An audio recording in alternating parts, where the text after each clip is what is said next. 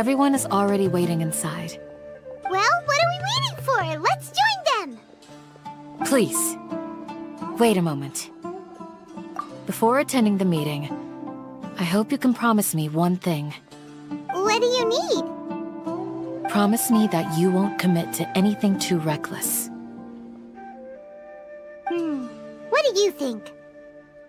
Okay. Everyone's here so early! But why isn't anybody talking? We already discussed things a bit. Hey, where have you been? I've missed you too. Are you ready? Very well.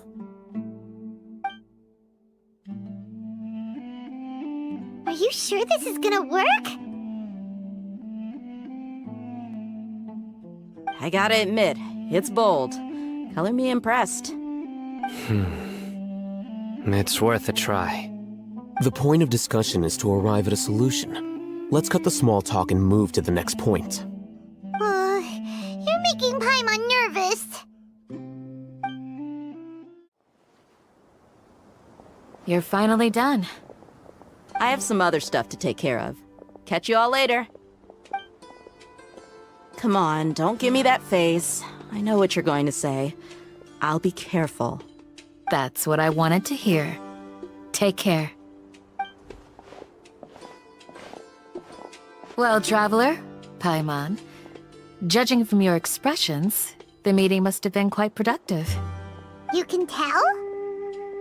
I'm not that good at scheming or strategy, but I can sense people's emotions. And based on your reaction, things must have gone quite well.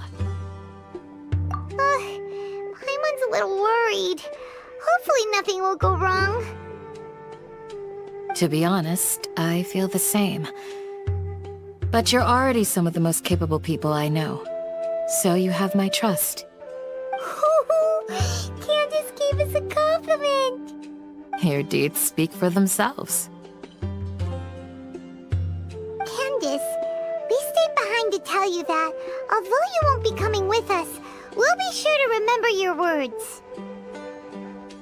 I'm very glad to hear that. I've said the same thing to everyone here today as I said to you when you arrived. Your safety is the most important thing. Only when you're safe can the plan be successful. So please, take care. You're welcome.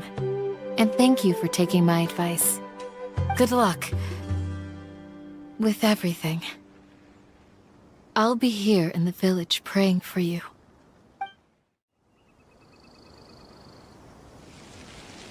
Sounds good. I'll go make some preparations. Okay. I'll hit them! Have you finished saying your goodbyes? Yeah! Also, Candace told everyone to be careful. Yes, she did.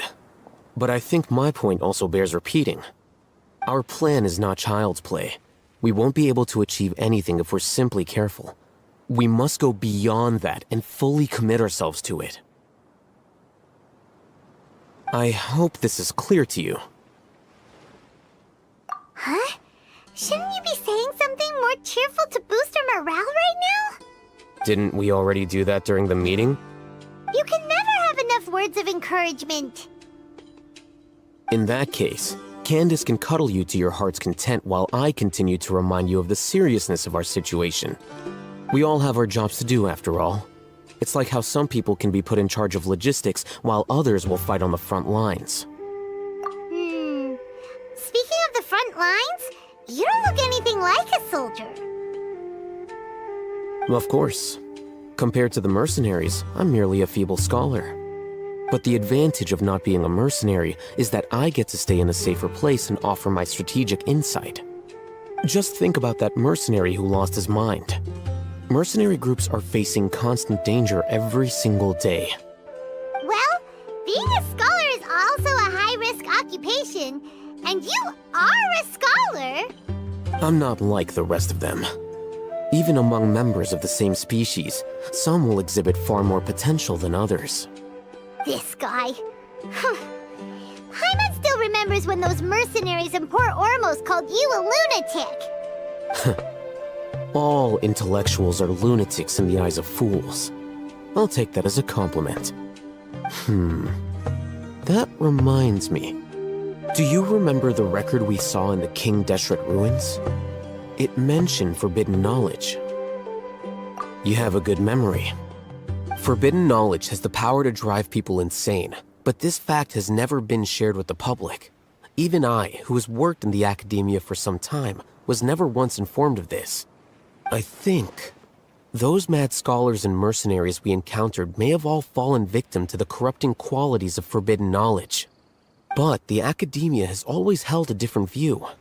They have always believed that symptoms of madness are a side effect of human contact with divine knowledge as mere mortals. Come to think of it, perhaps the academia has also never understood the true nature of forbidden knowledge, and thus always approached the issue from the wrong direction. The Withering, Elazar, and the sandstorms. Don't you think what is happening right now across Sumero is rather similar to the forbidden knowledge pollution that occurred in the desert thousands of years ago? But Paimon thought that Irminsul's disease is what caused the withering and the sandstorms. At least, that's what Tainari told us. Wait a second. Could it be that... Ah, you've connected the dots. The cause of Irminsul's illness may precisely be the pollution from forbidden knowledge. But if that's the case, what should we do? This is huge! Wait. Why do you think Lesser Lord Kusanali would have a solution to this situation? You mean, it's related to the scene you saw when you passed out in the Avidia forest? That whole, the world forget me thing? In that case, it's imperative that we rescue Lesser Lord Kusanali. Only by working with her to save Irminsul can we completely resolve the problems Sumero currently faces. To make sure we're still on track, I would like to check on the state of some of our preparatory work. Where are we going? To an Eremite base. Oh, you made it. Huh?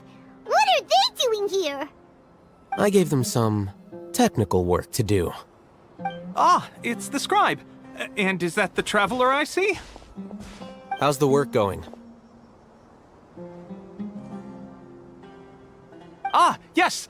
We have fixed the devices according to your instructions. One of them is already ready for use, while the others are still under repair. Aren't those devices for canned knowledge extraction? What are you doing with those? Look here. Huh? More canned knowledge? Are you going to put more weird stuff into her head again?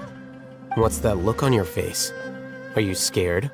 Paimon's a little scared, but very, very furious! That's an interesting response. Anyway, we're not going to use this just yet. As I mentioned during the meeting, this knowledge capsule contains a decree I drew up in the past. The academia should also have their own copy. And according to the plan we just came up with, Traveler, I want you to record something into this capsule. Do you believe we can save Lesser Lord Kusanali? Good. Conviction is the most important part of all of this. Now, please get ready and put on this device. You want us to record our conviction into the knowledge capsule? Yes. Paimon is still really worried. I understand, but trust me, Paimon, this is something we have to do. It's best if you can do as I say. Because, to achieve this impossible task, it sounds like you'll need to fool your own heart first. Although it may feel like a trick, self-encouragement may be the most important tool we have. Paimon can see the point you're trying to make. Imagine this. We have orchestrated our plan and successfully rescued Lesser Lord Kusanali. As a result, we have changed Sumeru's entire political landscape. Everything went without a hitch, and everyone recognizes and praises our achievements. Now, open your eyes. Here. What's this? Read it out loud.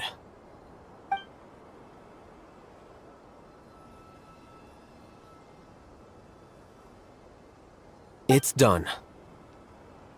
Is your head okay? Does anything hurt? It's just a recording. There should be no negative effects. But what was the point of doing this? Paimon doesn't get it. And that's perfectly fine. In any case, these capsules aren't meant to be used by you. Huh? What do you mean? Have you forgotten? Our plan needs to account for those who have long relied on the Akasha. You may find it hard to believe, but for those people, everything the Akasha transmits to them is nothing short of absolute truth. Imagine if you've been using a device like the Akasha since the day you were born, and this device has always supported you during times of need. After all that time, what do you think you'd become? A fool? A machine? A slave to orders. And that's why rules are so important. In addition, those who understand the rules can delineate boundaries and identify gray areas. But why would you need to identify the gray areas? You could say that those kinds of ambiguous zones can be very interesting. One might even say they're advantageous in the right hands. Things you're interested in are really out there. Are all Sumero scholars like this? Anyway, that's enough chit-chat. I'm going to take those two to work on some small projects.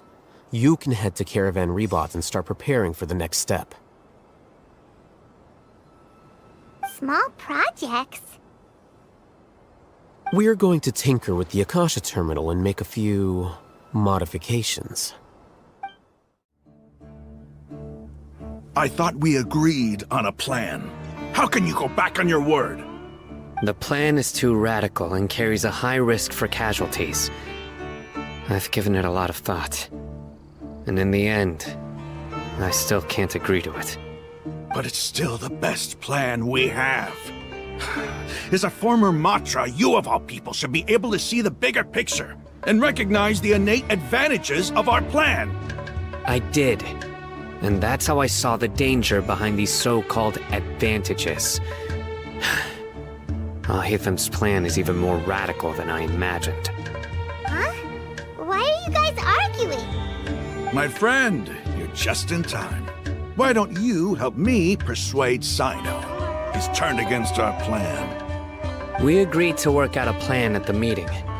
As mercenaries, you're familiar with the local environment, so you'll take care of the specifics. But then, you went to Al-Haytham for suggestions. Had I known Al-Haytham would give you those kinds of suggestions, I would not have agreed to the plan. Look, you already know that we're all on the same side here, don't you? Mercenaries place a lot of importance on their bonds of friendship, but also will not hesitate to make sacrifices if they deem the situation to be sufficiently dire. I'm sorry, but as things stand, I can't accept your principles. Seems you really do understand the ways of the desert. Traveler, Paimon, this is also something you should know. Rahman's plan is to have me work with the Caravan Rebot guards in my capacity as a Matra. We will arrest the mercenaries and escort them into Sumero City. Wait, how can we work with the guards? We can't get through that wall easily, remember? Caravan Rebot would never let so many unregistered members of the Eremites enter Sumero City. My plan will clear us of any possible suspicion, and also let us enter the city as a big group. There is no better way. That also sounds like something Al-Haytham told you. Am I right? Doesn't Al-Haytham know how dangerous this plan is? Of course he does. He told me, there is no perfect plan, but this can get the job done. He also said that with the help of Sino and the Traveler, our chance of success would increase significantly. I never blindly trust anyone, and I've always had a good eye for people. I think he made a number of valid points. It's my own choice to trust you. If I make the arrests alone, I can control myself and prevent you from getting hurt. But I can't guarantee that kind of discipline from the guards. To make the whole thing more convincing, you'll need to resist to some degree. Casualties are inevitable once push comes to shove. I'm okay with the deaths of enemies. But now that we're allies, I'm against the meaningless loss of our own. I can't believe a Matra would actually care about us. I've lived a hard life, and I can say that people like you are hard to come by. I've always treated my allies with honesty and respect.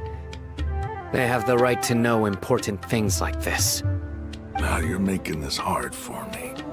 Hey, is there something we can do to help? I knew you would say that. We can help fight some of the mercenaries, which should reduce the number of times you'll have to struggle directly with the guards. That should help at least a little bit. Sino, on behalf of my people, I thank you for your kindness. But this is a mission we cannot turn our backs on. We strongly value the lives of our friends, but the goal we are about to achieve is even more important. We have no fear of casualties, because we crave the spoils of victory. So please, lend us your support. We will show you the determination of us desert dwellers. Well, now that you've put it that way, I can no longer refuse. But remember, you need to follow the plan and not do anything reckless. Candace made it very clear that we can only achieve our goals if we can ensure our safety. Since you and I both recognize the significance of this operation, there should be no more animosity between the followers of the Dendro Archon and those of King Deshret. Everyone's life is equally important. Okay, you have a deal. Let's do this for our shared dream. Guards! General Mahamatra! To what do we owe the honor? Keep your voice down. This is a secret operation. I'm going to arrest a large criminal gang near this location. According to the Academia's Guide and Regulations on Secret Operations, I have the right to ask for the cooperation of Caravan Rebot. Of course. Mahamatra Sino's order is the Academia's order. Just let us know what you need. But who exactly are you planning to arrest, and how many people are you expecting? Depending on the scale of this operation, we may need to report it to our superiors. They're a squad of Eremites whose number is comparable to Ain el Akhmar in Port Ormos. They're involved in the theft and resale of supplies from the Academia.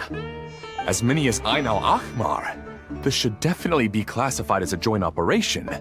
Then I suggest that you report this to your superiors as soon as possible, and treat it as a top priority desert operation. I will need personnel. Got it. Please wait a moment. I'll contact them immediately.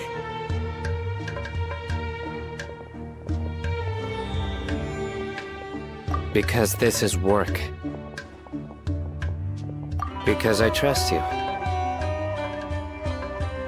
Paimon can't believe you're still in the mood to chat. This whole thing has Paimon scared stiff. Aren't you even a little worried? What if these guards already know that you have betrayed the Academia and are no longer their General Mahamatra?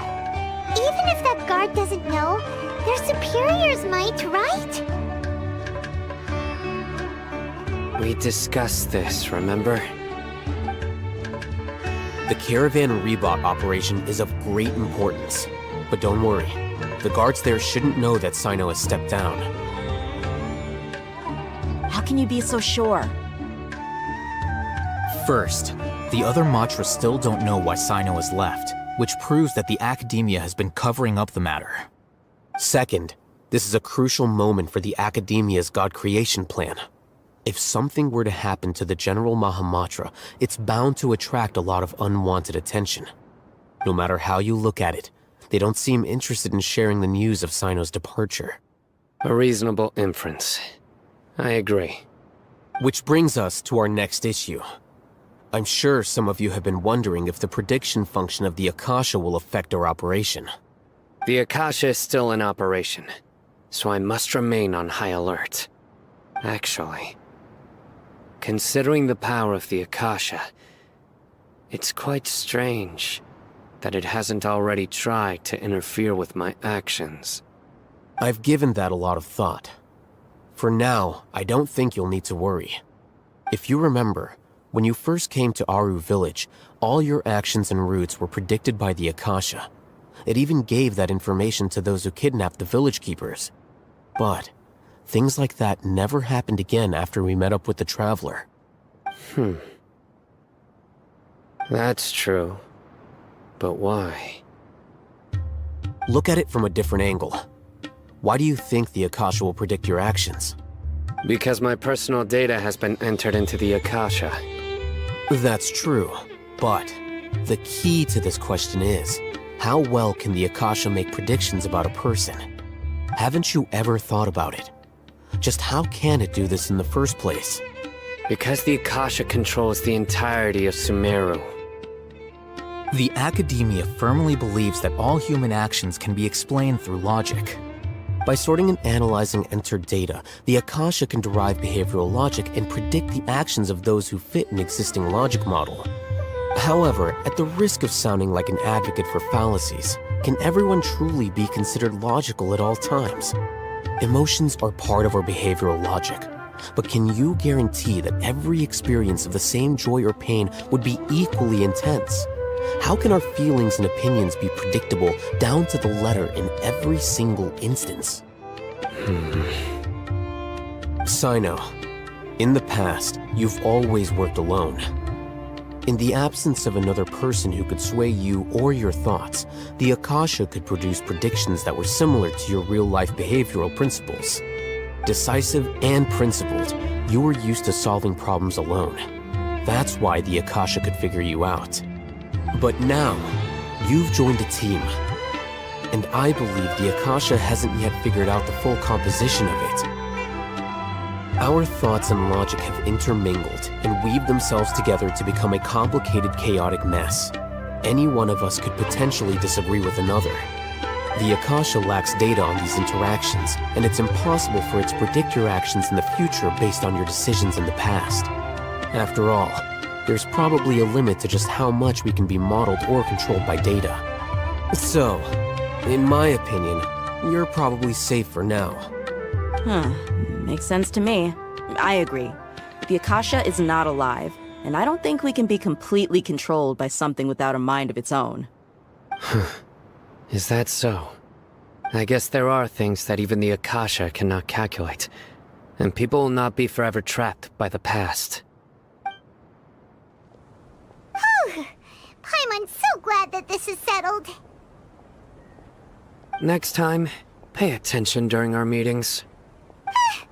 Will do.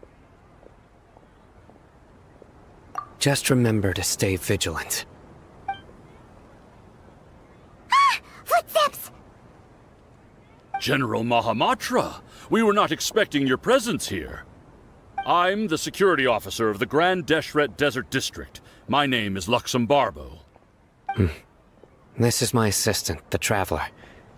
She will be working with me. The construct next to her is for her work. Beep! Construct, beep! What a great honor to meet you. Your golden hair is as bright as the sun. And, is this the latest technology from the Academia? Have you made a decision regarding the matter I mentioned to your subordinate? It seems to be a dire situation, so of course you will have our full cooperation. To be perfectly honest, I've always longed to go on a mission with someone as well known as yourself. There's no need for flattery. Yes, sir. Take your most elite platoon and follow me to the eastern side of the district. We will carry out the operation there. Understood. Map. Hurry, bring the map!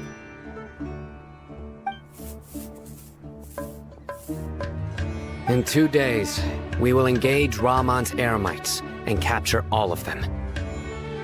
Any questions about the time or location? None at all, sir. Good. See you then. Yes, sir.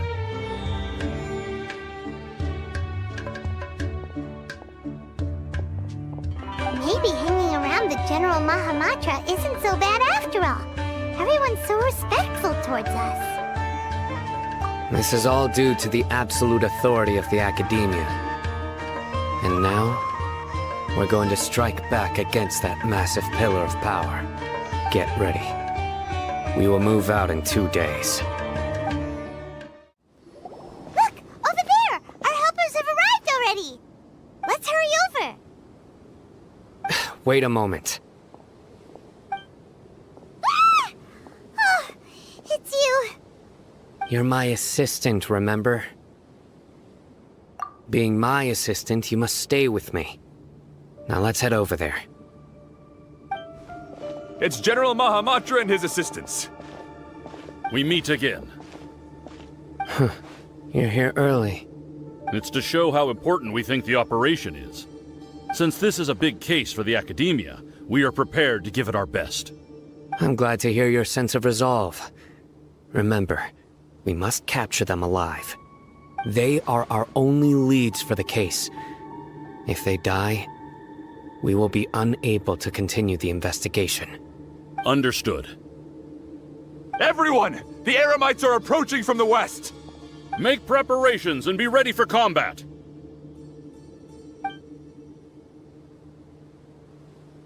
Halt! Oh? What a warm welcome! What do you want? Judging from those shiny weapons in your hands, it seems like you're not interested in a deal. Rahman, the Academia has caught wind of your smuggling and illicit sales. If you value your life, I advise you to surrender. Who are you supposed to be? A Matra from the Academia? I can't believe you came all this way just to catch us. I'm not here to talk. Oh. Nobody's given me this much time of day since I became a mercenary. Brothers! For that slight, let's wash our blades with their blood. Let's show them we Eremites are not to be messed with. Temple of Wisdom! I see everything! There is no escape! Hold the line! Hey!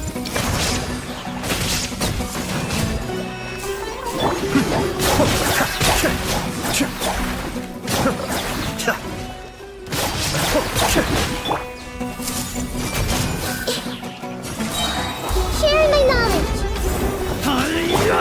Rest and rebuild! Illusion shattered!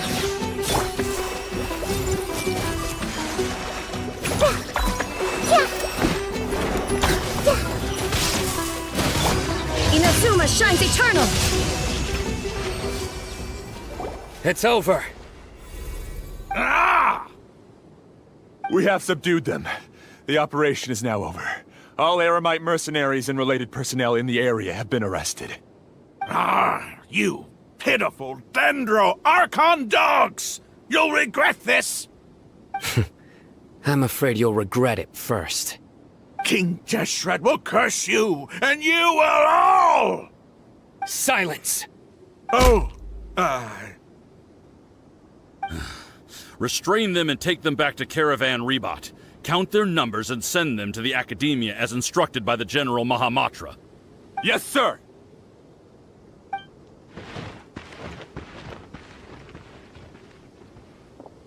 Mahamatra Sino, I will now take my leave. If you need further assistance, please come to Caravan Rebot and ask for me. Understood. You are dismissed. There they go. Let's talk elsewhere.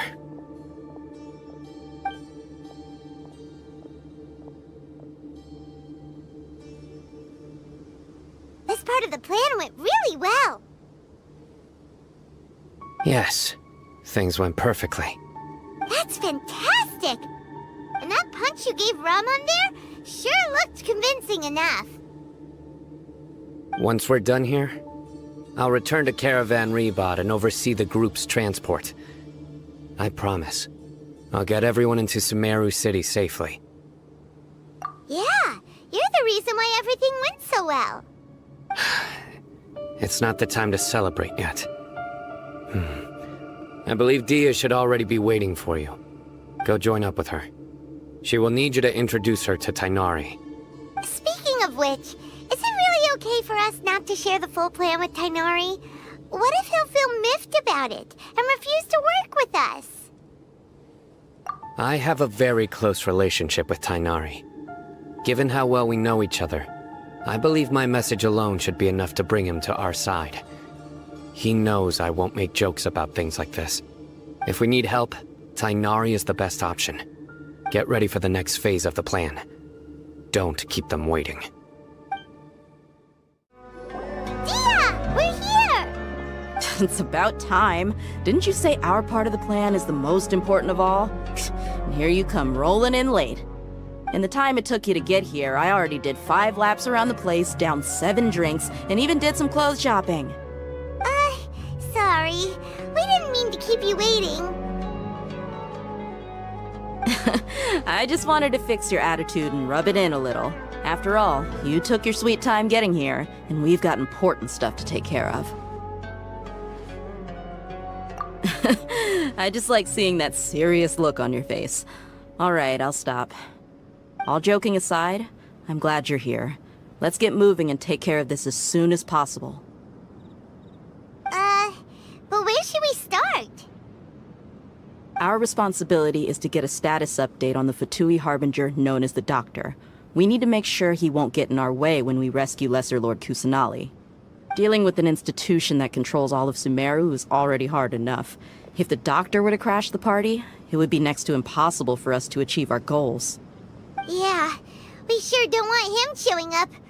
Ooh, he really gives Paimon the creeps. Right? Hearing his name just reminds me of those stuffy old geezers in the academia. I'd rather not have to deal with someone like that. According to the plan, we should first go to Pardis Di and ask for Forest Watcher Tainari. If all Hatham and Sino's sources are solid, then we can be sure that Tainari still has the academia's trust. So, we'll find Tainari and convince him to get us the latest intel on the Doctor. Then, depending on what we learn, we'll make any necessary adjustments to our plan. The sages have placed spies everywhere on the other side of the wall. I'll follow you as a bodyguard. You should be honored. I don't offer my services to just anyone you know. But Paimon thought mercenaries would do anything for Mora. That's certainly true. But when multiple employers are vying for your services, you should always go with the best offer.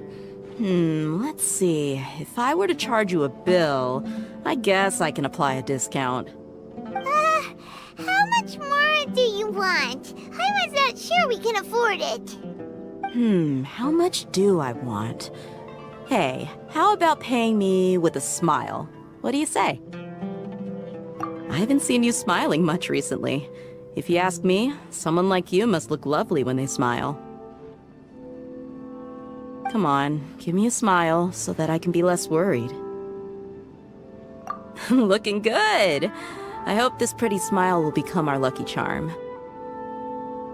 There are many kinds of smiles, but only a truly joyous one can bring blessings to others. Let's consider this smile a down payment for our future victory. Let's go. It's time to pay a visit to Pardis Di. Tainari! Ah, Traveler, Paimon. And you are? Hey there. This is our friend Dia. She's an Aramite mercenary. A mercenary? You must have some big news for me. It's something really important. Please help us out. All right, then follow me.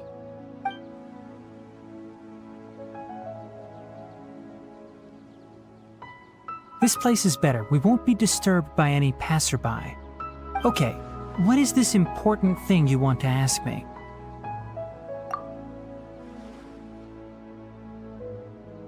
The doctor, huh? He's that strange-looking Fatui Harbinger with the mask.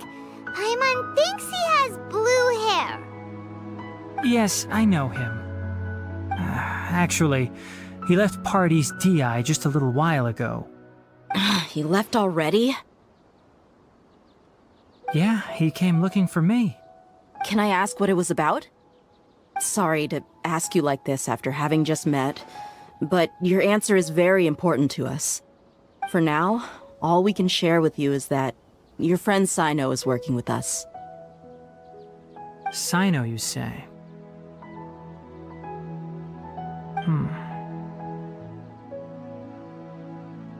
I see. So that's why he hasn't been at the academia. Okay. I will answer your questions and will assist you any way I can. You don't have to tell me everything that's happened. Sino's name really does work wonders. You're not even a little worried that we might have made it all up? Despite having just met you, I can sense that you're the serious type. Between you, the Traveler, and Sino, none of you strike me as the type that would conspire to deceive me. You don't need to tell me anything you don't want to. I'll also get straight to the point. The Harbinger you mentioned came to me because he wanted to take the scholar Hypatia away with him. Hypatia? Why would he want her? And what do you mean by take away? Is he planning to leave Sumero?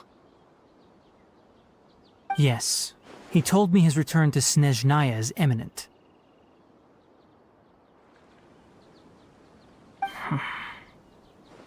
So you mean... you're leaving this place soon? Indeed. Otherwise, we could have perhaps talked a little more. I was just about to set out when I remembered something important. To that end, I made a final trip to Pardis Di. Let me ask, have you been taking care of a scholar by the name of Hypatia? Your sources are accurate. No doubt because you recruited many informants. But you're right. Hypatia has indeed been receiving treatment from me. Forgive me for asking, but how's the treatment coming along? Given the way you're asking, I assume you have something to say. Since you asked, I'll be frank. I would like to take Hypatia to Snezhnaya. It's incredibly difficult to transfer a patient. As a scholar yourself, shouldn't you at least be aware of this? Oh? I can't believe your utter lack of faith in me, to the point of even questioning my general level of knowledge. How unbefitting. Well, you're the only one who's ever made such a request. I have my ways of keeping her safe during the journey. In addition, I can also promise that under my care, Hypatia will receive the most advanced and effective treatment. I will personally supervise her treatment and see to her recovery. Would that be agreeable to you? Hypatia was born in Sumero and remains a scholar of the academia. Her situation has not become dire enough to necessitate her transfer to another nation. Transporting her to Snezhnaya is risky, and the potential benefits are unknown. As the person currently responsible for her treatment, I cannot possibly sign off on this transfer. Your suggestion is rude and reckless. I'll pass. I don't know much about the doctor, but after talking with him, I realized that, just like many other scholars, he possesses an aura of arrogance that I've come to detest. It's not so much that he's looking down on others, but more that he's so confident in himself and his abilities, to a point of near insanity. I would never refer a patient to someone like him. I prepared myself for a protracted battle of wits, and was really surprised to see him just give up on the topic. Still, his reaction really concerned me.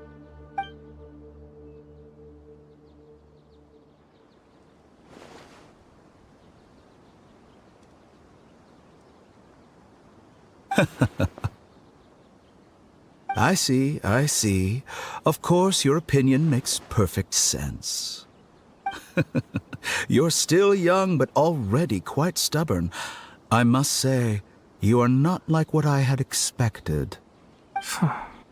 Under normal circumstances, I wouldn't just let you off the hook like this. But unfortunately, I'm in a hurry today, what with Her Most Noble Majesty the Tsaritsa calling for our return. Luckily, there is still some time left for me to take care of everything before I leave. It's just as the Academia said. You're a responsible and gifted scholar. Sadly, even with all of that, you're still lacking a bit of shrewdness. And that's also why people like you can never realize that sooner or later, everyone must pay the price for what they've learned.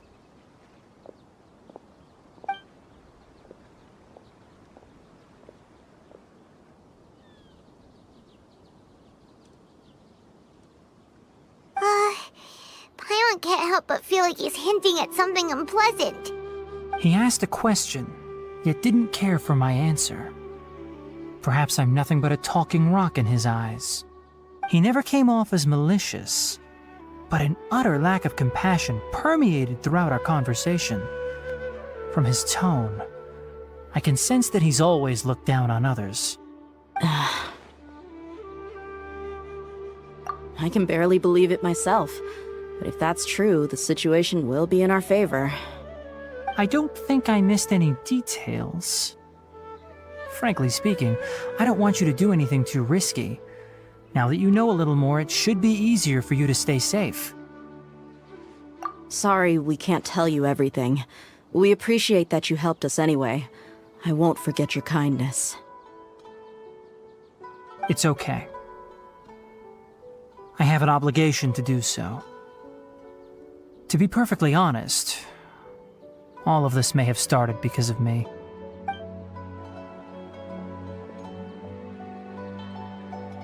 Recently, my master wrote several letters to me, asking me to return to the Academia and assist him with his research. Hasn't he already asked you several times before? Yes, but there's something off about this most recent batch of letters. The handwriting and tone are both familiar, but some details have been omitted. My master will occasionally leave a few dots on the back of the letter. 1 dot means that he wrote the letter on a sunny day, and 3 dots stand for a rainy day. This has been a habit of his for many years, but I didn't find any dots in his recent letters. I believe something may have happened to him. I get it. Since you are always at Gandharvaville, you would like me, someone already working at the Academia, to investigate this matter, right? I'd like to ask you to do that for me. If you can keep yourself safe, please withdraw immediately at the first hint of danger. I can do that, but I have a feeling it won't be that simple. The Academia has been working on a big project. I'm not quite sure what it is, but your master might be involved with it. If the higher-ups really are hiding something, then it will be difficult to remove myself from the situation once the investigation starts. If the situation becomes critical, I'll leave the Academia. If you don't see me there for an extended period, that's your cue. All right, we've got a plan. I'll stay at Gandharvaville to support you. If that scenario comes to pass, you must be extra vigilant. And be wary of any messages or direct requests from the Academia. I must say, I didn't expect a warning like this from the General Mahamatra. Being loyal to the Academia doesn't mean blindly doing whatever the sages say. I know what I'm doing. On that note, aren't you also being quite distrustful of your alma mater? The Academia, yes, but my master is a man of integrity. Even when I was a student, I was worried he'd get in trouble for sticking to his beliefs. I suppose he's lucky to have lasted so long. But in the end, it still caught up to him.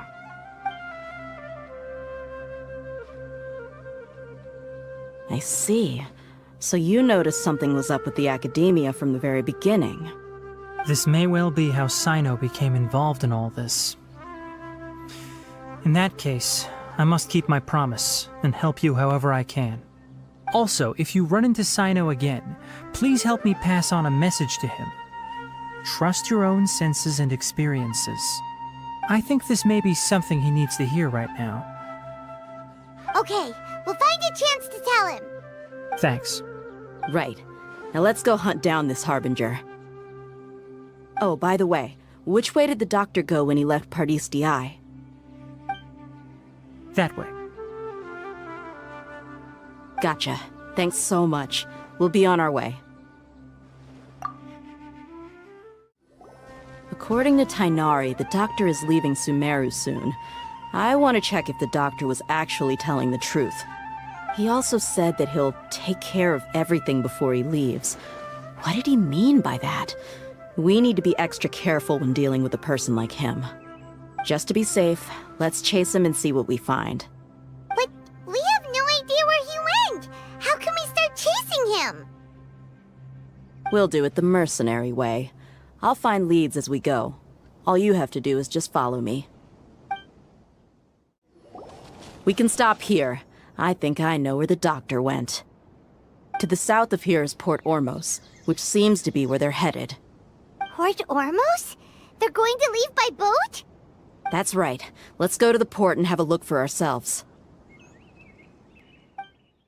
Look! Fatui soldiers! Thanks to Dia's tracking skills, seems we found the right place. Shh! Don't draw their attention. The port is crawling with Fatui soldiers. Let's keep going and see what we can find. Now this is a proper farewell ceremony for a Snezhnayan Harbinger. The Lord Harbinger is leaving. I've still only seen him once or twice. I used to hold a position in her homeland, and back then, the doctor spoke in a very different way from the way he speaks now. Maybe the way people talk in Sumero has rubbed off on him? It's always like that when you spend too long away from home. When he gets back to Snezhnaya, perhaps it will also take him some time to get used to the life there again. Huh? But, sir, that can't be right. No, I remember it like it was yesterday. Both his expressions and tones are now very different. Also, for some reason, he seems like he's all smiles now. You must be mistaken. Nobody's supposed to look happy when they're on a business trip.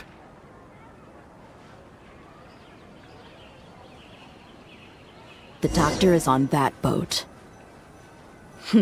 So he told the truth after all. He is actually leaving Sumero. Let's get closer and find a place to hide so we can observe him. This place will do. We can hide here while we keep an eye on the boat.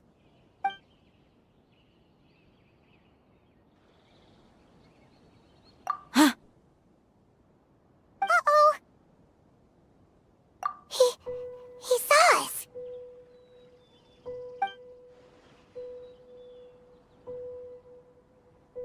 Huh?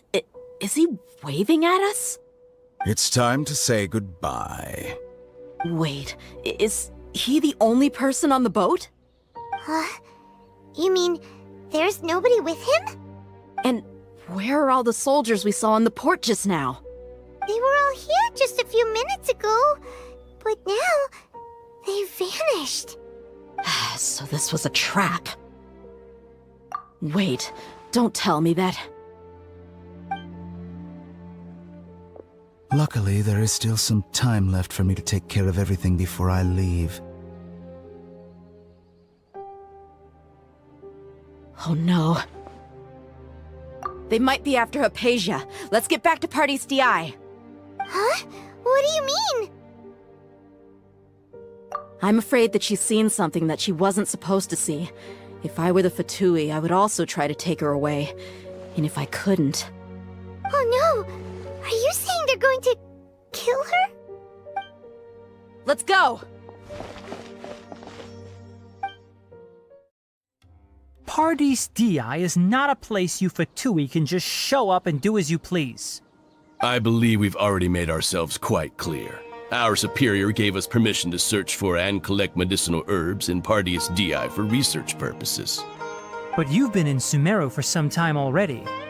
I find it coincidental that you chose to only come here today. Even the Grand Sage himself may not have the right to question our research, much less an ordinary scholar like yourself. I've done my duty to inform you. Don't make things difficult for yourself. It would seem that my words have fallen on deaf ears. You can keep trying to deny it, but coming to Party's DI now? I'm pretty sure you're not just looking for herbs. With all due respect, your baseless speculations will only lead to unnecessary trouble. Well, you only have your Harbinger to blame. He knows nothing about keeping a low profile. I may be staying at Party's DI as a scholar, but that doesn't mean I'm no longer a Forest Watcher. It is still my duty to protect the peace and safety of the scholars who have contributed so much to Sumero. Then it seems our conversation has hit an impasse. No one will lay a hand on you, Hypatia. Not on my watch! Tighnari! Are you alright? I'm fine. These Fatui have really crossed the line. Time to teach them a lesson. There's no use resisting! Give us Hypatia! Keep dreaming! Yeah, Tighnari! Beat him up! Permanence up to D! The doctor's orders are absolute! Yeah? You've been someone's lapdog for so long that you don't know anything else now! Cascade! We're not getting anywhere. Traveler, Paimon, please go to Hypatia. We need to make sure they don't try to sneak around and attack from behind. Got it!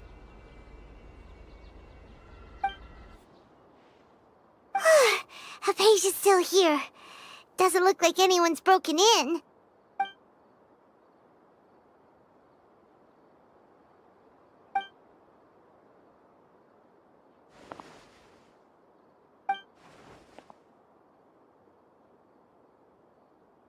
Well, how is she? Oh, that's good.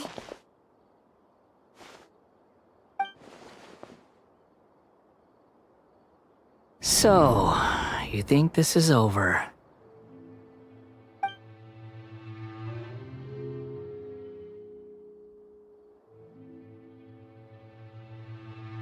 What? The Balladeer is here?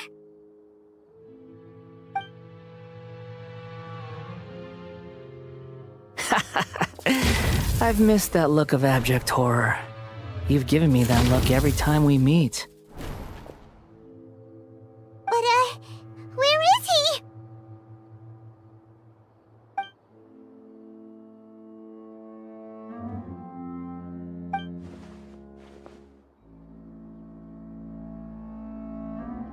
I can hear all of your thoughts, you know.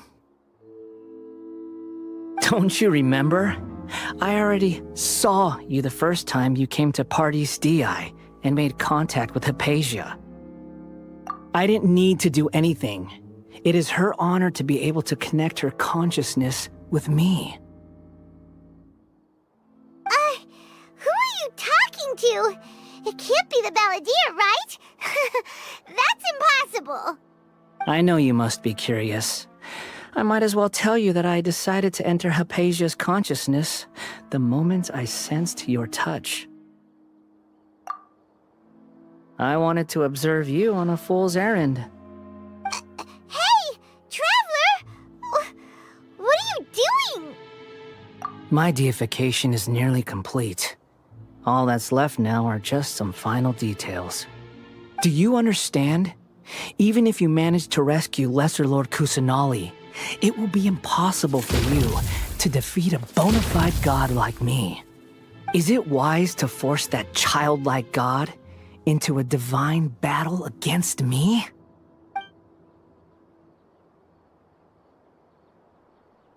Scholars consider the god of wisdom to be the sum total of their faith. It's how they can justify reverence for a god as they construct it.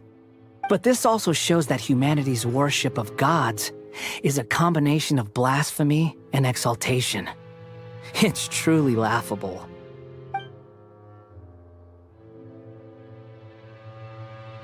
Yes. What is it?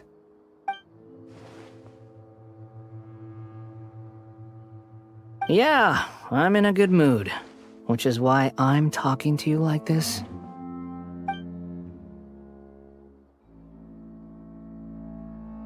What do you mean?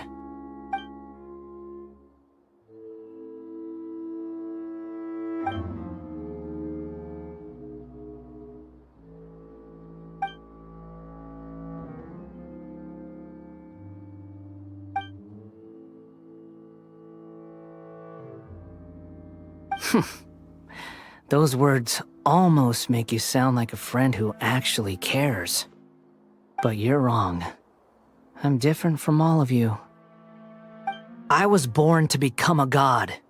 My entire life up until this point has just been a meaningless routine. Just think about a sheet of paper. By itself, it holds no meaning. The content recorded on it is what gives it value. All I had recorded down before were some painful memories and boring human feelings. Such senseless drivel should have been erased a long time ago. Indeed, to me, the sight of you fools in your futile struggles is far more amusing. Tell me, just what has this world done for you to protect it with such zest and conviction? I'm connected to your consciousness, so I can hear what you're thinking and sense the depth of your determination. This is a good conversation we're having. So here's a word of advice. Let go of your misguided guardian complex. You know nothing about the truth. It'll be for your own good, as well as everyone else's. Humans are a species that can only find bliss in ignorance.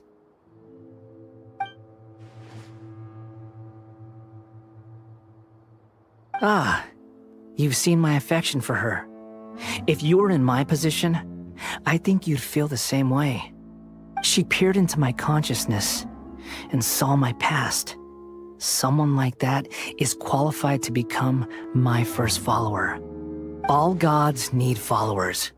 So Hypatia has been chosen.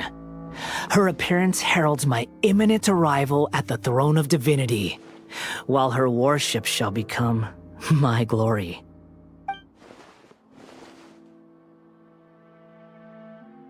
You're doubting me again? No matter. Soon, you'll know what kind of authority you're challenging.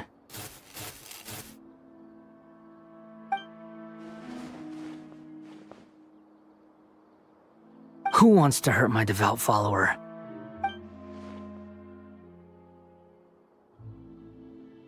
The doctor wants to hurt my first follower?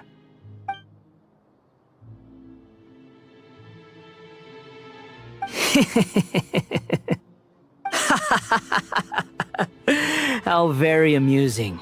Has anyone ever told you that you're not good at sowing discord? The doctor has never known his place. Even now, the puny human thinks himself capable of interfering in the business of the new god. You're still too naive if you think a few words will be enough to convince me to destroy the doctor. But I'm willing to give you a gift, just like my expression of affection towards Hypatia. It is an honor for you to be able to stand here and speak with me. As my listener, you will be rewarded.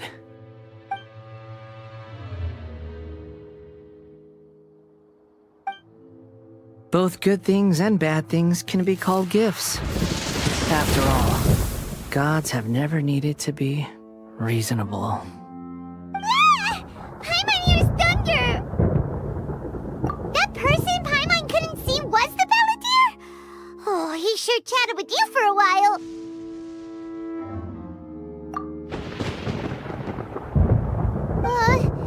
Where is the storm headed? That means anyone outside is in danger! Let's go! Tighnari and Dia still must be fighting! Oh! Have the Fatui retreated? Hey! What happened to you? He's hurt. I'm fine. Don't move. I've seen Eremites get struck by lightning before. You need to rest. Struck by lightning? We were fighting, and just as things started looking grim, the weather suddenly became extremely strange. Lightning started attacking everyone, almost as if it were alive. Luckily, there were only 2 of us, and both of us were nimble enough to dodge most of the strikes. There were a lot of Fatui, though, and they were being torn to shreds by the bolts of lightning. With that, all the Fatui soldiers were forced to retreat. It's all right.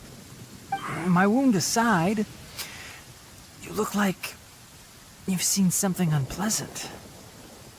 Is Hypatia... Hey, didn't I tell you not to move? Just in case. Let's go to Hypatia's place and talk about things there.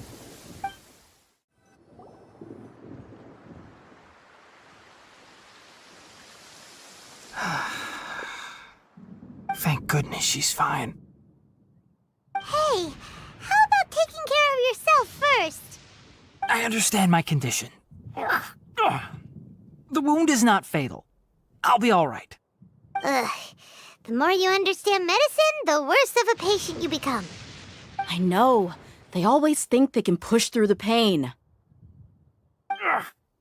Oh, he sat down. Let me rest for a bit. Sorry, traveler. Now you may start.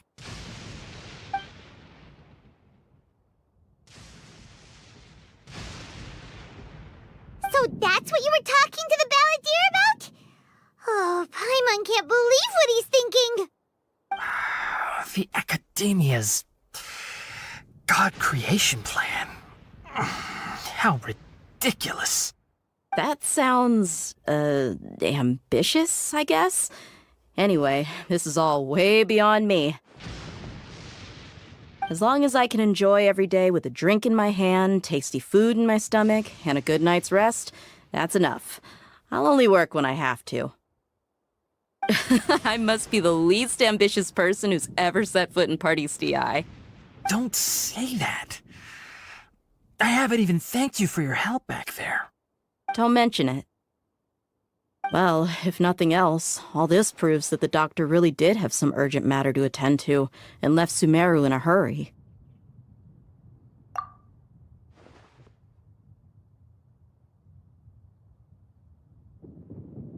Maybe the Fatui want to cover up some secret of the balladeer. Is that why they tried to seize Hypatia? You said the balladeer claimed that Hypatia has seen his past. So, what could be there? Have you noticed? The balladeer is not happy with the doctor's actions. He thinks the doctor has no right to consider himself as his equal.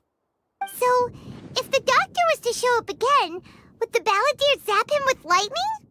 Based on what the traveler has said, I think he would. Having the doctor gone benefits him as well as us.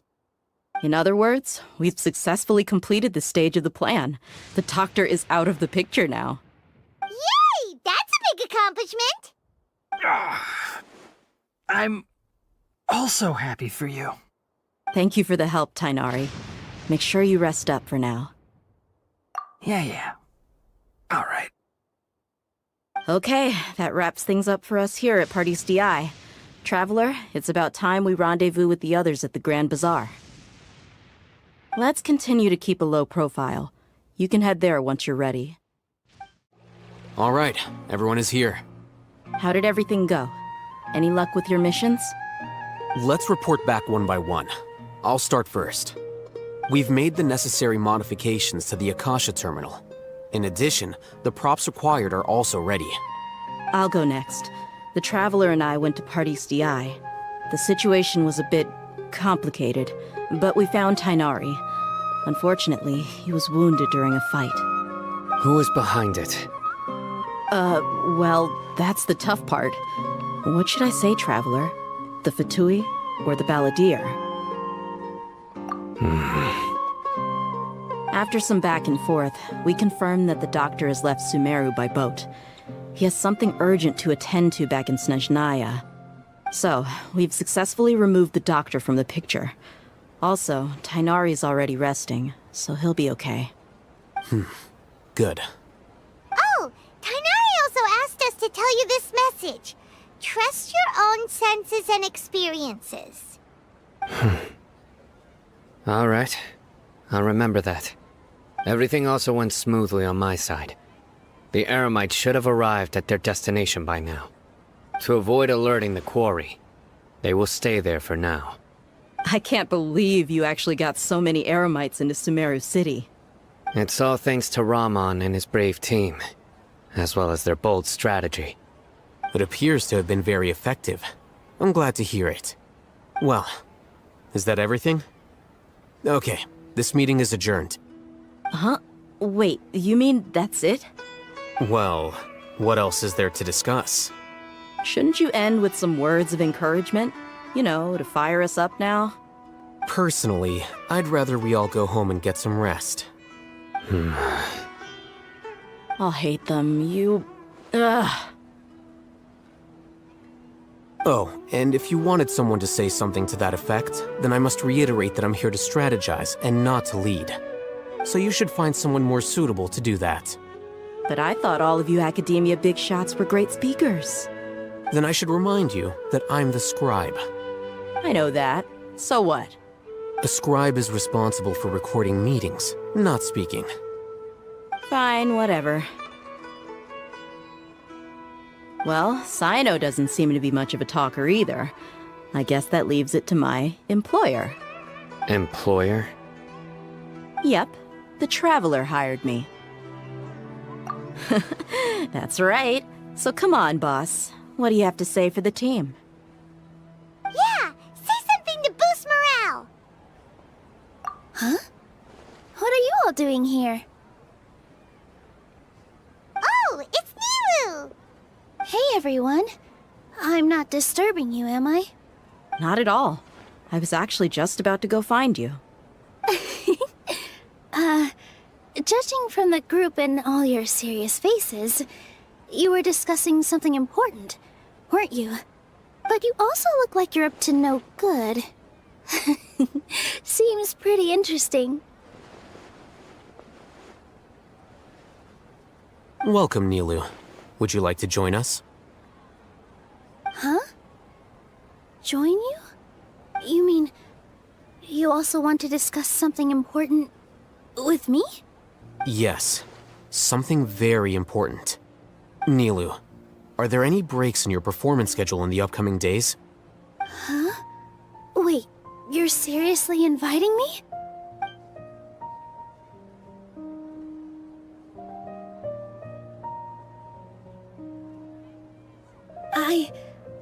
I can't believe my ears.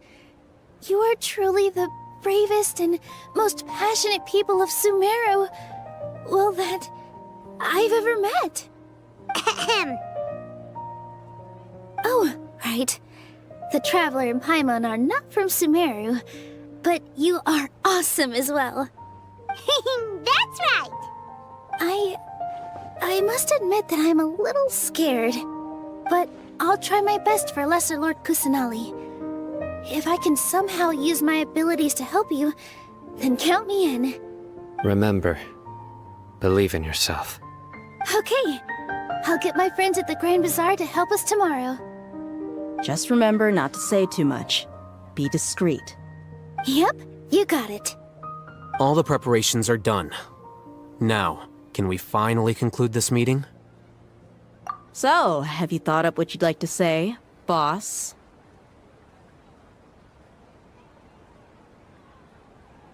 Yep, it's a grand plan and we're all super awesome!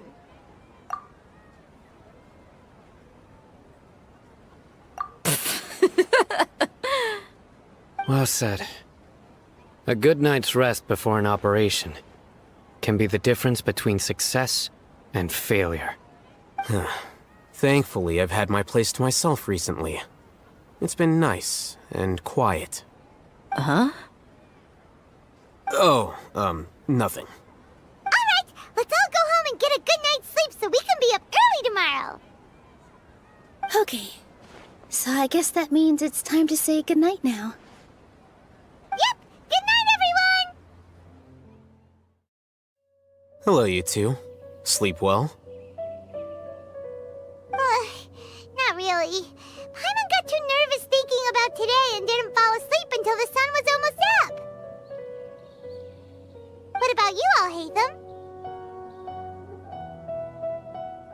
Naturally, I slept just fine. After all, a good rest should be considered part of the plan, since energy is an important resource. You just want to show off how calm you are! It's crucial to dissipate any tension before we execute our plan. The only thing you're doing is being annoying! Anyway, do you need me to go over the game plan again?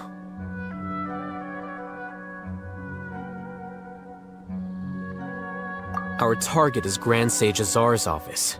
Everyone in the Academia knows that's where the Grand Sage's console is. Only they can operate it. Many restricted commands and operations are executed via that console. I'm sure that console has a way to free Lesser Lord Kusanali. You know, Paimon's been thinking, what kind of technology could let the sages imprison even a god? That isn't something they could have accomplished with their scholarly talents alone. In the Sanctuary of Surasthana, there's a device of Greater Lord Rukkhadevata's that she once used to isolate herself while meditating.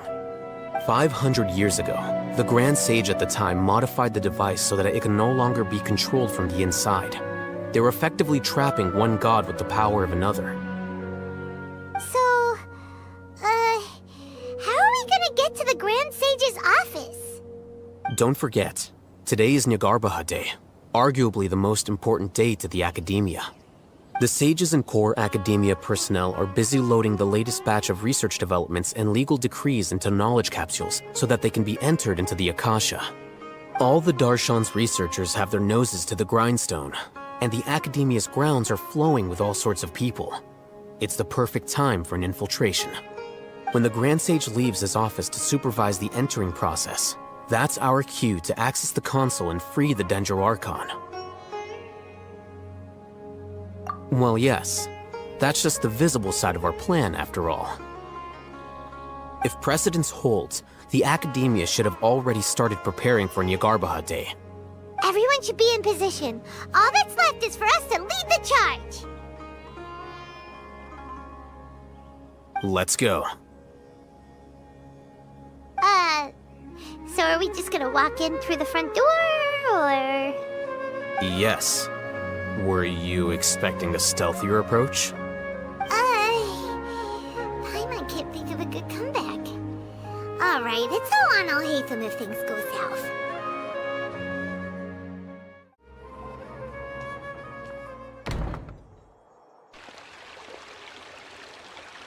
Scribe? Please, wait. Are you Scribe Alhaitham?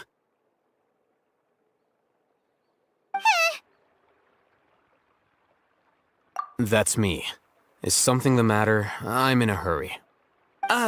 No. I was just surprised to see you here. I had heard that the sages were looking for you not long ago, but I didn't know what for. And, also, please don't bring outside guests into the Academia. Outside guests? How did you arrive at such a conclusion? Your groundless inference shames the Haravatat Darshan. What did you say? I'm the top student in Haravatat, and I earned 3rd place at the last Inter-Darshan debate. Don't look down on me! That wasn't my intention. As your Haravatat senior, I just assumed that you possessed a greater aptitude for critical thinking. Look, based on what you already know, the purpose of my return and the reason they're here should be obvious. Is that so? Wait a moment. Let me think. Don't tell me the answer. The sages search for you. A blonde-haired traveler. Outside guests. So, from the start, the sages weren't looking for you, but this traveler? And you were gone from the Academia for so long because... Hey, shh. Yes, you've proven yourself as the top student in Haravatat. I surmise you've arrived at the correct conclusion. As I expected. Please, forgive me. I wasn't thinking clearly just now. Thank you for getting me back on track. It's nothing. We'll be on our way then. All right. Thank you for your contributions to the Academia, Scribe.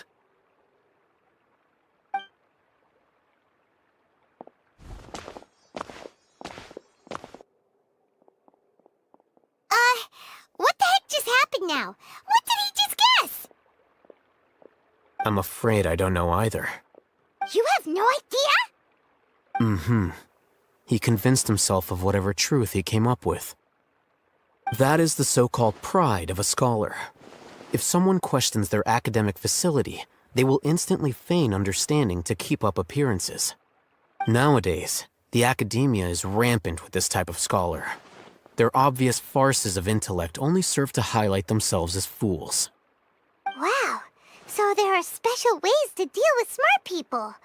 We don't even need to make up our own excuses. We shouldn't waste any more time. It would be problematic if we missed our window of opportunity. Let's go.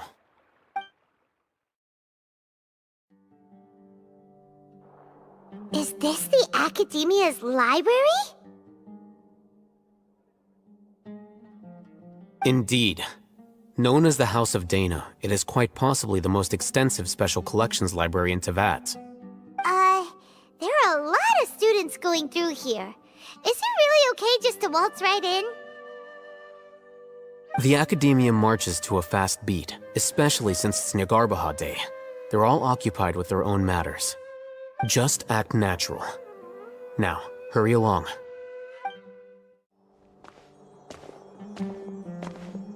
What's this platform for? It's a lift that Academia personnel use to access higher floors. Are we gonna take it then? The Grand Sage's office is up there somewhere. No, not right now. We can't guarantee that we won't run into the Great Sage. Let's step back and observe for now.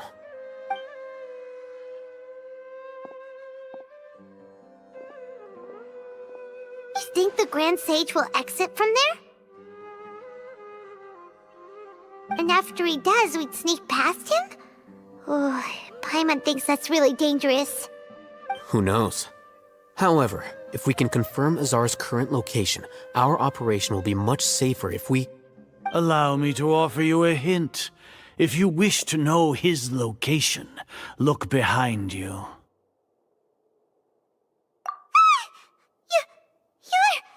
What's Grand Sage Azar doing here?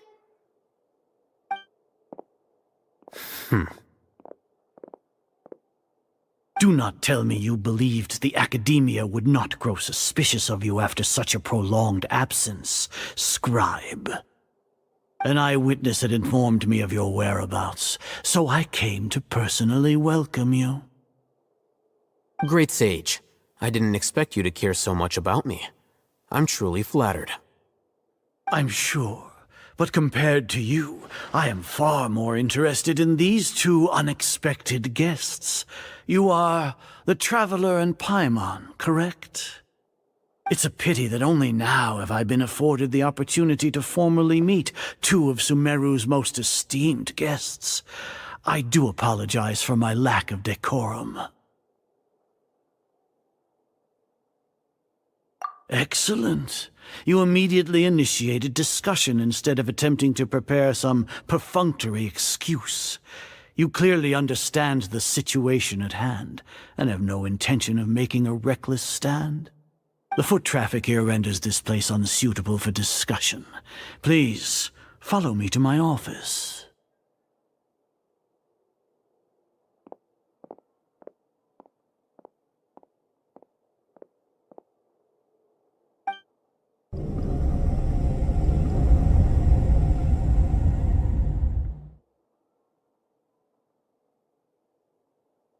This place is crawling with guards.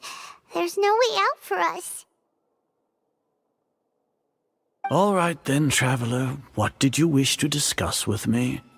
Today is Nyargarbaha Day, so I still have many responsibilities to attend to. There is little time for idle chit-chat before I detain you all. You seem to know quite a bit about our endeavors. If that is so, then you should be praising our great work, rather than using your trivial misgivings in a futile attempt to sway me. Trivial? Then tell me, what do the Fatui want from me? Worthless. Those are all completely worthless. Benefits, divine power. These materialistic words do nothing but debase our great work. Creating a god.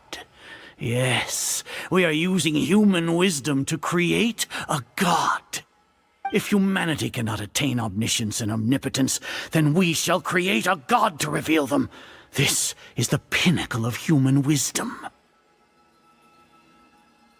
We shall regain a god's guidance at long last. No longer will we flounder in the interminable void of consciousness and knowledge. Even Ermin's soul will be freed from its plight. For our nation of scholars, this is the ultimate aspiration. No cost is too great to realize it.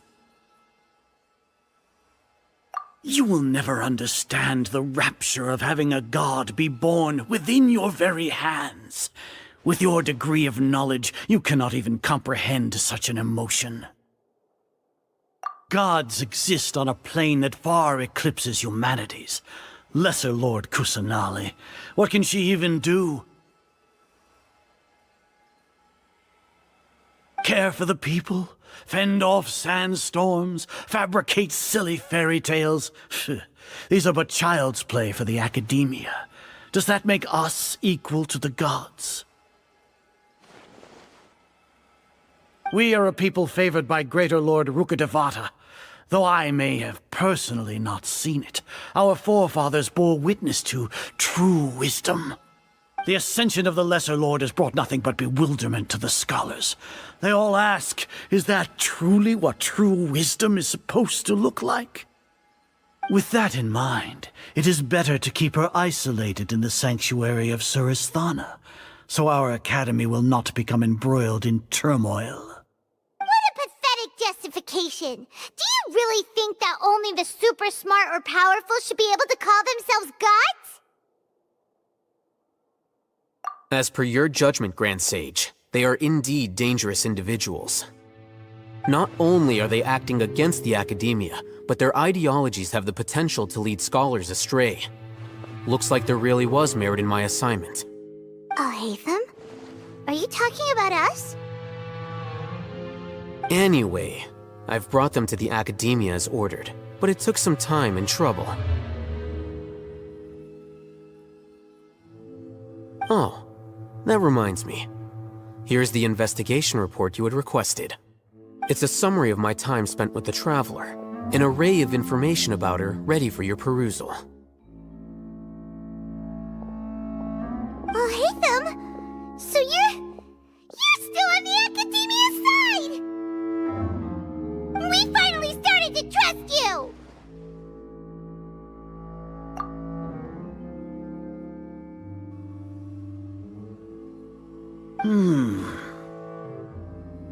Excellent.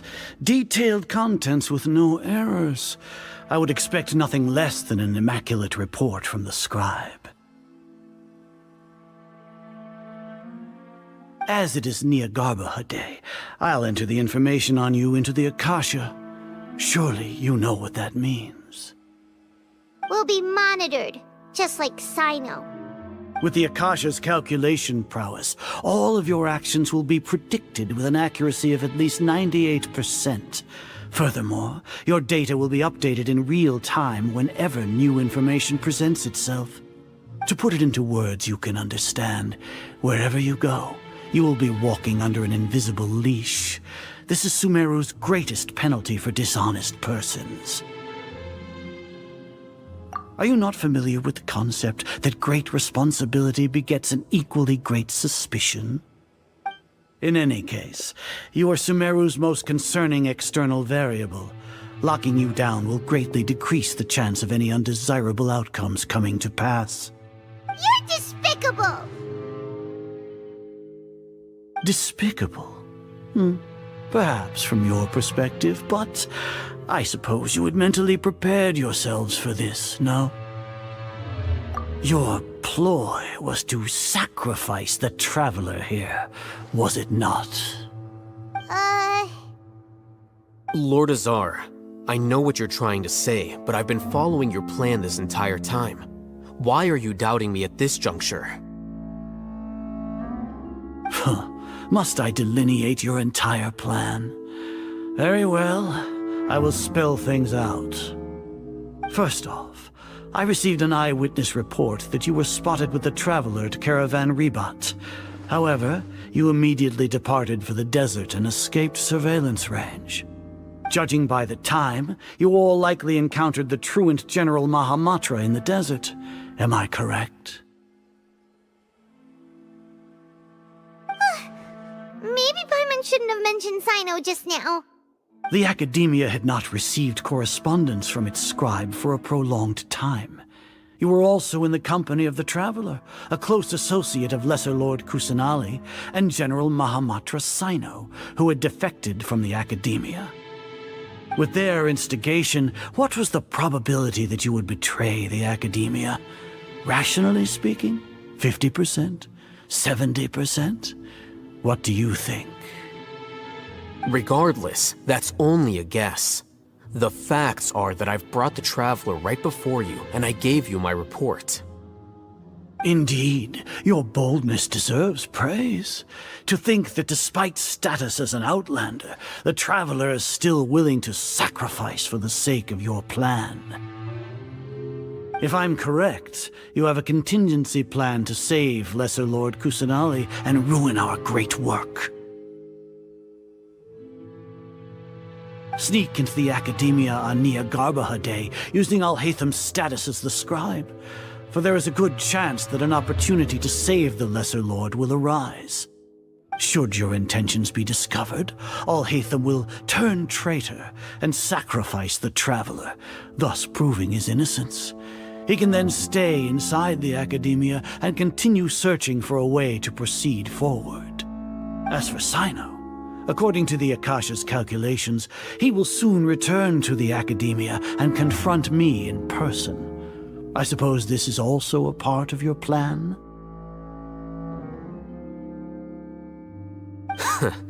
You'll see me as a traitor regardless of what I say, no? Even if you impugn me, it would have little effect on you all. You misunderstand. Losing our scribe would irreparably damage the Academia's regular operations and the development of Sumeru's future academic systems. However, under the current circumstances, even that is trivial compared to what we stand to gain from our great work. You said that I betrayed the Academia, but you, Azar, you've betrayed all of Sumeru, betrayed its Archon. So flight has turned to fight at long last. Guards!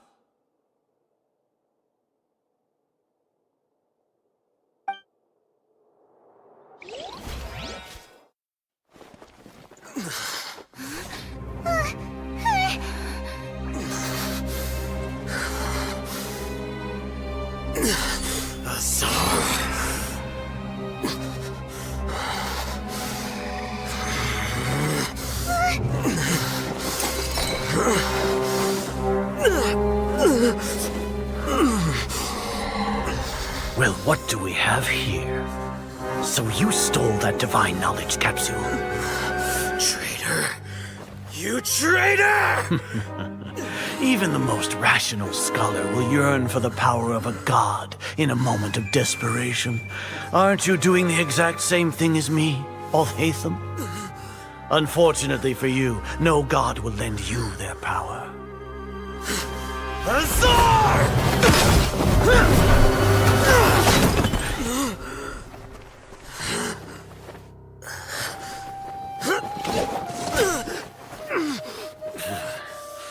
He has gone completely insane.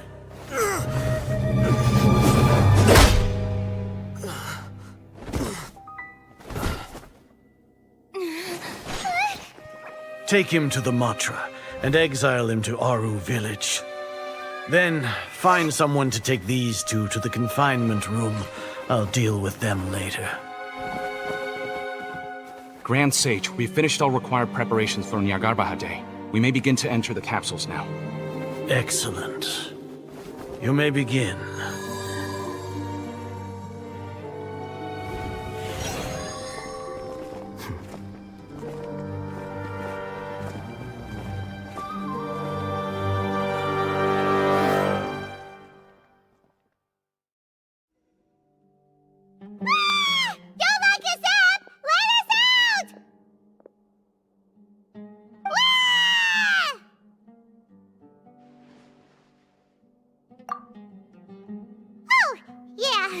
Paimon got a bit carried away there. How was Paimon's acting just now? Great, huh? Everything's going according to plan so far. We made it into confinement, and Alhaitham's probably done with his part too. We even managed to trick Grand Sage Azar. Alhaitham sure knows how to cook up a plan. What are we doing next? Paimon has trouble remembering things when she's worked up. Right. Paimon thinks it went something like this. Apart from that, we still have yet another goal in the first stage of our operation, which is to send the Traveler to the confinement room. What? Why do we want to get her locked up on purpose? She's always been the person the sages are most afraid of, as well as the greatest obstacle to the successful implementation of their plan. They are very aware of the risk she poses to them. Once the Traveler is imprisoned, the sages will likely think that everything is under control. And with their guard down, the next phase of our plan will have a much higher chance of success. I can already see the pompous looks on their faces. Oh, that's a super tricky plan. But Paimon still thinks it's not really worth it. That isn't the only reason, of course. She has a more important task once she's in confinement. According to the Academia scholars in Ramon's custody, Lesser Lord Kusanali has sealed off her consciousness in the Akasha ever since she was captured by the Doctor. That way, they can't pry any more information from her. Even if we break into the sanctuary of Surasthana, it will take time to awaken Lesser Lord Kusanali's consciousness. We need to do that in advance. So our job is to wake up Nahida! Okay, totally worth getting thrown in jail for. The confinement room is inside the Academia, close to the sanctuary of Surasthana. It's a completely enclosed space, and you won't be receiving any visitors. I'll work with Ramon's scholars to make some modifications to your Akasha terminal. Once you're in, get as close as you can to Lesser Lord Kusanali and try to connect to her consciousness. However, as for whether she'll actually wake up, that will depend on our luck.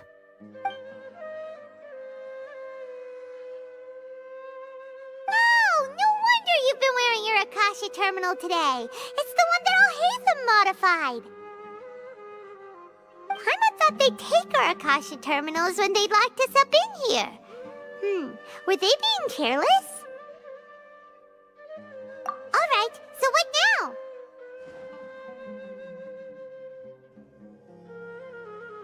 Sounds easy enough. We can finally talk with Nahida after all this time. Let's do it.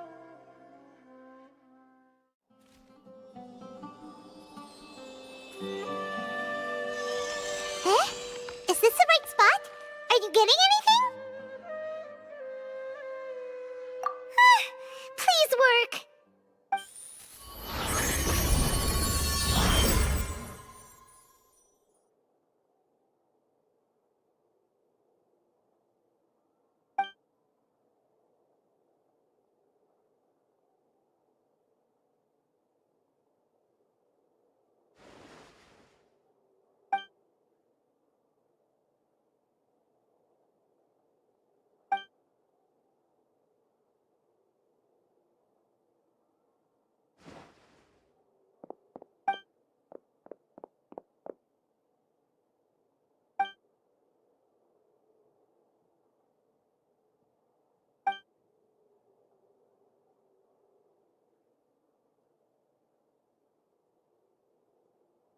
Nahida!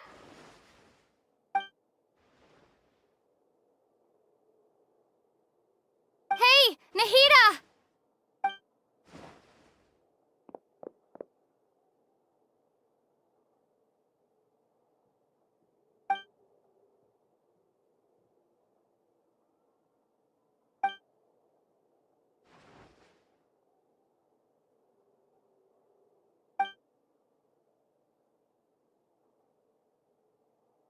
When did it first start? Oh, right. It started from the moment I was born. I want to become a worthy Archon. So I've kept studying. Kept listening to my people and their hearts. Kept looking for a way to save Irminsul. So I can catch up. Catch up to Greater Lord Rukkhadevata. But I'm stuck in the sanctuary of Surasthana. The sages are creating a god to replace me. And I'm forced to lock my consciousness in this boundless darkness. Nahida!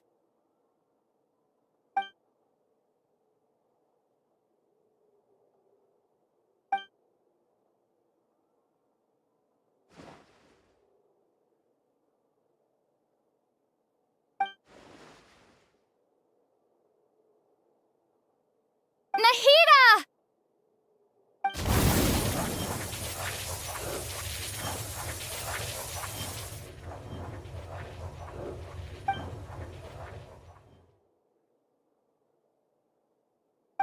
It's so quiet here. Now that I think of it, I don't think I've ever actually listened to my own inner voice. Do Archons have them? Should Archons have them? Have I been doing the right thing? Am I really not needed? How do I really feel about all of this? It's so quiet here. Since you're the god of wisdom, you've known the answers to all these questions since the very beginning, haven't you? Who are you? Whose voice is that? It sounds familiar. You're right, though.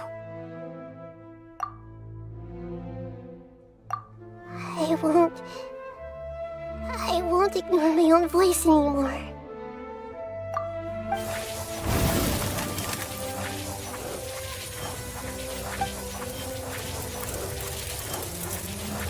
Nahida!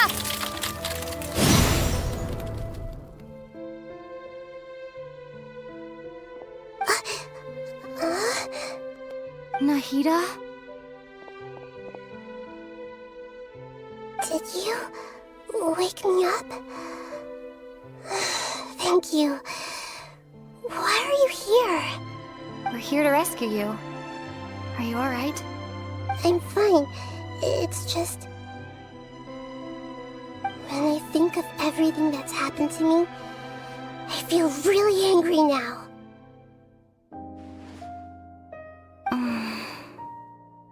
You should have been angry ages ago.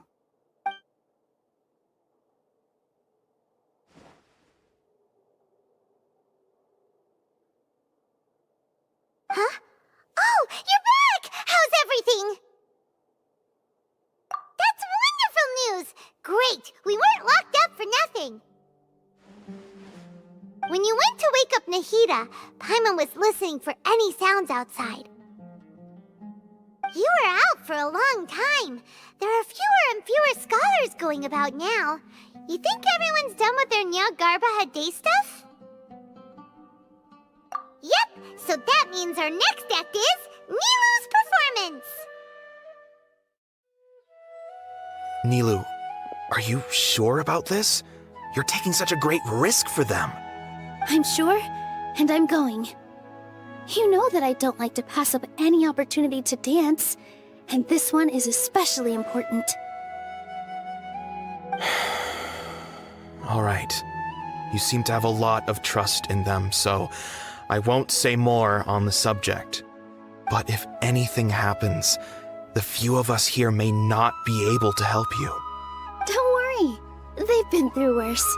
Everything's going to be fine. All right. You know, if you really do get arrested, we'll do everything we can to get you back.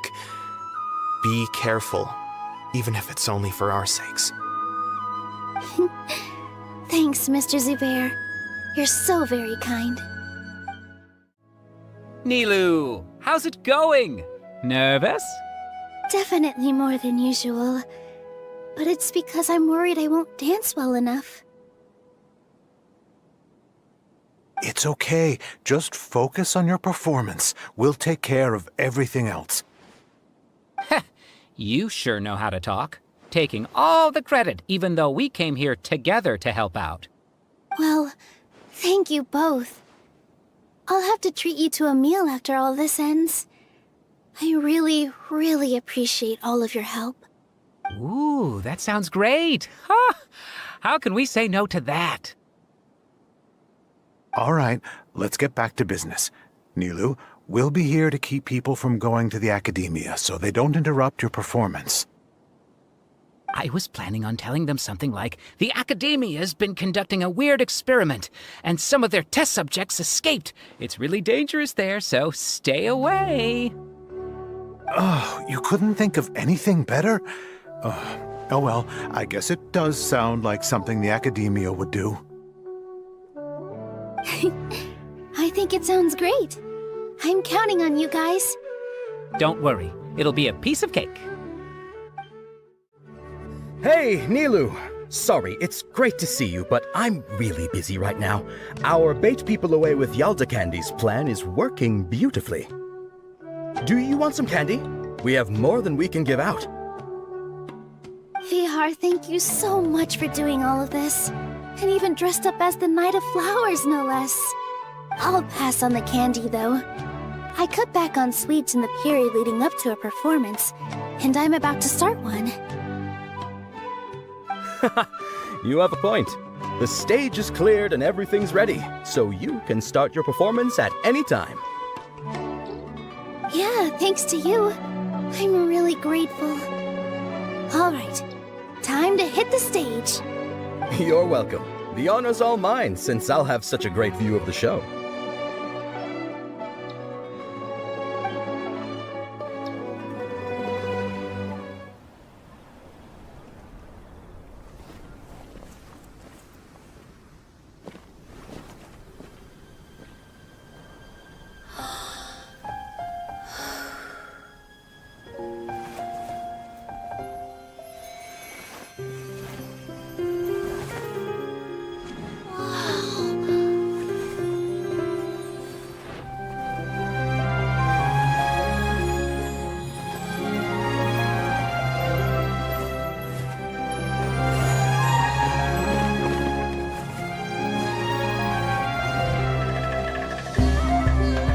I've never seen a performance like this.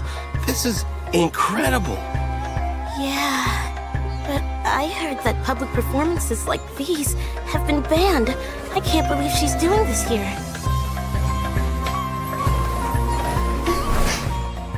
Grand Sage, there's some commotion outside.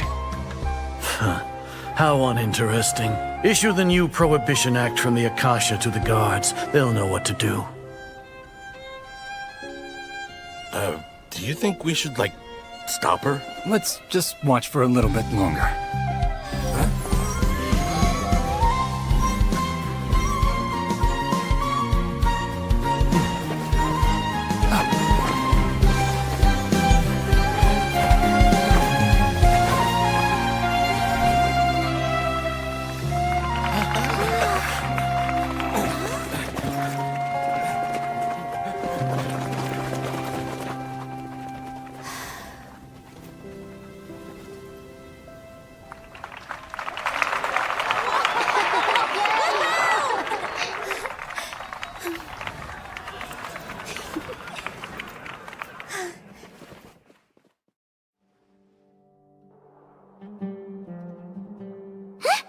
Did you hear that? It sounds like a lot of guards just ran by. Does this mean the plan has moved on to the next stage? Yep. It's great that everything seems to be going well. Come to think of it, when did Alhaitham replace the knowledge capsule that was about to be entered into the Akasha? Oh, so that's when he did it! Paimon was too nervous to notice. Speaking of, Didn't Alhaitham also yoink the divine knowledge capsule from that mercenary leader in Port Ormos when everyone else was distracted? It's a time-tested trick of his. Why are we complimenting him? Yeah, he's smart and all, but he still makes Paimon's blood boil. Let's review our plan for this stage again. It's not like we have anything else to do right now anyway, and it'll help us feel more confident. Paimon remembers that Nilu's task was supposed to go a bit like this. Now that Lesser Lord Kusanali's consciousness has been forcefully sealed, the core figures of the Academia and their guards have started to wear their Akasha terminals again. With the Doctor's technological support, they think they have nothing to fear. How despicable of them to rely on such a person. But this is also our chance. I was originally asked to draft the knowledge capsule for the Artistic Performances Prohibition Act when I was still at the Academia. It should be on the Grand Sage's desk right now, and will be entered into the Akasha during the next Nyargarbaha Day. Are they really going to stop all artistic performances? That's horrible! I'll make an identical knowledge capsule, but this time, I'll smuggle some misleading information into it. We only need to find an opportunity to switch the capsules. Once it's been entered into the Akasha on Nyargarbaha Day, if someone were to be seen performing in public, the sages would definitely use that opportunity to announce the ban, and so the misleading information will be disseminated amongst the guards. Sure sounds complicated, but it seems like if everything goes well, we'll be able to get rid of all the guards in the Academia without any effort. That's pretty clever, getting right into their heads. I just have one question. Even if we manage to get the misleading info out to the guards, how can we be sure that they'll believe it? People who are used to relying on the Akasha become less inquisitive, and their ability to distinguish truth from misinformation is significantly reduced. They will view everything the Akasha releases to them as the unequivocal truth. The Akasha will turn humans into machines. I've seen it happen many times. Yikes. Good thing I didn't wear it for long when I was working in Sumero City. At first, I thought it was a good thing too. By the way, this plan still requires a performer, right? Do you have someone in mind? Nilu of Zubair Theater. I know her really well. We can trust her. I'm kinda hesitant to ask her to participate in a dangerous plan like this, but we can ask her in person. All right. After the guards in the Academia are gone, then it'll be time for me and my stowaway brothers to shine.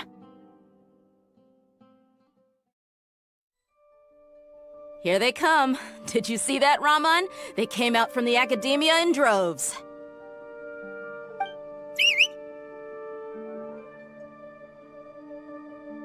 After laying low in the city for so long, this is the moment we've been waiting for. My brothers have already sprung into action. We couldn't do anything to them inside their coop, but outside the Academia, this is our hunting ground. With a lioness like you, the prey sure won't be able to run far.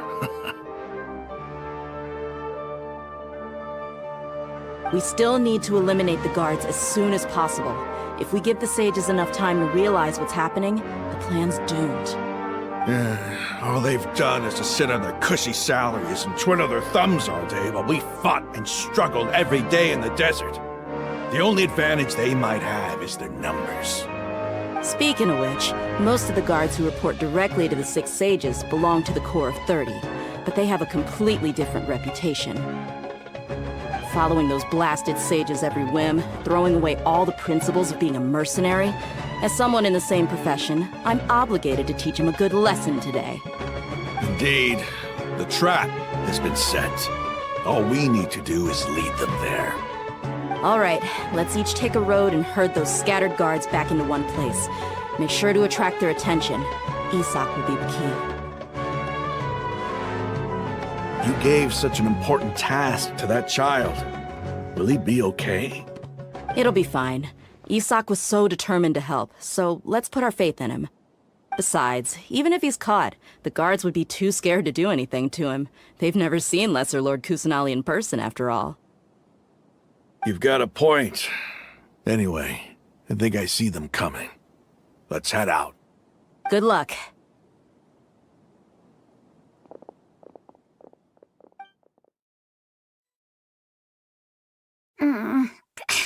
This outfit. Hey, do you remember what you need to do, Isak? When the guards get here, you'll pretend to be Lesser Lord Kusanali and run away from them. Oh, yeah, I remember. Of course I do. I'm just a little nervous. Relax.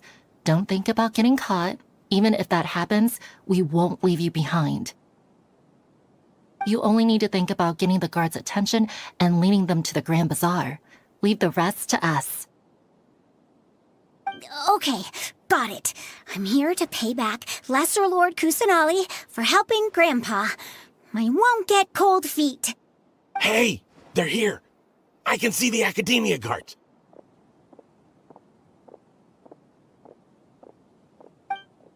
All right, it's time, Isak. Take a deep breath and go. You can do this.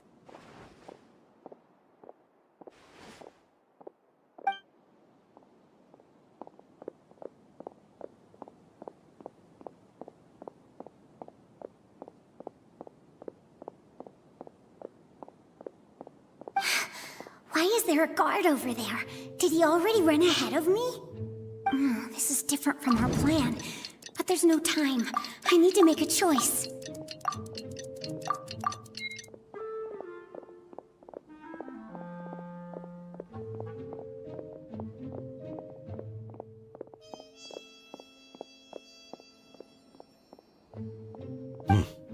Let's have a look behind the house. What should I do next? Huh. Looks like nothing's here. A wasted time. Luckily, he didn't check behind the tree. What should I do next? The guard looks alert. What should I do next?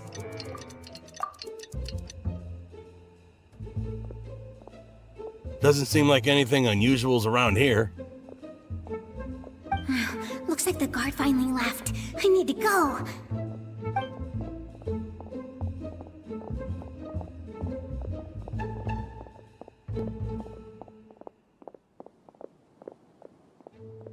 Hey! Lesser Lord Kusanali is over there! Stop! What? Lesser Lord Kusanali? How did I not notice that? They found me. This is bad.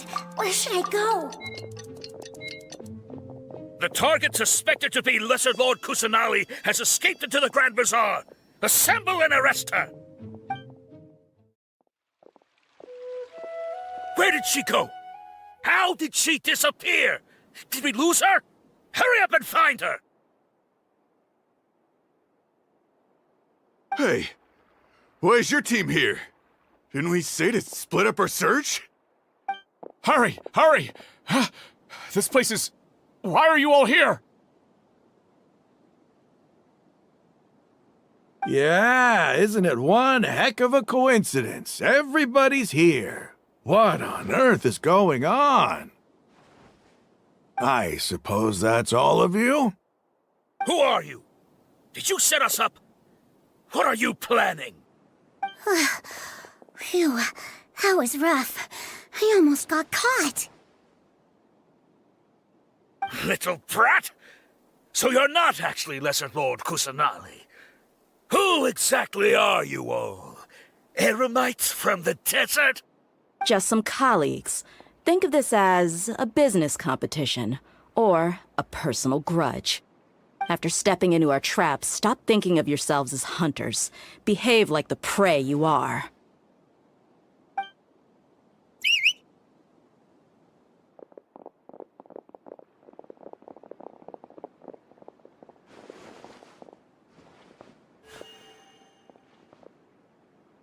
An ambush? How's that possible?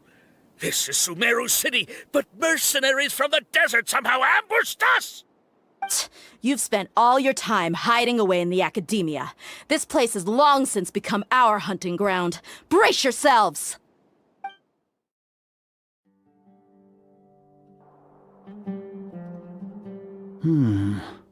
This is odd. The academia has quieted down after the conclusion of the Nyagarbha Day ceremonies, but it's much quieter than usual. Where are the guards? Why have I not seen a single one? Guards? Guards! Grand Sage, how may I be of assistance? I called for the guards. Why did you come? My apologies, Grand Sage. Right now, all Academia guards have entered the city to perform the ordered arrest. I thought you knew. Arrest? Who is there to arrest? I have an ominous feeling. Arrest Lesser Lord Kusanali, right? Is that not what the order was? Lesser Lord Kusanali? You mean she has disappeared? Yes. I wouldn't dare make up something like that. Right now, everyone is in a panic, and many are saying that Lesser Lord Kusanali will take revenge on us. What happened? Just what is going on? Lesser Lord Kusanali somehow escaped? Was it Alhaitham and his party that freed her? That's impossible. The Academia is heavily guarded today, and any order to release Lesser Lord Kusanali would be strictly confidential. Besides, Alhaitham and the Traveler are already in our hands. What manner of trickery did they employ? How could Lesser Lord Kusanali disappear into thin air? Disappear? Wait. How was the arrest order distributed to the guards? It was issued by the Akasha earlier today. Only you have the authority to send messages like that, so I thought it was your order. Let me check.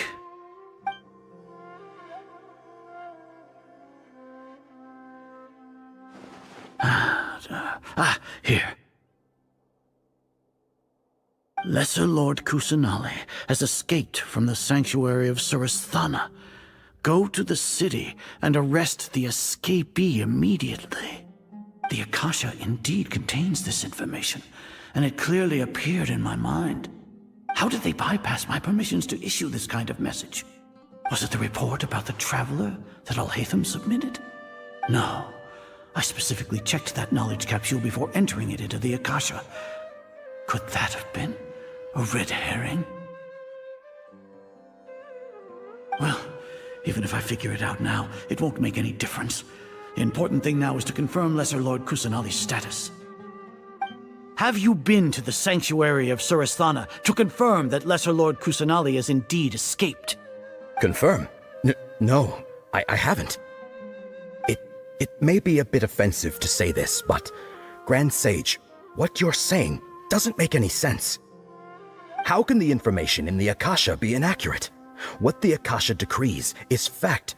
That is common knowledge to all of us. If we have to confirm the information and knowledge from the Akasha ourselves, then how is that any different from us learning that information ourselves? Wouldn't Greater Lord Rukkhadevata's legacy lose its meaning that way? In the beginning, it was I who asked you to believe in the Akasha, to believe in the legacy left by Greater Lord Rukkhadevata. Are you trying to use my words against me? No, Grand Sage. I'm merely confused because I believe in you. I never meant to refute you. Stay here and see if there are any suspicious people around. I'll go to the sanctuary of Surasthana on my own. Yes, Grand Sage.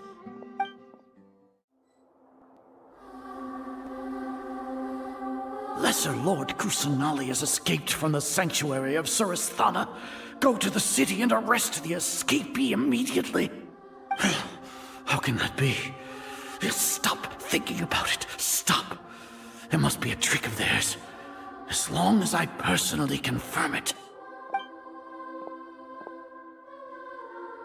Ah! Impossible. That's impossible. There must be something wrong with my eyes.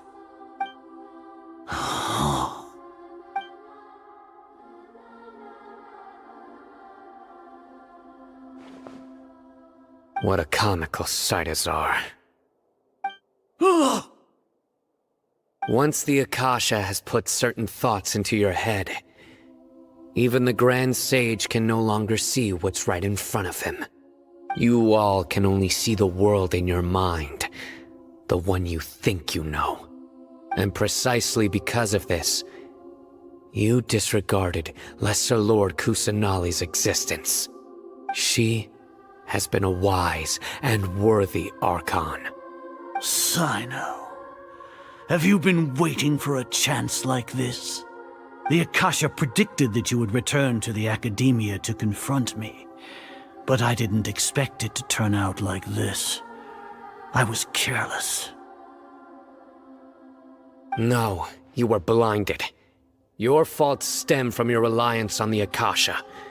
You're still the same as always. I truly did not expect a proud person like you to cooperate with Alhaitham and the Traveler. People change, Azar. Admit it. The Akasha can't predict my actions anymore. Then tell me, what have you found during your investigation? You want to buy time? This is the sanctuary of Surasthana. Under your own regulations, even Academia staff are forbidden to come here. No one will come to save you. As for the investigation, I've at least confirmed that you are guilty of insurgency against the Archon. A serious crime. So what? Did you do all of this so I would plead guilty in front of you, General Mahamatra? No. I want you to plead guilty in front of the Archon herself. You once said that I had no standing to judge you. So now, how about judgment in the name of a god?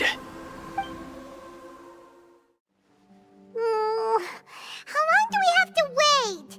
Paimon wants to know how things are going out there.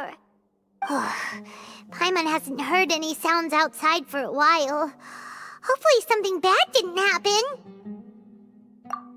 Yeah, but aren't you scared that we might be locked up in here for the rest of our lives?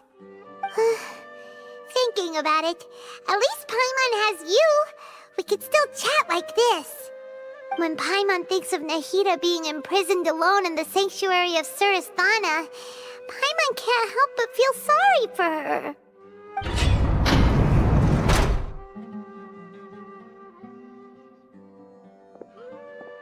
Here comes your savior. Tia! Paimon just knew you would come to rescue us! You two really owe me some big thanks. I had to search through who knows how many guards to find the key here. It felt even more tiring than whacking them. I'm exhausted. Thanks a lot. Need Paimon to rub your shoulders? No, that's, I'll pass. What are you afraid of? Oh, are you ticklish? Now isn't the time to talk about being ticklish. Things in the city and on Sino's side are both going well. The guards that stormed out of the Academia are all taken care of. The Corps of 30 is in charge of the city's defenses, but we already talked to Asfand. They've been fed up with the sages bossing them around. As long as it doesn't break their employment contracts, they'll turn a blind eye. That's probably because you've been super great friends with them for a long time. So, how's Sino doing? The Grand Sage is in his custody. Even I know how terrible it is to fall into Sino's hands, so he probably does too. Sino forced him to release Lesser Lord Kusanali. He has no choice but to obey. So, hurry to the sanctuary of Surasthana. Assuming nothing weird happened, we should have already rescued our Archon.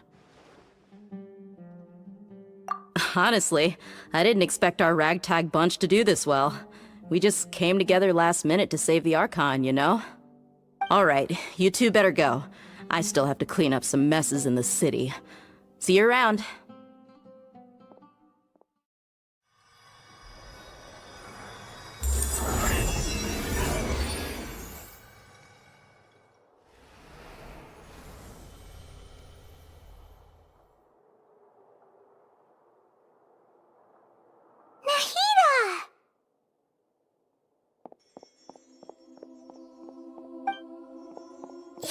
They say it's nice to meet you. This is the first time we've met in real life. Before, we've only met in dreams, consciousness, or when I was in someone else's body. Thank you so much for coming to rescue me, but I also need to apologize. During this time, I did some self-reflection. My sense of inferiority and yielding to the academia led to all of this, and created so much trouble for you all. Exactly! We're here because you're a good Archon and one of our friends! Thanks, you too. Amazing. So this is how it feels to walk out of that cage with my own body. It's like I just had an endlessly long dream. I can't even tell if I just woke up or was only now born into this world. My concept of self has become so clear. But now doesn't seem to be the time to indulge in this feeling. This is really embarrassing. You all just rescued an Archon, and now she needs your help to save her country, and even the entire world. It's okay. With you here, Paimon's sure that everything will work out. There's one more thing. What is it? For all the things the Academia did to me, and for all the folly it committed in the name of wisdom, as their Archon, I will make them pay. Ah! Wow! That's the spirit! You're finally standing up for yourself and not letting people walk all over you! I understand now. To be a better Archon, I first need to better myself. If you haven't even figured out how to be a caterpillar, how can you be a butterfly? Yes, true. That reminds me. I wonder how far along the Academia is with their god creation plan. We need to hurry and prevent the birth of that false god. I need to make some preparations. Since I'm now free, I can establish a direct link to the Akasha and control it. First things first, I need to remove the restrictions that the doctor put on me in the Akasha. After that, I'll make some adjustments and revoke the sage's permissions. The Akasha will then be like how it originally was, only operable by the Archon. After all, the Academia betrayed Greater Lord Rukkhadevata's trust. This might take some time. In the meantime, you should also work on your own preparations. If we don't stop the god creation plan in time, we'll be in for a tough fight. How's it going, Nahida? I'm done with the parts that needed my involvement to complete. Although it's my first time working with the Akasha like this, its internal structure and operation procedures are easy for me to understand. Greater Lord Rukkhadevata's design is truly brilliant. Oh, also, this is for you. Huh? What's this little floaty thingy? It's a small device I put together just now. You can think of it as an upgraded Akasha terminal. You may not need it right now, but it should be helpful in certain situations. Wait! This thing has the same characteristics as Paimon! We're both small things that float! Oh, all the things that make Paimon special got copied! When Paimon appears with the Traveler from now on, people won't remember Paimon because she isn't unique anymore! It's alright, Paimon. It can't replace you. It's only a flying device, but you're the Traveler's irreplaceable friend. You're so good at comforting people, Nahida. If only the Traveler was as smart as you. I was simply telling you what I feel to be the truth. I wasn't trying to comfort you. Nahida, you're natural at this. What you just said made Paimon even happier. By the way, there's something I need to confess. Even though I'm the Archon and in control of myself again, I'm not very good at fighting.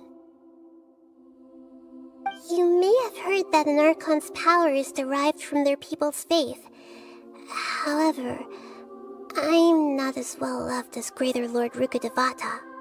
If we get into a situation where combat is our only option, I'll have to count on you, and I'll do my best to provide support. I'm glad I can rely on you. So the God of Wisdom isn't good at fighting? That actually sounds about right. I've located where the false god is. Time is of the essence, so let's skip to it. What is this place? Is this really the way we need to go? Wow. Who would have thought there'd be a place like this hidden right slap bang in the middle of the city? The sages wanted to realize their god creation plan without being discovered. The safest and most convenient way would be to build within the academia itself. That's true. They were already hiding one god, so why not two? Judging from the structure here, the project is a huge undertaking. The sages really saw the god creation plan as their ultimate goal. But this place doesn't look like it could have been constructed by the academia alone. The Fatui under the Doctor sure didn't hold back. They provided a lot of technological support. Yeah, or else they wouldn't have been that generous. Is that it, though? I've always felt that this Doctor is different from the academia sages. He doesn't seem to share their sense of urgency. Instead of being interested in the end product, it's like he's enjoying the experimental process. The Fatui Harbingers are all such weirdos. So, the Doctor being weird is actually normal. So, this Fatui that they're trying to turn into a god is called the Balladeer? We had previously come into contact with his consciousness. He harbors particularly strong obsessions. One is the desire for a gnosis, since he was created to be the vessel for one. The other obsession is probably related to his past. I can't quite explain it. Paimon knows that he was a prototype puppet for the Raiden Shogun before he became a Fatui Harbinger. That's why he wants a gnosis so badly. There's no way he'd willingly be a test subject. Not with that temper and ego of his. It sounds like you know the Balladeer quite well. I see. Tell me more about him and what he's like. The more we know now, the better we can plan for and react to any future situation.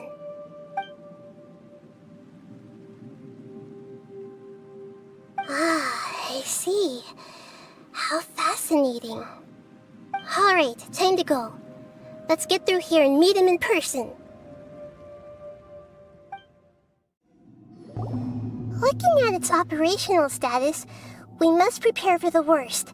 The god they wanted to create is likely close to completion or already completed. Oh no, what should we do? Paimon can't imagine how hard it would be to fight against a Fatui Harbinger with a gnosis. Are you nervous, Paimon? If you really want to know, of course Paimon's nervous. Aren't you too, Nahida? Yes, I am. This is probably the first time I faced with a calamity of this degree since my birth. I feel not just nervous, but curious as well. Curious?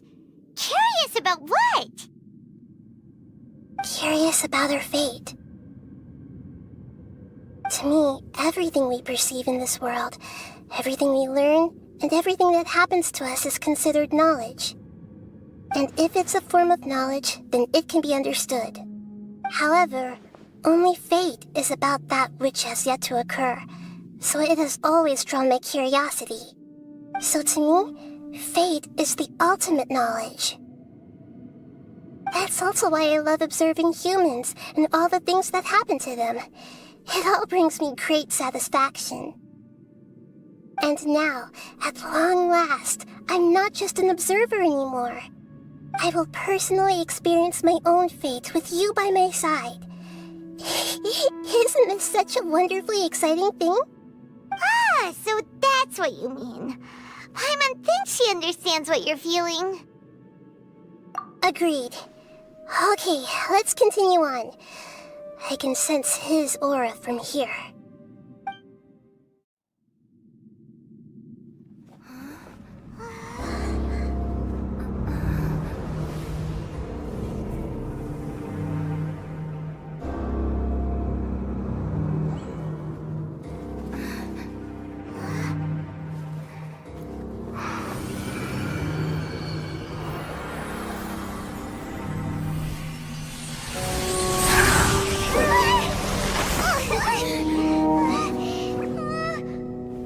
Who would have thought the world would be so eager for my birth? I remember you, Booer, the god of wisdom, and standing beside you, the traveler. Is he all-knowing and powerful now like Greater Lord Rukkhadevata? No, I can't feel the same kind of divinity I felt from the Greater Lord. It seems that the sages didn't get the chance to infuse the divine knowledge capsules into him. But even still, he has undoubtedly become a true god now. So we're too late? The Balladeer has already become a god? The Balladeer. A long bygone title. When my spirit ascended to divinity, I felt as if I had existed for the same number of epochs as heaven and earth. Looking back, the existence of what once called itself Kunikazushi appears infinitely small and ugly.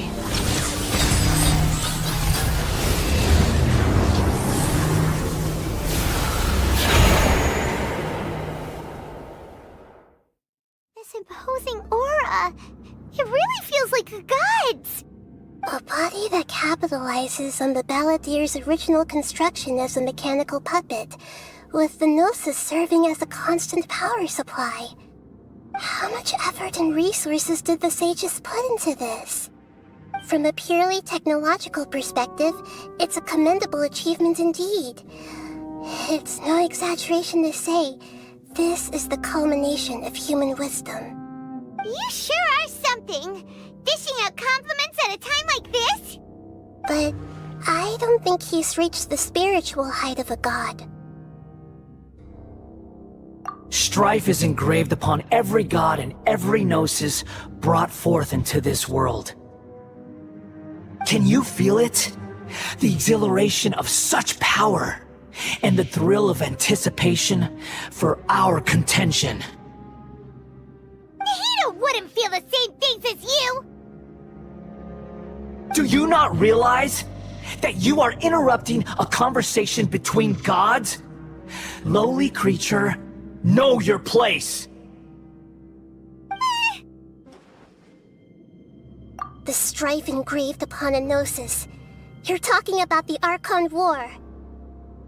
Tevat's current peace was not easily won. I didn't personally participate in the Archon War, but the way I see it, all those losses were meaningless, driven by the demands of the laws. There's no point in bringing it up again. Is that so? Yet I am deeply disappointed that I was never allowed the fortuity to personally participate in the Archon War. This is a first. Encountering a god in this world who does not crave power. No wonder your own people have abandoned you, god of wisdom.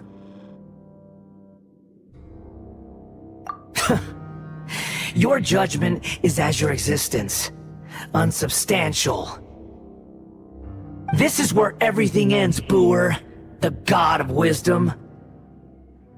You should know that wisdom cannot solve every problem. Like now, where your only option is to face me in combat.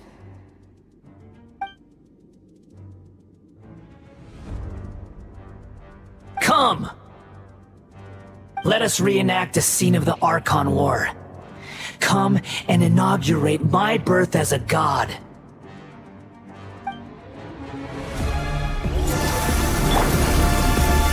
Gather! There is no escape! Fuse is lit!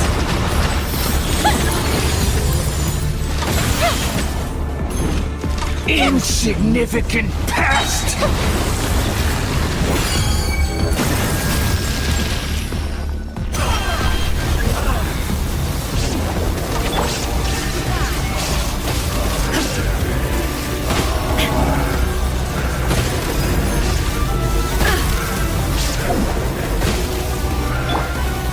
Solidify!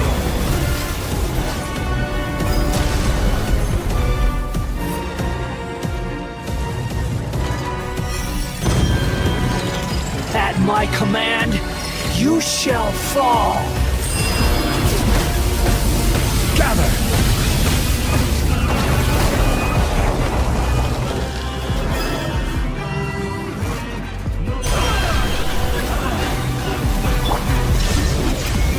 Suma shines eternal!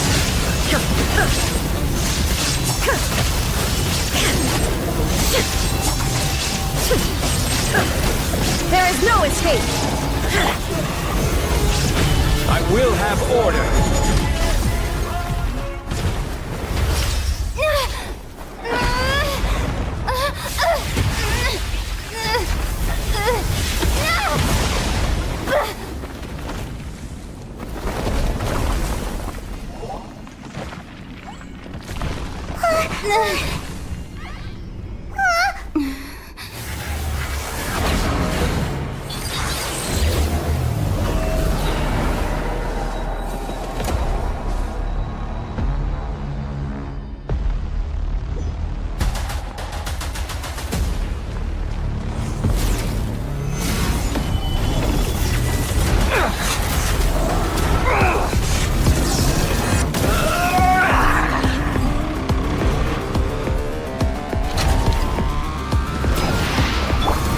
To oblivion!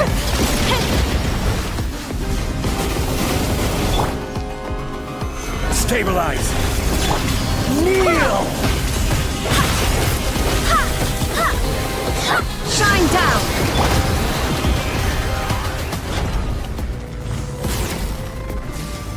Gather!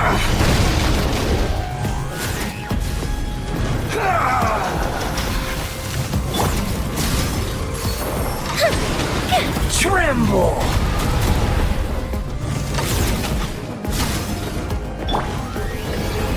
Stabilize! Is pain!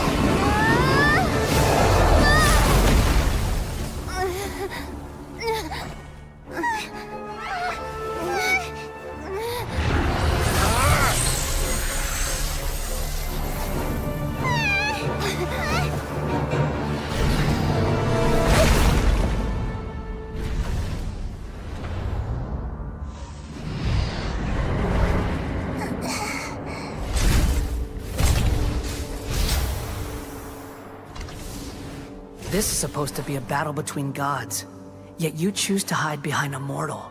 And now, you're acting like you'd sacrifice yourself for a human. Are you having fun proving a false sense of heroism to yourself, Booer?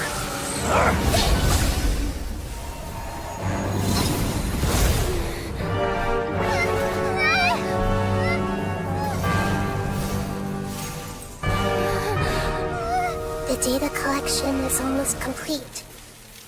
Do you even know how many times you've tried to take my gnosis from me?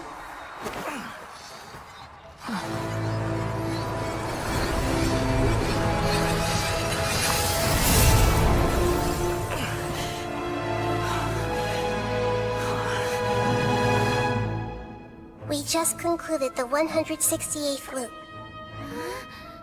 Did you know that in the effort to create you, The people of Sumero were forced to live through the exact same number of Sabzeruz festivals and Samsara cycles. The power of dreams. When did you use it on me?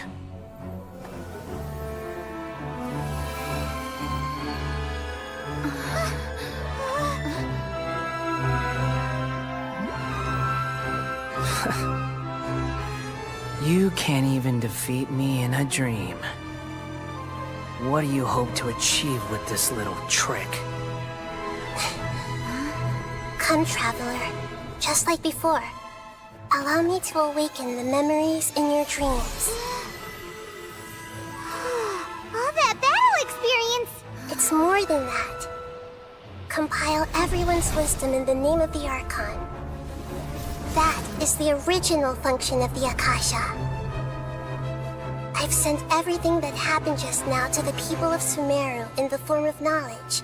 I've asked them to help you find a way to defeat the false god.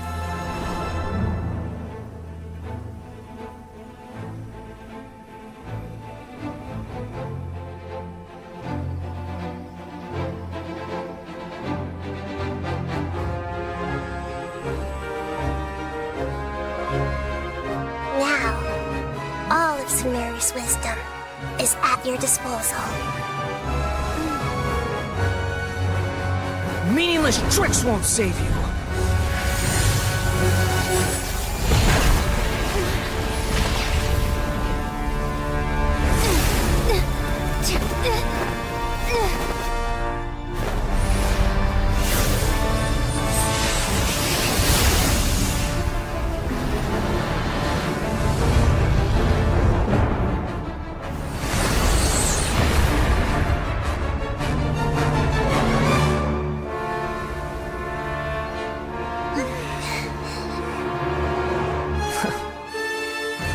Are you done with your tricks? Can I finally take this as a real battle between gods? I'll leave this to you, the first sage of Lure.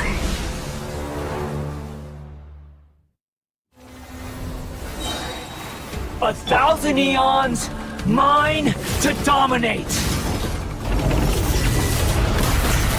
Solidify! Surely mine! Hate! Illusion shattered! Kneel! Go Bishop down! This is order!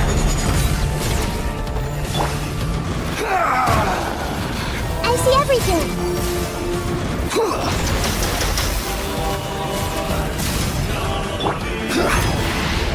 Burn to oblivion!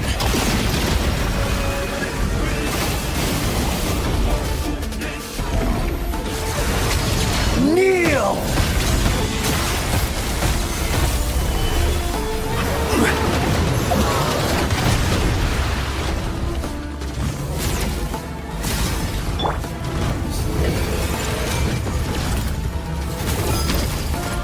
There is no escape! Good riddance, cruel world.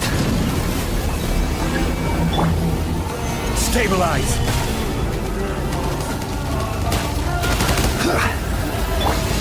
Committed to memory! Shine down! Now you shall perish!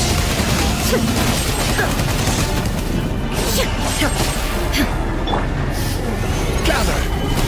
Fire hazard!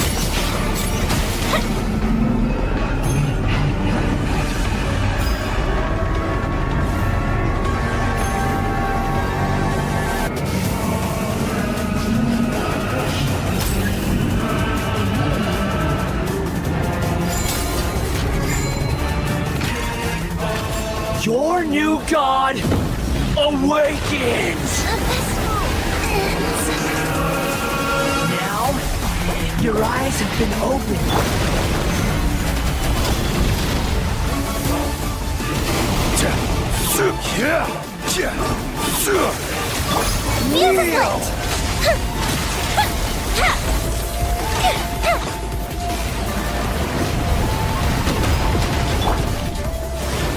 Solidify! Illusion shattered!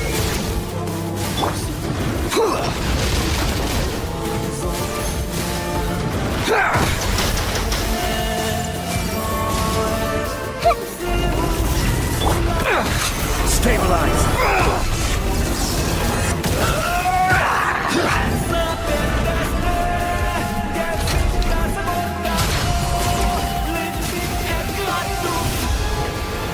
Reality is pain! Gather!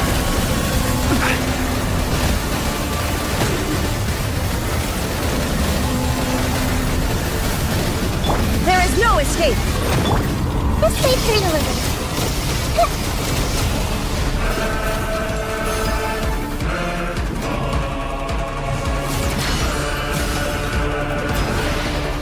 Burn to oblivion! Shine down! Committed to memory.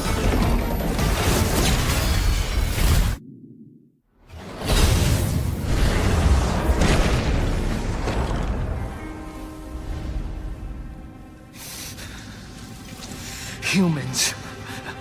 Filthy humans.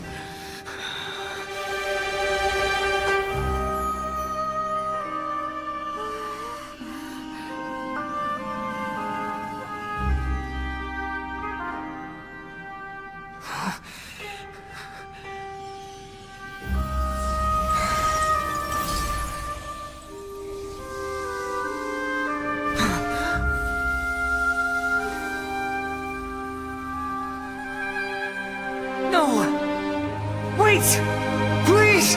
Anything but the Gnosis!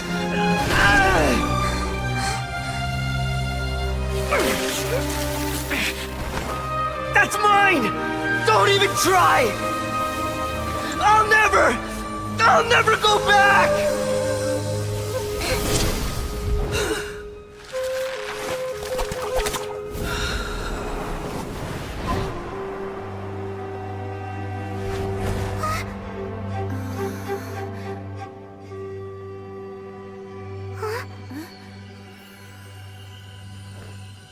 We haven't yet found the answer to the most important mystery.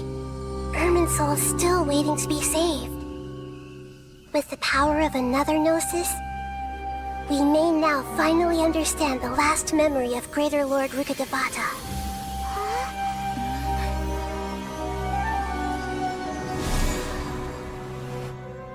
This is... That's right. This is the last memory of my predecessor.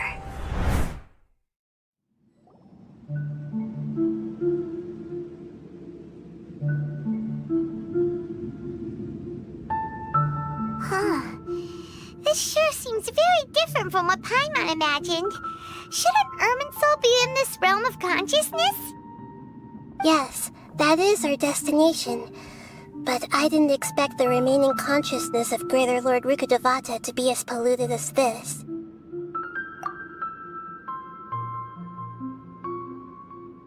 Forbidden knowledge? It seems you know about a concept that even I don't completely understand. Could you tell me what you know?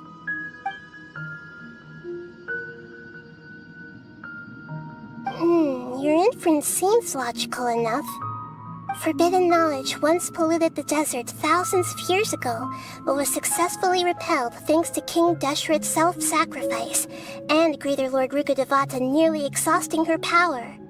Then, a second instance of forbidden knowledge pollution occurred during the Conria Cataclysm 500 years ago. But I'm afraid it is much more serious this time, with Irminsul itself already in danger. So, if we're in the remaining consciousness of Greater Lord Rukkhadevata, and it's also been affected by forbidden knowledge pollution, then does that mean, in order to save us, Greater Lord Rukkhadevata? Yes. It's very possible that she sacrificed her life in the fight against forbidden knowledge. She didn't completely eradicate forbidden knowledge, but if it weren't for her actions, the pollution would have been far more rampant over these past 500 years. The way that everyone, including me, has forgotten everything about forbidden knowledge may very well be due to her restoration of Irminsul.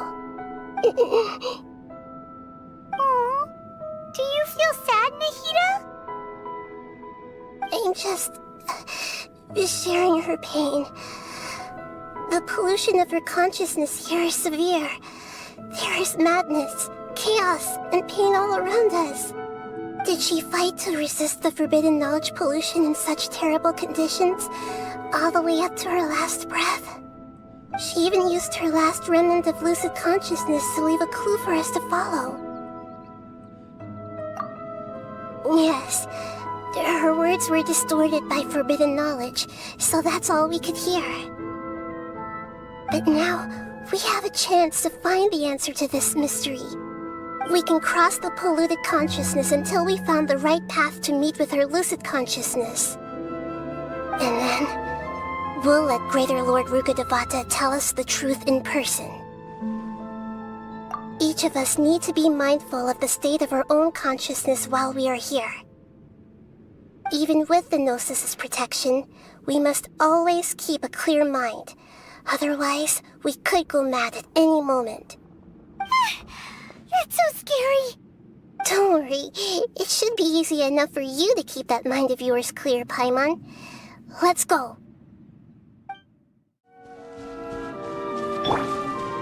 Are we in the air? And why is there a huge boat? That's the boat of consciousness, which symbolizes reason here. Its course is the direction our consciousness is traveling towards. If we lose control over our consciousness, we will fall into madness. So let's make sure... Wow! What are these? The monsters seem to have been affected by them!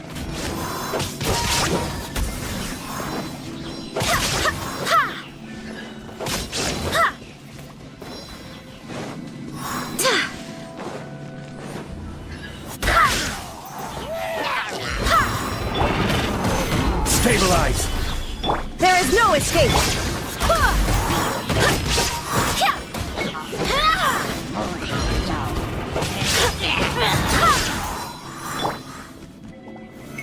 Solidify! Shine down!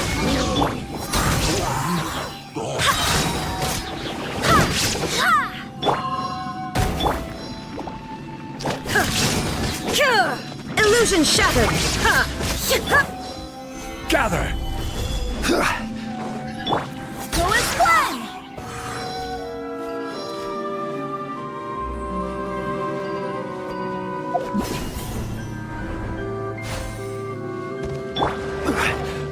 Order guide you! Solidify! There is no escape! Torn to oblivion!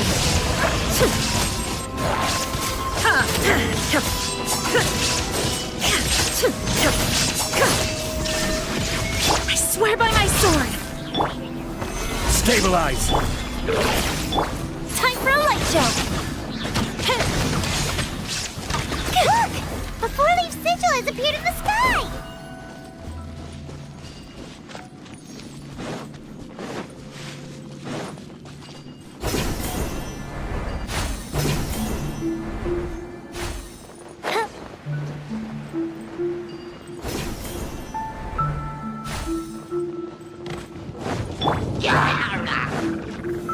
Solidify! This is order!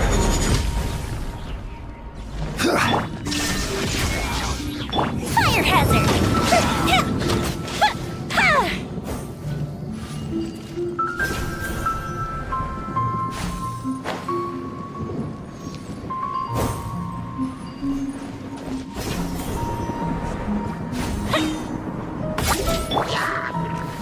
Stabilize!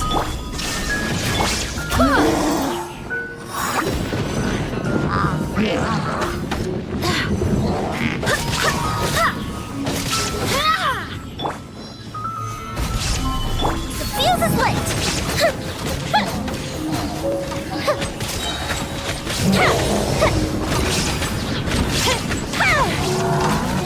Order guide you!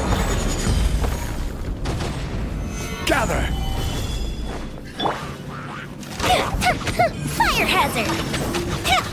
To control the boat of consciousness, we need to find the helm first.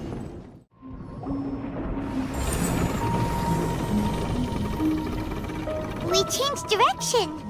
Are we still going the right way, Nahida?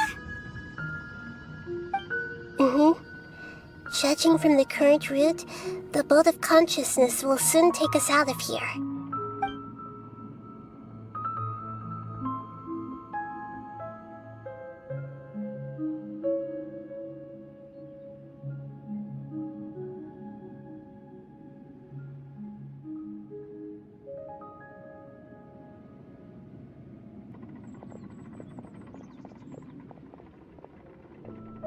We'll be arriving at our destination soon. How are you feeling? Are your minds still intact?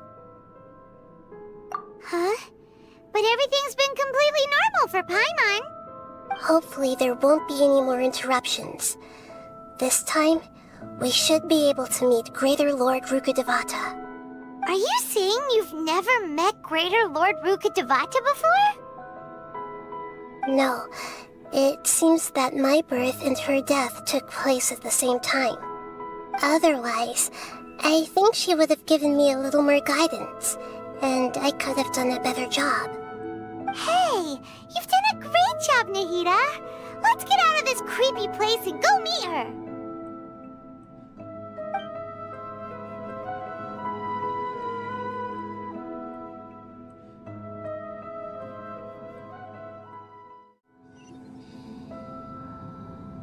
Well, this is the place.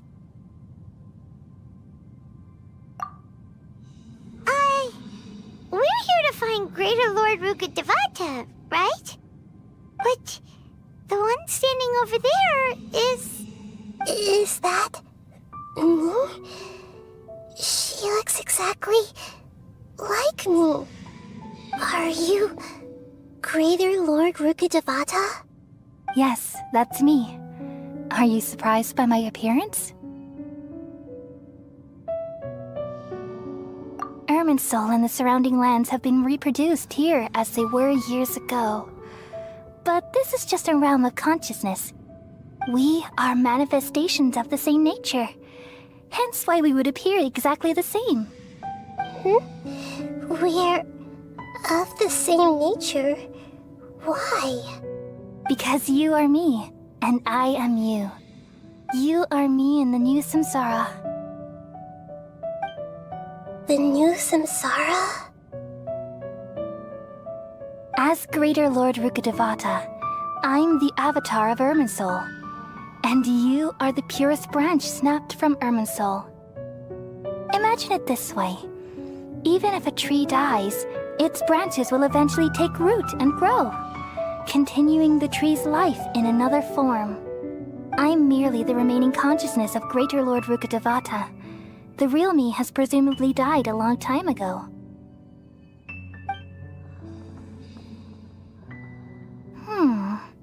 Judging from your appearance, I've probably been dead for 500 years. But you're finally here. My new self in the samsara.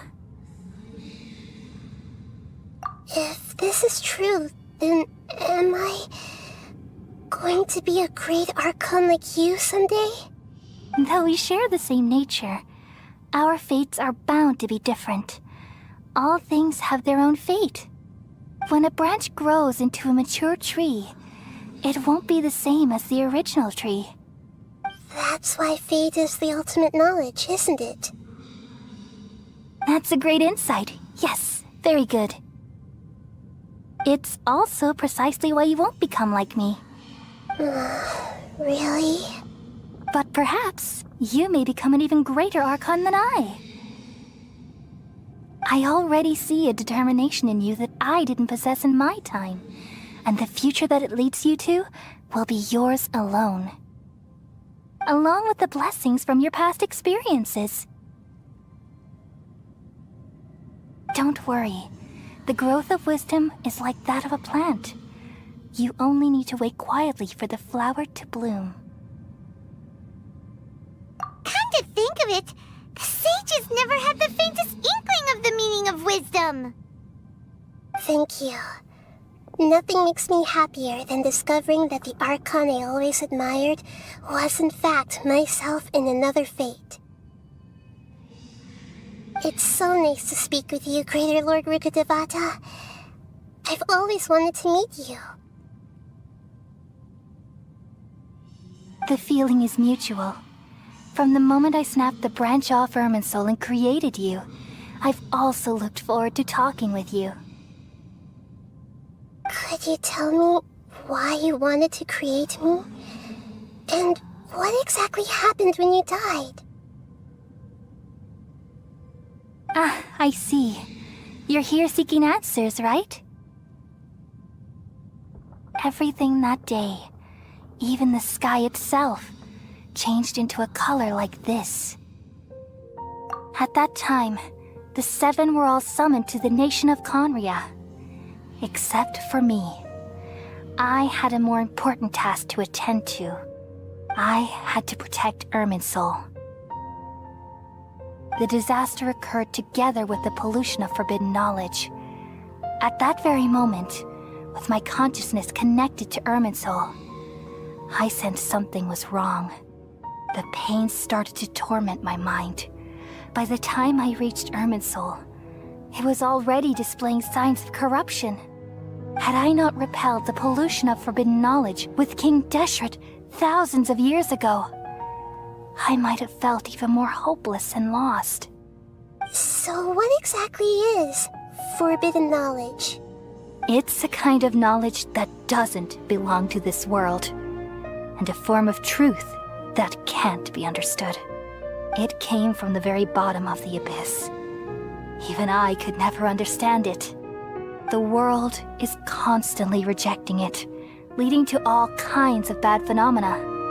If we allow forbidden knowledge to pollute Irminsul, I'm afraid the entirety of Tevat could fall apart. So, there's knowledge that even the God of Wisdom can't understand? At that time, I knew I couldn't repel the forbidden knowledge with my strength alone. Which is why I created a device that compiled human wisdom and named it the Akasha. It's truly the world's most amazing invention. Thank you. For a long time, I thought dreams were the fruit of human wisdom. Though it was selfish to do so, I borrowed people's dreams using the Akasha. Then I compiled their wisdom and all of my own power. Well, did it work? Thanks to the wisdom of the people of Sumero, almost all the forbidden knowledge was cleared from Irminsul. But things didn't go as smoothly as I thought. I had a terrible headache, which gave me an uneasy feeling. And then I remembered that my consciousness was also connected with Irminsul. It brought me knowledge and wisdom, but vile corruption as well. From the very beginning, my existence had been polluted by the forbidden knowledge. Oh no! How could that happen? I've experienced that pain in your consciousness. It must have been a horrible experience. Yes, but my feelings weren't important. The important thing was that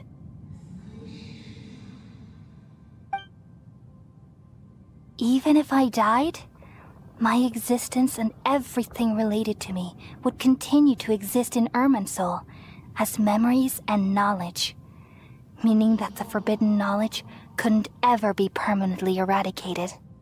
And there's no way for me to eliminate myself. It would be a sort of paradox. So, I took the purest branch of Irminsul as my incarnation in the next samsara, and left a trail of clues, all in hopes that you would come here and remove me and my pollution from Irminsul forever. Wait, no, I can't. So you realize what that implies. You are very smart indeed. Irminsul has all the knowledge and memories of this world. And as you've realized just now, removing me from Irminsul means I essentially will never have existed in this world. But this is the only way to save Irminsul. People love you so much and they've missed you so much over the past 500 years. I am exactly the same.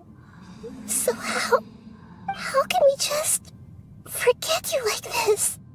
Is there really no other way? There must be something else I can do. You're the god of wisdom, Booer. You should know that there is no other way. But this is so cruel. I don't want to forget you. No need to feel so sad, Booer. As someone who delights in wisdom, you should feel joy at finally finding the answer. These are the words in their entirety. The answer you've been seeking all along. Let the world completely forget me. We all nestle under the great tree of wisdom, peering out to perceive the world.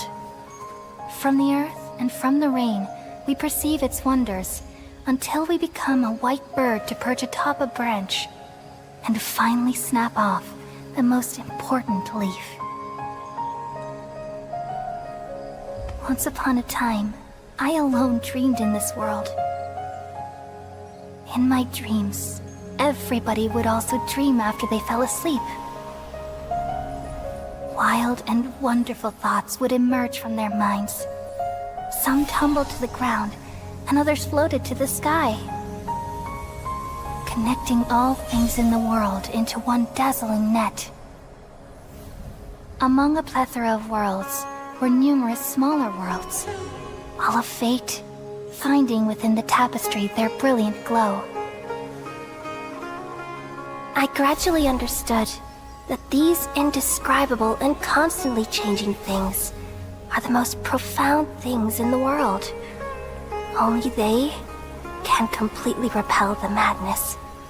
Only dreams can awaken consciousness from the deepest darkness.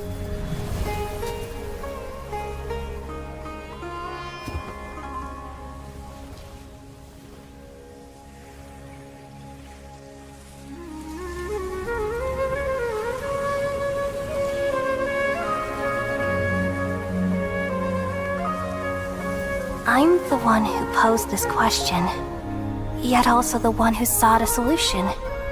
Saving the world with the dreams of the people used to be my answer. And now, you've also found your own answer, and I shall return all the dreams to the people.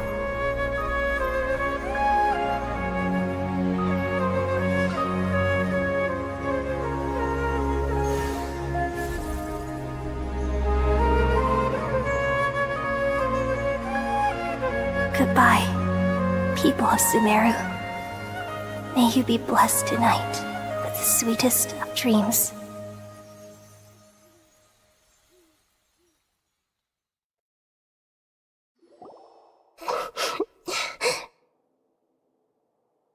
I'm alright. I'm just a little confused. We've just saved the world, right? So why am I crying? I don't know where this feeling inside of me is coming from, but I feel very sad.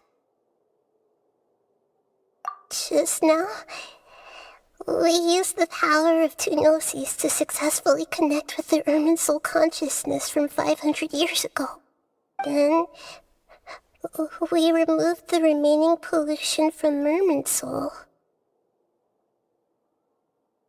Yeah, what's wrong? Weren't you there just now?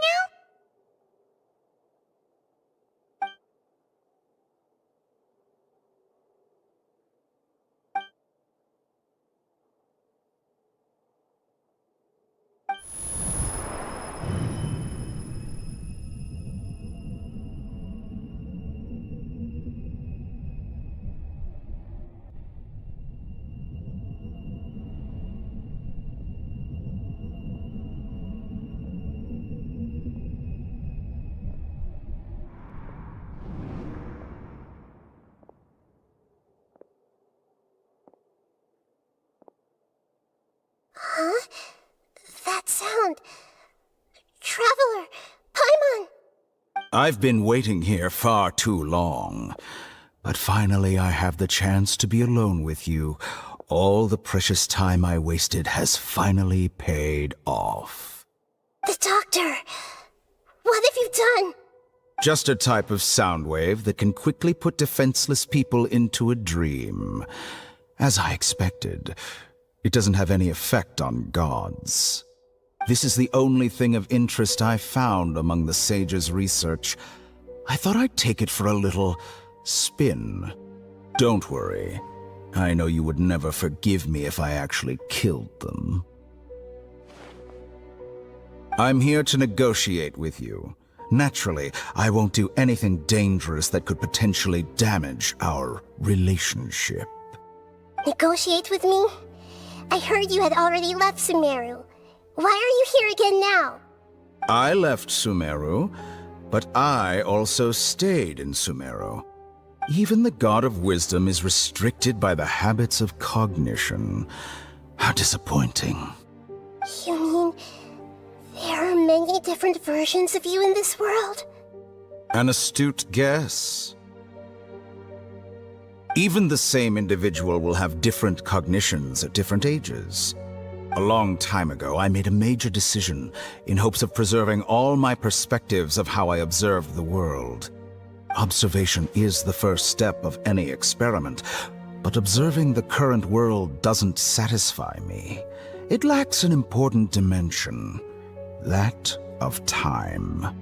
So I saved segments of all my ages and made them into independent individuals. That's all there is to it. Indulge me.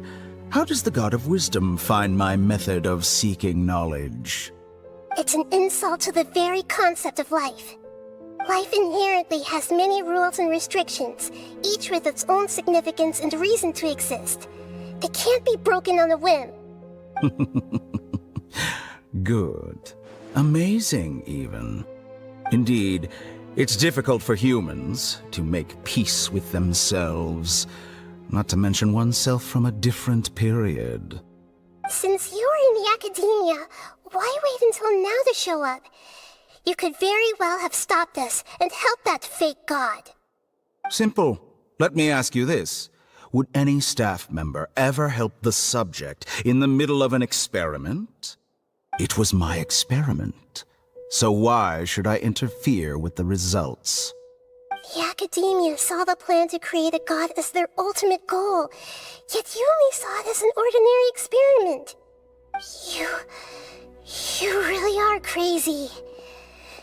If the experiment succeeded, you would have had a new god on your hands. How would you have faced your own god then? Would you still take the same stance? Would you still hold the same view of yourself?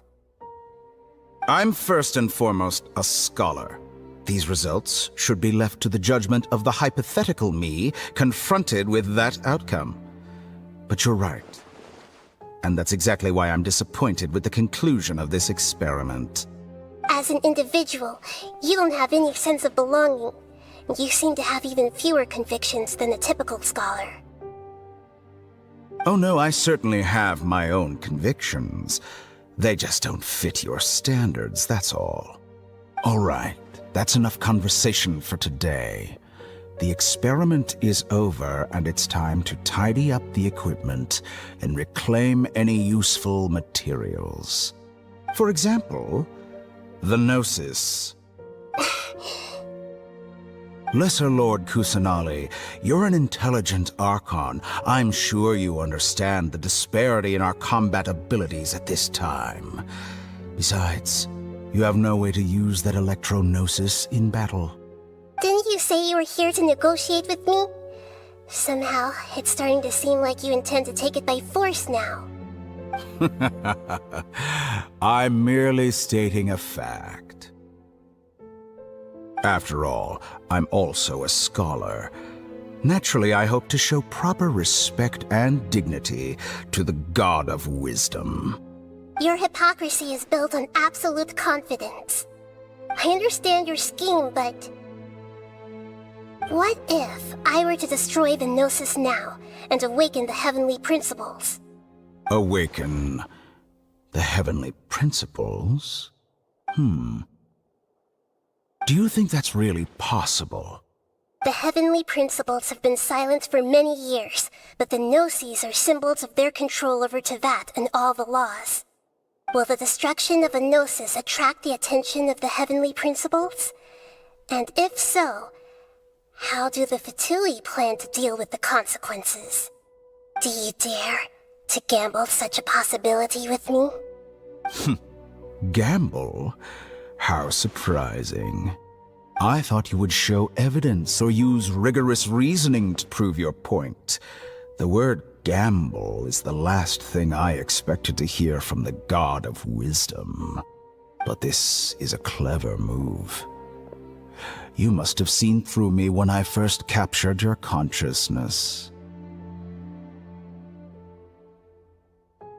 As a scholar, I respect all possibilities. This has always been my principle and is an essential trait as an experimenter.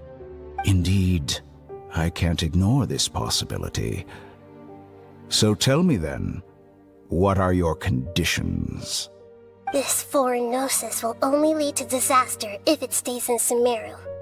But this Electro-Gnosis is the prize I obtained after defeating one of your fellow Harbingers.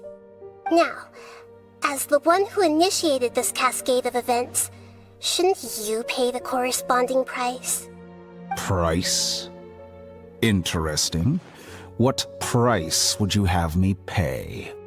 How about erasing all your other segments? So this is how you wish to restrict me, the most threatening opponent of the Nation of Wisdom. What you request of me is like plucking out the eyes I have placed in the dimension of time. Segments are extraordinarily difficult to make. They require extremely rare resources and enormous amounts of time and effort, requiring me to destroy them all here and now. Bravo. A suitably wise decision on your part. Yes, how very interesting. Can I assume that you have long been wary of me? Among all the versions of me, this segment you see now is the most selfish. If it weren't me, your idea wouldn't have worked. What did you see when you were imprisoned?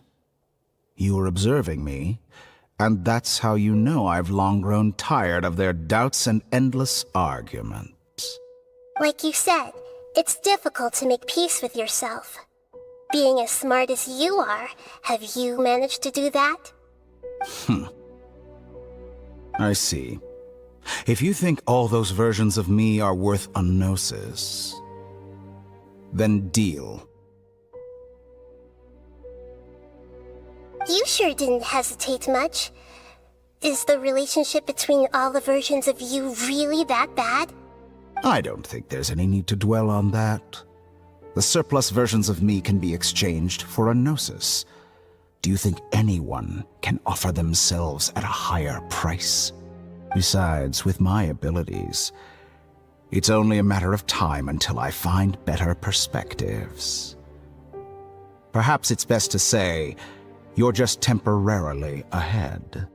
But what I'd like to know is, how can you be sure that I've really erased them? I can see your remaining honesty.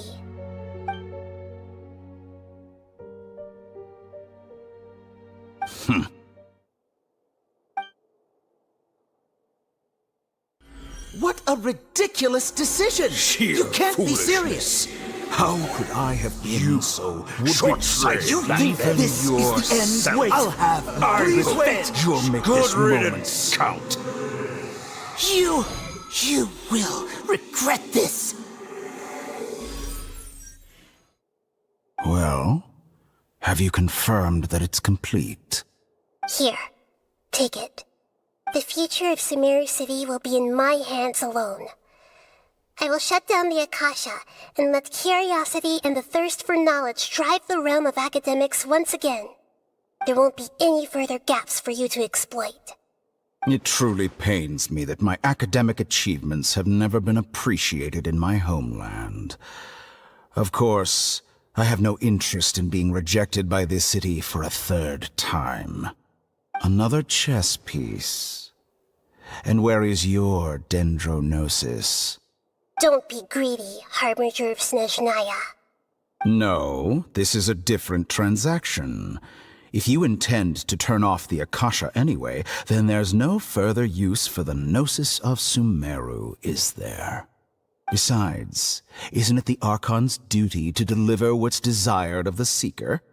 Oh, judging from your expression, you don't seem to find the idea very agreeable. Then let's think of it this way. Since you're the god of wisdom, how about I exchange some knowledge with you? People exchanging knowledge with the God of Wisdom is the stuff of legends. Yet here you wish to exchange knowledge for the God of Wisdom's property. Arrogant as that is, it has piqued my interest. Let me ask you, have you in all your mighty knowledge ever heard the rumor that the skies of Tevat are fake? Huh? That's the secret hidden by Irminsul concerning the truth of this world.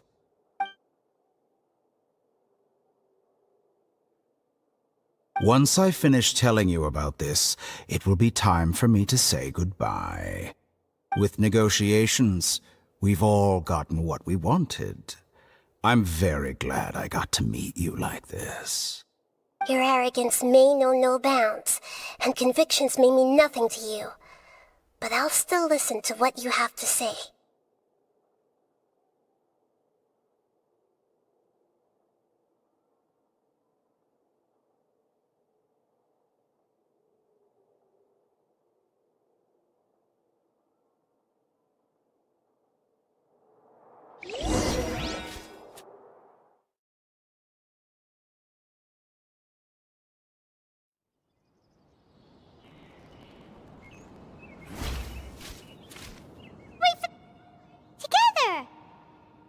Okay, wake her up.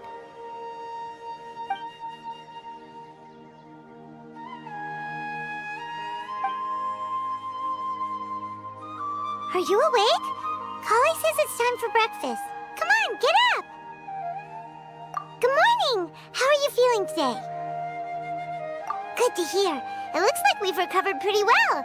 Not even Tainari could stop us from going out now, right?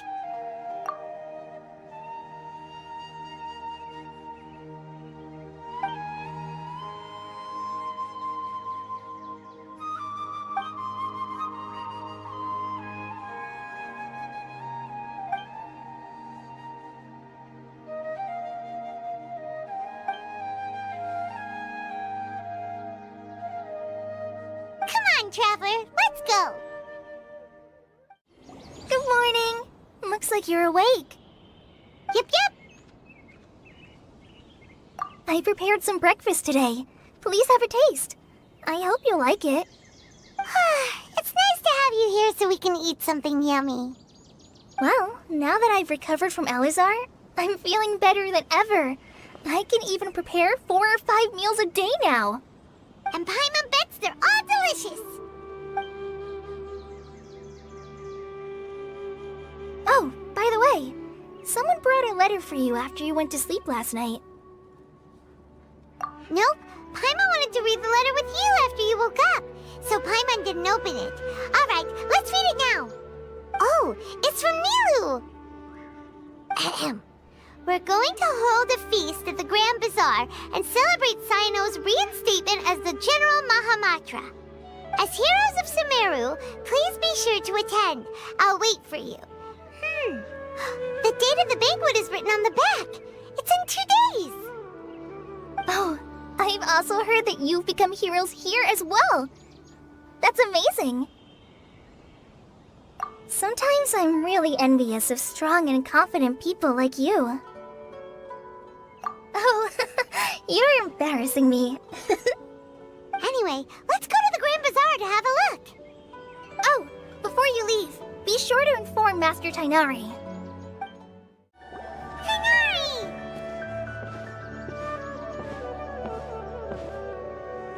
Good morning. How do you feel today?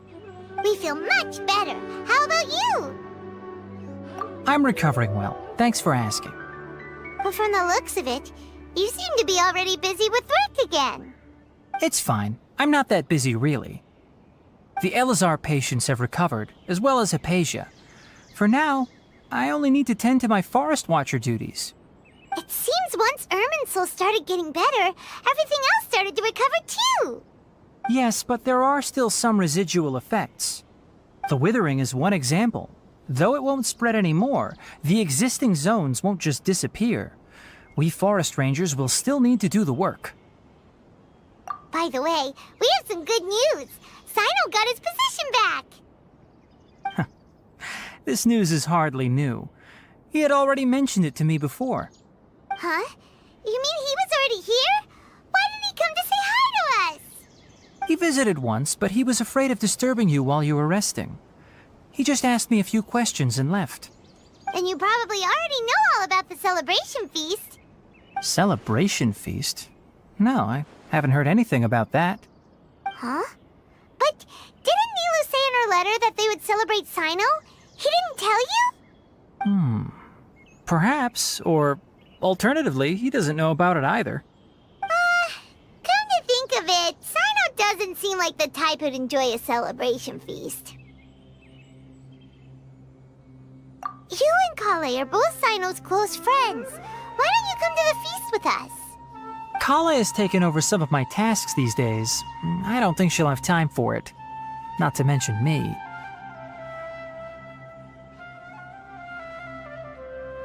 You see, some VIPs have come to the forest recently. Huh? VIPs? Very important Paimons? Well, technically speaking, they are former VIPs. The sages involved in recent incidents have begun their training in the Avidya forest, and the people they had previously imprisoned have all been released. Huh? Yes, he's a little weak, but he isn't injured and his condition is stable.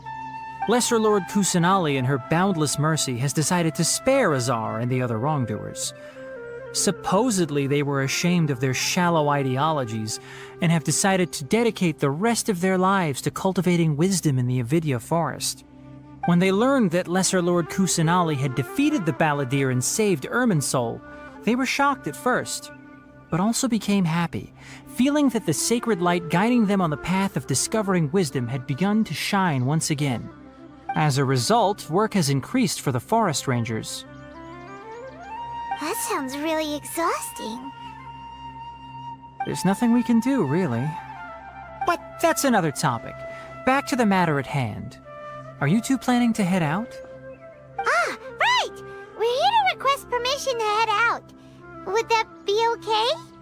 You've recovered well. You may go, but be careful.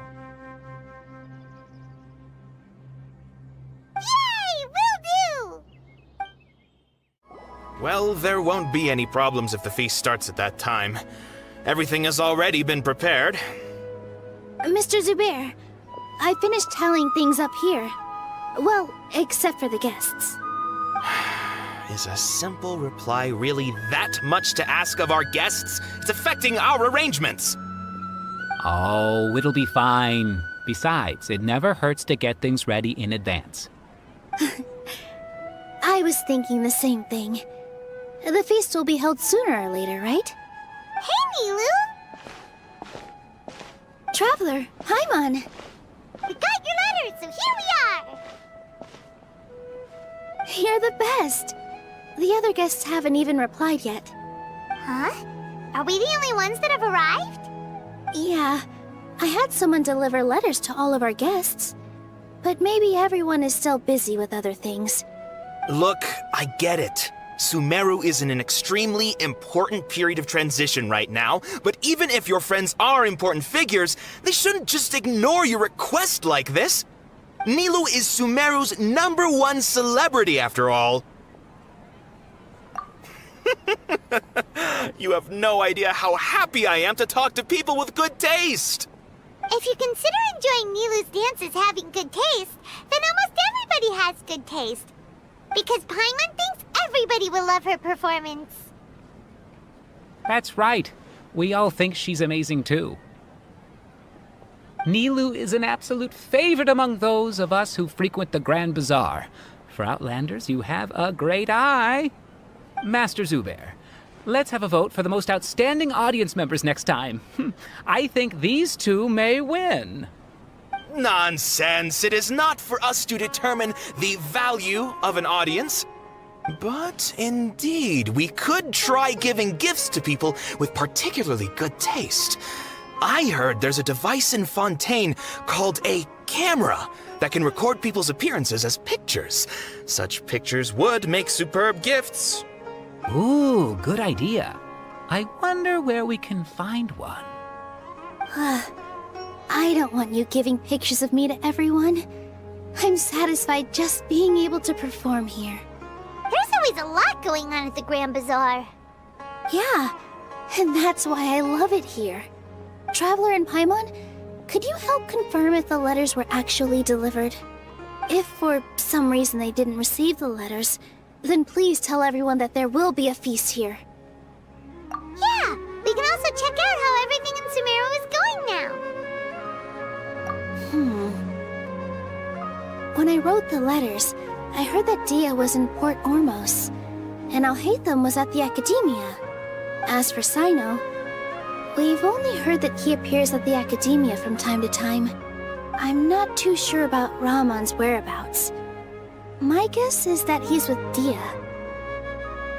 As for Dunyarzad, I just hope she's feeling better.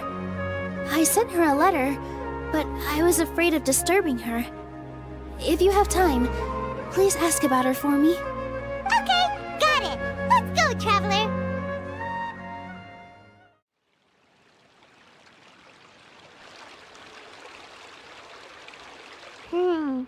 We haven't seen Alhaitham anywhere. Let's ask that person over there.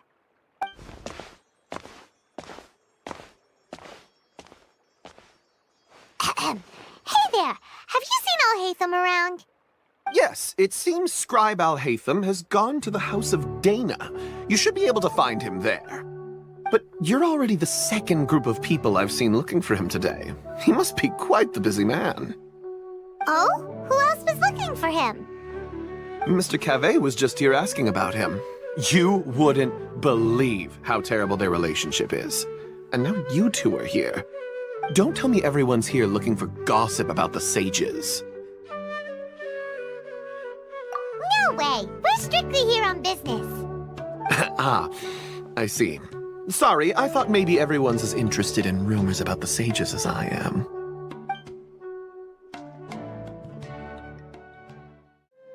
Alhaitham should be around here somewhere, right?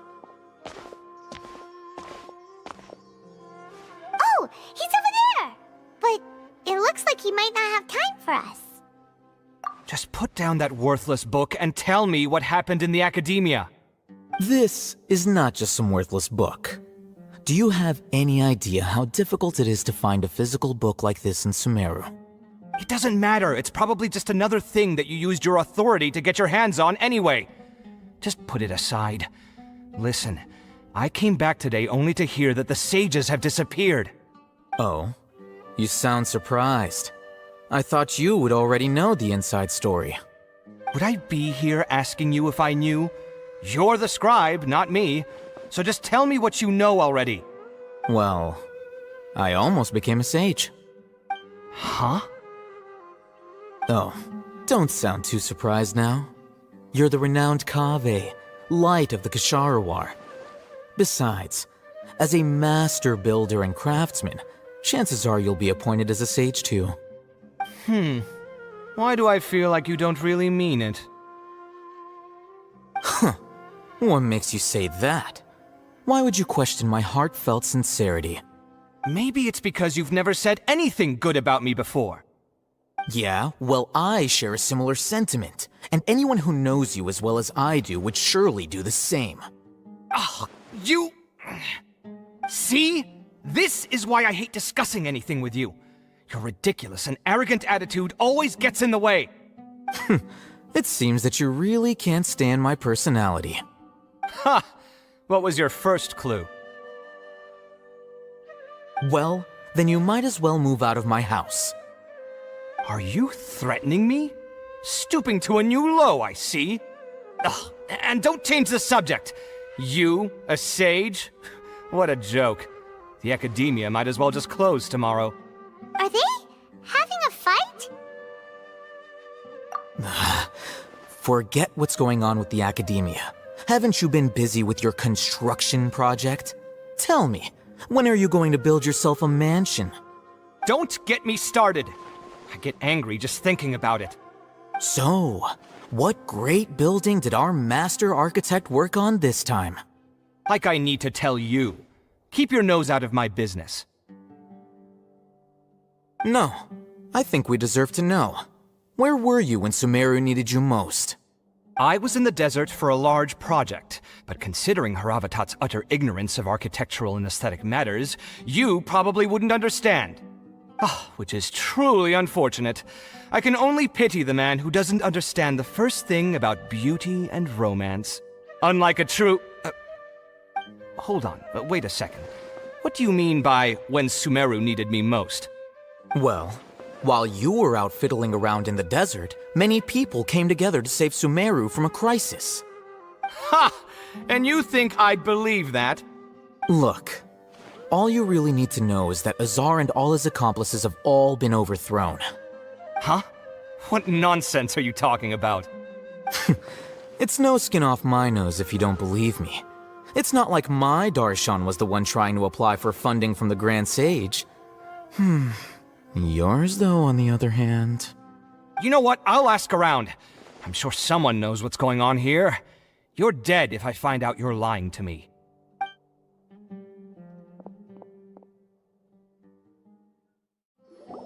Hey, Alhaitham! Oh, it's you two. What's the matter? We're running some errands for Nilu. Have you received her letter? Letter? Nilu said she sent out a letter inviting everyone to a celebration feast in 2 days at the Grand Bazaar. We'll also be celebrating Zaino's reinstatement as General Mahamatra. If she addressed the letter to Alhaitham of the Academia, then the letter should have gone to my office. I've been busy these days, so I haven't had time to check for any new mail at my office. I only now have some free time to attend to personal matters. Have you always been so busy with your work? Of course not. I'm only busy these days because several sages have been dismissed recently and the whole academia was practically turned upside down. Kainari told us they all went to train in the Avidia Forest. Apparently they will spend the rest of their lives there. That is already the best possible ending for the likes of them. 4 of the 6 great sages were possessed by their desire for power and attempted to create a new god. In order to pull it off, they even imprisoned the other 2 rational sages. To imagine such things could take place in the academia. I don't know where to begin. Yeah, you're right. Feels kind of strange to hear them called that after all this time. But then again, the 6 great schools sounded pretty impressive too. Yes, at least that's how they're supposed to sound.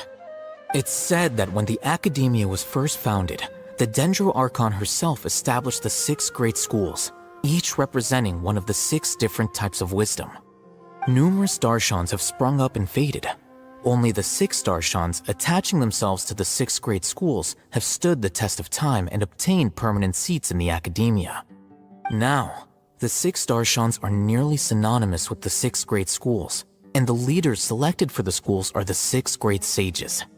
Among the 6 great sages, there is one central leader, the Grand Sage. Unfortunately, only the sages from Vahumana and Amorta remain now. They were imprisoned for opposing Azar and were only rescued after Azar's downfall. So who's managing things in the other 4 schools now?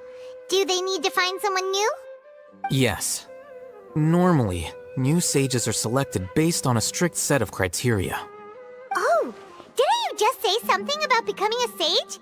If they pick you, then we'd have a huge connection in Sumero. Yes, about that. You didn't let me finish my sentence.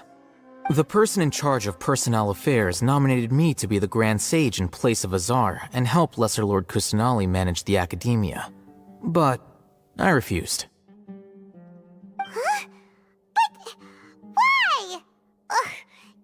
be a little more ambitious? I'm not even interested in being one of the 6 great sages. Like I said before, I don't like being a leader. Oh, all right. So are you busy these days trying to find others to take the job? That's not my job either. I'm only responsible for handling important affairs within the academia before the new sages take office. And the first thing I'll do is reject Kasharawar's application for funding. By the way, who was that other person just now? Is he your friend? Do we look like friends? Paimon doesn't know. That's why Paimon's asking. His name is Kaveh, my roommate. You could say he's the representative for Ksharawar scholars. Which is exactly why he always has so many problems. So everything that's happened recently must be a huge change for the people of Sumero. Such is the work of the Academia Scribe. Well, anyway, no matter how busy you are, since you are our planner, remember to attend the celebration feast in 2 days. Alright, I'll see you there.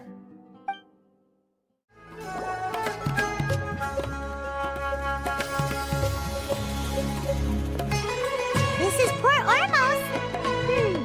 Now where could...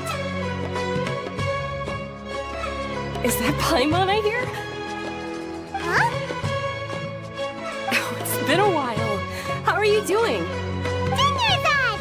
It's been so long since we've seen you! I'm doing well.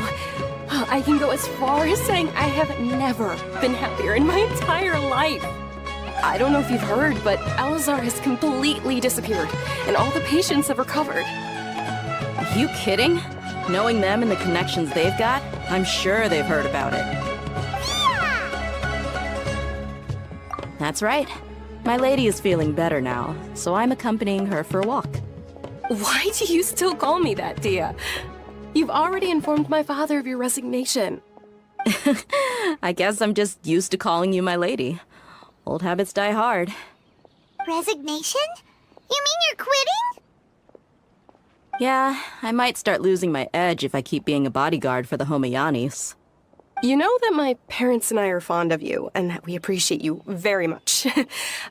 It wouldn't be a problem if you wish to continue to be our bodyguard. I'm not a woman that's easily persuaded. You should know that by now, my lady. When I took this job, I had already decided that I'd quit as soon as you'd recovered. It's time for me to get back out there and chase that horizon. So what are you gonna do now if you're not gonna be a bodyguard anymore? I want to take a risky job and put my body to the test again. Huh? But we literally just finished one of the most dangerous jobs ever! Are you getting bored already? I know. If I hadn't joined in that plan with you, I wouldn't have come up with this idea. I guess I still get fired up by that feeling of going all out in a fight. It made me realize that I'm still a mercenary through and through. Life is short, and I'm happy that I got to be a part of that operation. But the whole thing also made me realize that there are still many problems in Sumero. And as a desert dweller, I'm still not completely ready to settle down on this side of the wall. Well, I remember a friend had someone bring you a message. You mean I'll hate them? I didn't expect him to still remember that. I thought he was joking. We just came from talking with Alhaitham at the Academia. Did he tell you that he suggested that I come work at the Academia? What? I heard that Azar and his cronies fell from power, and Alhaitham told me that now was a good time to find a job in the Academia, but only if I wanted to. Whoa. Paimon can't see you being anything other than a mercenary. Me neither. But I think Dia would look great dressed up as a scholar. Ugh, forget about it. I wouldn't last 10 seconds in there. Alhaitham probably just liked the way I worked and knew I'm good in a fight. So he suggested I find some work in the Academia. But you know, if you take him up on the offer, Sino might actually agree and let you become a Matra. Because you're super amazing! The Matra have all the talent they need as long as they have Sino. I prefer to be free to live however I choose. In fact, I chose this job from the very start because I knew it'd be right up my alley. Even if being a mercenary means facing all kinds of danger. A lion has to return to the wild sooner or later. If anything, being your bodyguard has been unfamiliar territory for me. I don't want to see you go, but I'll respect your decision. I'm glad to hear you say that. Come on, no need for the sad face. It's not like we'll never meet again. Once the whole Dendro Archon thing is settled, everything in Sumero will take a turn for the better. That makes me happy too. But a peaceful society will probably mean less demand for mercenaries like me. Before long, we'll be a dying breed. So I'd better get to work while I still can. Huh? But, wait a second! You make it sound like you're leaving now! Well, no, not yet at least. I promised my lady I'd stick around until next week. So, have you been in Port Ormos this entire time? We were wondering if you had received a letter from Nilu. Oh, did Nilu write to us? She heard that you were seen in Port Ormos, so she sent the letter here. Huh. It was probably sent to the inn that we're staying at.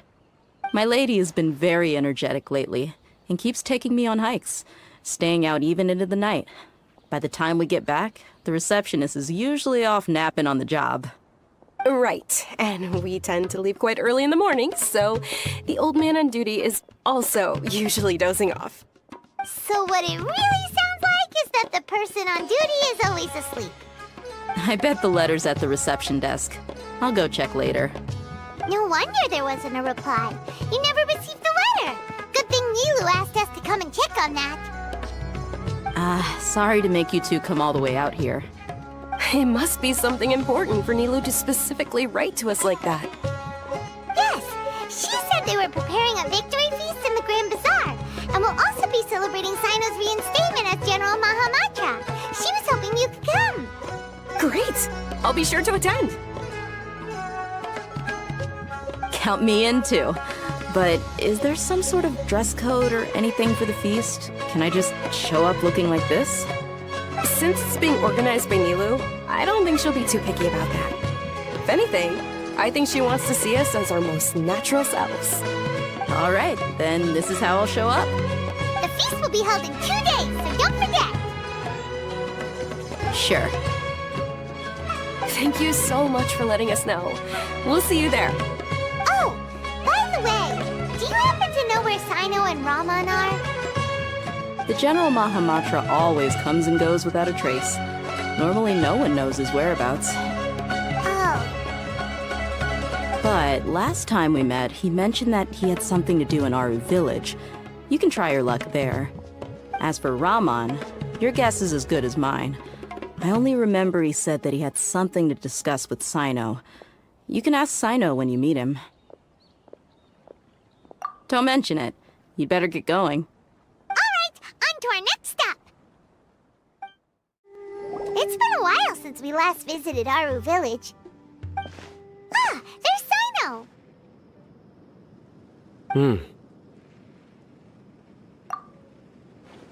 What brings you here? We recovered well, and Tanari agreed to let us leave, so now we're out and about again. It seems Gandharvaville's medical treatment is still as good as ever. And Tanari is recovering well, too. That's good to hear. Yeah, you're the one who brought us to him when we lost consciousness, right? Thanks for that. You're welcome. Tainari has excellent medical skills, and Kale is quite attentive.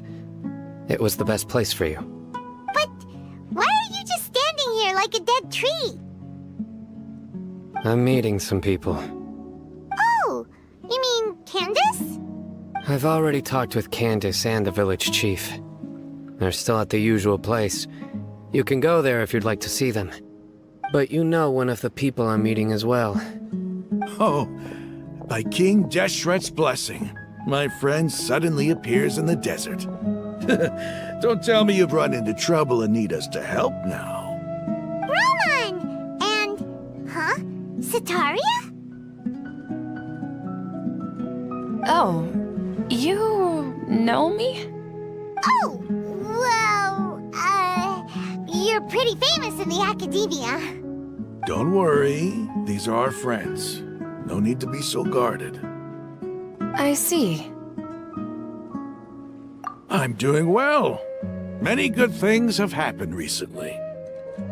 Same here. Really, I feel that my whole life has started to shine after suddenly finding a new direction. Oh, tell us everything. Yeah, you go ahead. Alright, well, I suppose I should start by saying I've decided to leave the academia. What? It's not that I've given up on being a scholar. Instead, you could say I've found a new identity. I will no longer pursue research like a typical scholar, but I have not completely given up on my relationship to knowledge either. I can see what you're saying now. What do you mean? I plan to leave the academia and return to teach here in the desert. Wow, so you want to become a teacher? Sataria will return to support education here and teach people from the desert. She can't teach everyone on her own, but there are many of us Eremites all over Sumero. She came to discuss a collaboration with me and hoped that I could bring her ideas to the Eremites. Yes, it's my hope that the Eremites can help me select a group of smart people with the best aptitude for teaching. I'll teach them, and after they've finished learning from me, they can go educate more people. That is the true meaning of education and the spreading of knowledge. The people of King Deshret suffer from sandstorms, exile, and ignorance. Miss Ataria is more than welcome to come teach here. Her arrival is like a star shining in the desert night. The stars have always guided caravans, thieves, soldiers, and travelers who get lost in the night. They lead those in the dark out of trouble and back to safety. Oh, please, where's all of this coming from? I'm starting to feel a little embarrassed.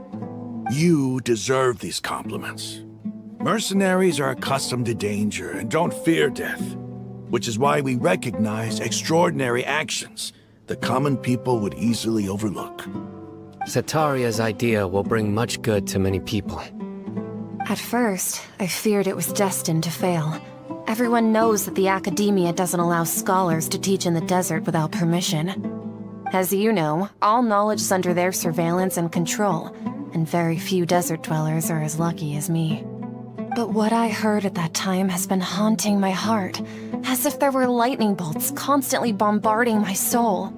Sataria, you tread a treacherous path, and the longer you ignore it, the tighter the academia's grasp on you will become. Sataria, why haven't you gone home? Never forget that the desert that belongs to you lies elsewhere. Miss. These words sparked something in me, and I knew that I had to bring something back to my people after going home. I gathered up the courage to approach the Grand Sage, only to find that he was no longer at the Academia. Lord Sino told me that Azar didn't belong there anymore. Azar has received much-needed punishment. Though, if you ask me, it may have been too light. You probably have already heard. Lord Sino helped me obtain permission to leave the Academia for the desert, and accompanied me here to discuss collaboration with members of the Eremites. My plan was able to go smoothly thanks to him and Rahman. You're all doing so much for the desert.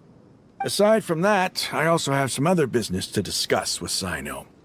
Lesser Lord Kusanali has allocated many resources to support and develop the desert. I've done some business for her, and part of it required the assistance of the Eremites. I applied for a few batches of educational materials from the Academia, and sent them to several groups in the desert, as instructed by Lesser Lord Kusanali. I believe the people will make good use of them. That's exactly what the people here need. Physical books and other related items.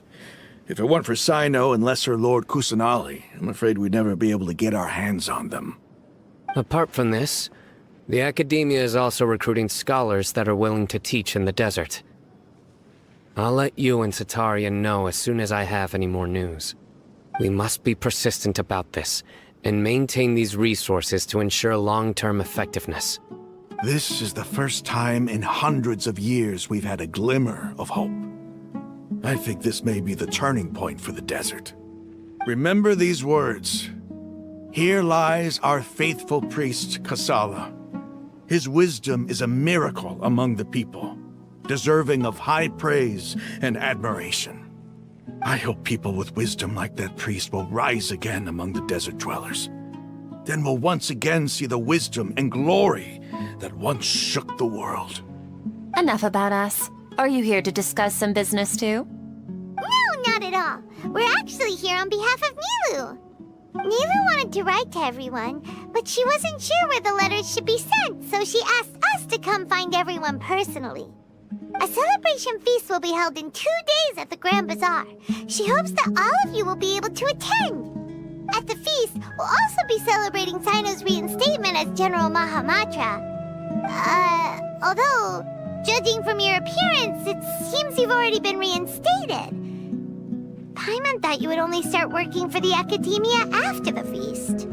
Celebration? Feast? It's the first I've heard of it. Tighnari was right. He really didn't know. This feast is for you, Sino. Sounds to me like you'll have to be there. It's rare to see that kind of expression from Lord Sino. You must not like feasts very much. No, not really. But I'll go. Well, I still have a lot to handle here. Besides, I need to look after Miss Sataria in the desert, so I'll have to pass. I'm afraid I won't be able to join you. Although, if you'd be so kind, please give a message to Miss Nilu for me. The message is, I'm sorry for how I treated you before, but now I understand the beauty of your dance. It's like a light shining in the sky. You and the art you symbolize are not only beautiful, but also lively and powerful, so much so that it was prohibited. Please keep dancing, and someday, I'll be able to appreciate your art in person. Okay, we've got all that down.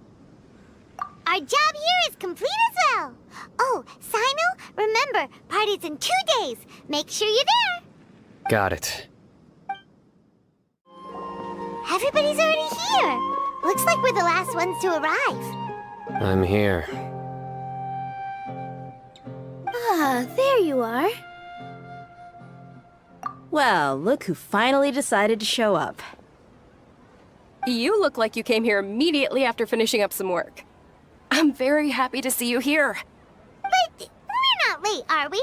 It's just that everyone else arrived ahead of time. I propose that the last one who arrived be put in charge of today's speeches. Nah, there won't be any speeches today. Oh, really? Well, even better. Come join us over here. Let's share some great food and drinks, and chat about all sorts of fun things. Everything looks quite good. Wow, Paimon can't wait! Traveler, just look at all the delicious food here.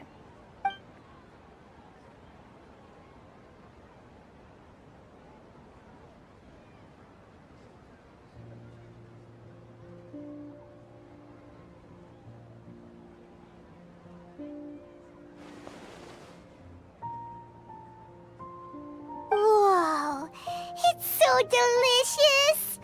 Oh, this grilled meat tastes amazing! The food was specially prepared for you by everyone in the Grand Bazaar. And we have gifts that were sent by the residents of Sumero City when they heard we were holding a feast. Everyone that came said that you saved Sumero, and wanted me to thank you all on their behalf.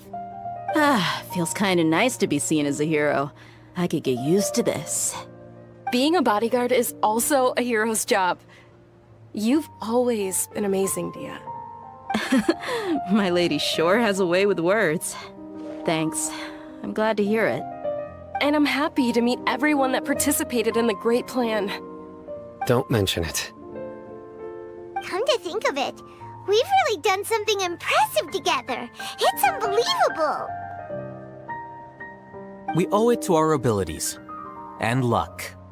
Really? Why do I remember everybody thinking that luck was against us and feeling like we hardly had a chance of succeeding? That's how I remember it too. It's luck that brought us together, and it was luck that let us form a team. Then, it took even more luck for us to formulate a plan and implement it successfully. Moreover, judging from the results, everything worked out well. Yeah, everyone gave it their all when it mattered most. It was almost like a performance. We took the stage and put on our best show. Everyone played their part, and thanks to everyone's efforts, the performance was a great success. So, would you say we're good actors too? It's such a blessing that Lesser Lord Kusanali was able to return to power at the Academia. Yes, even after being abandoned and neglected so many times, she's finally returned. Uh-huh. Lesser Lord Kusanali once used all her power in a great disaster, which resulted in her losing all her wisdom and memories of the past. The Academia basically abandoned her because of it. This should be something everybody should remember. Huh? You look surprised. I didn't say anything wrong, did I? No, everything you said is correct. That's good. Something wrong? Yeah, what's with that face? You knew all of this already. Even if those two giants of the Academia are here, I still have to say it. Those sages really have some nerve. 500 years ago, Lesser Lord Kusanali used all her power for the people of Sumero, and what did they do in return?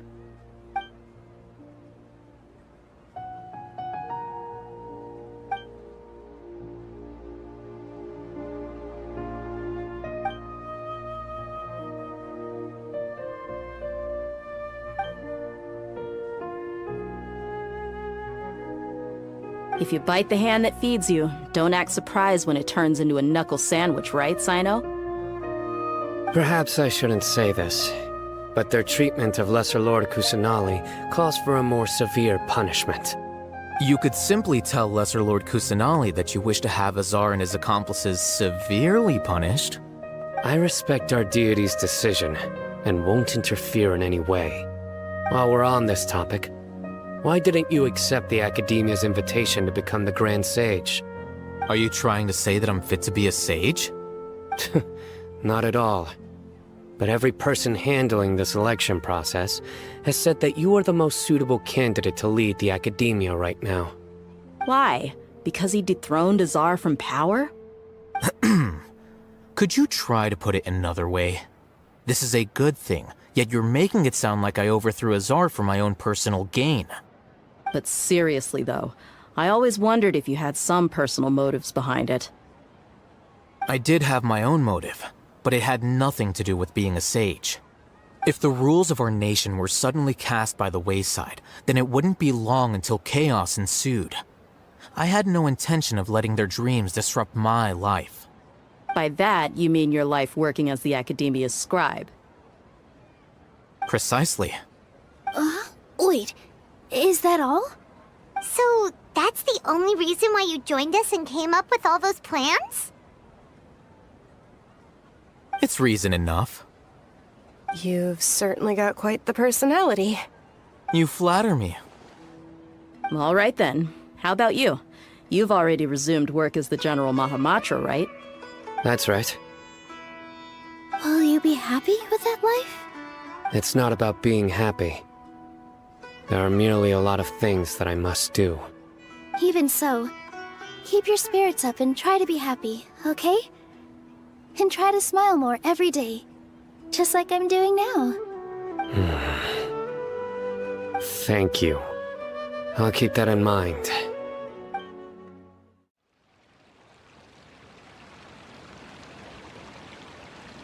Hey, what's wrong? Your head is starting to droop. Hey, you can't just fall asleep here. Paimon will go find something delicious for you to eat. You'll wake up once you've put something yummy in your tummy. Of course, just wait here for Paimon.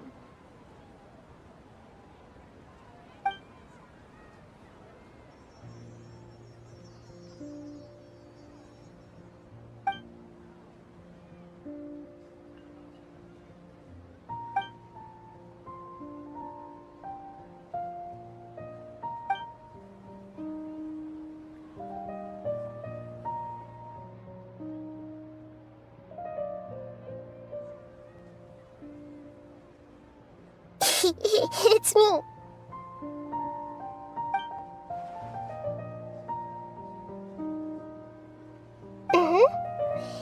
You may blame me for being a bit too self-indulgent.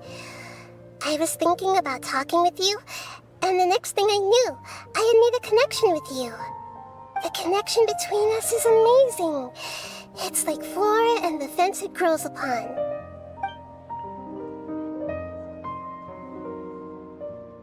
I heard there's an amazing celebration feast today at the Grand Bazaar. I wanted to have a look for myself, so I snuck in. Lately, I've been so busy dealing with all the fallout from recent events, so I really haven't had any free time. Although you've already helped me with a lot, there's still one more thing I hope you can help me with.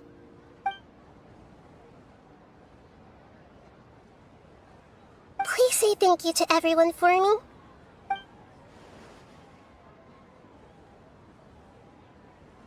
Oh, is it not convenient for you to do that for me?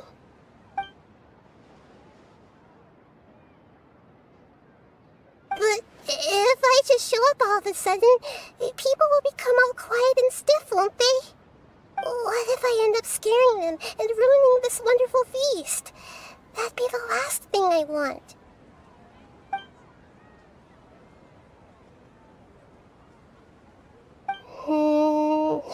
Let me think about it. Okay.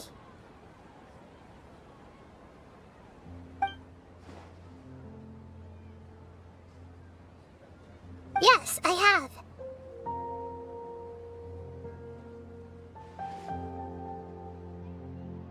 You said I should go thank everyone as myself, right? So... I've decided to borrow your body for the time being. Please don't blame me. The flora also climbs up to the fence to get closer to the sky.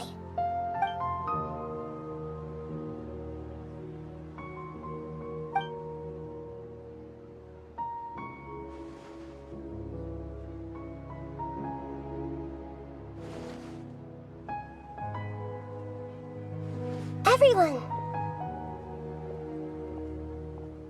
Are you awake now? Paimon was just about to bring you the food. It's me. Huh? That voice. Nehira? Hold up, what's going on? I didn't expect to have a conversation with the consciousness of Lesser Lord Kusanali in the Grand Bazaar. Interesting. Is this also a part of the feast? No, of course not. Are you... Lesser Lord Kusanali? Hello, Nilu. You know who I am? Yes, I already know every one of you. Nilu, Alhaitham, Sino, Dia, Paimon, and Dunyarzad.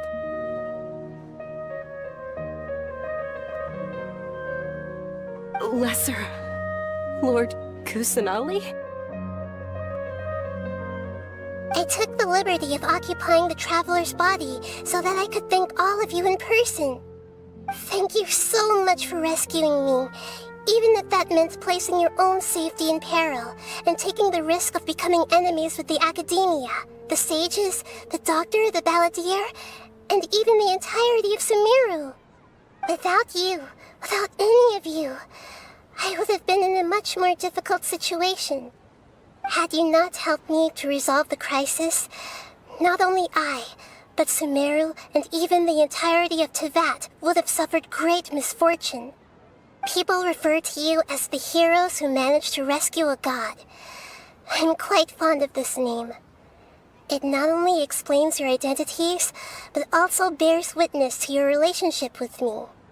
Please, allow me to present to you my most sincere gratitude. Lesser Lord Kusanali, you have done so much for Sumero, and I didn't even have a chance to do anything for you. You don't have to do this. Dunyarzad, the suffering you endured during your illness is also proof of you being with me and praying for me. Thank you. You don't need to be so ceremonious. It's always been my duty to protect you. This is how the relationship between the Academia and Dendro Archon should be. We just did what was necessary and set things back on the right path. You're an Archon, but you act so humble. You really don't need to be so polite with us. I'm honored to have been able to take part in this plan. I hoped you liked the dance I dedicated to you. Thank you, all of you. Thank you so much.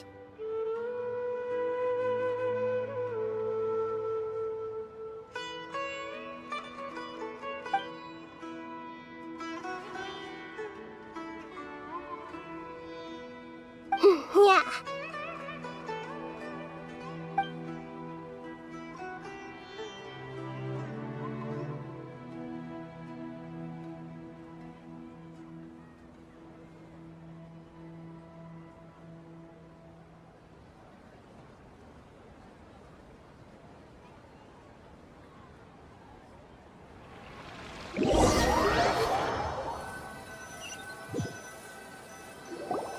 Are you awake?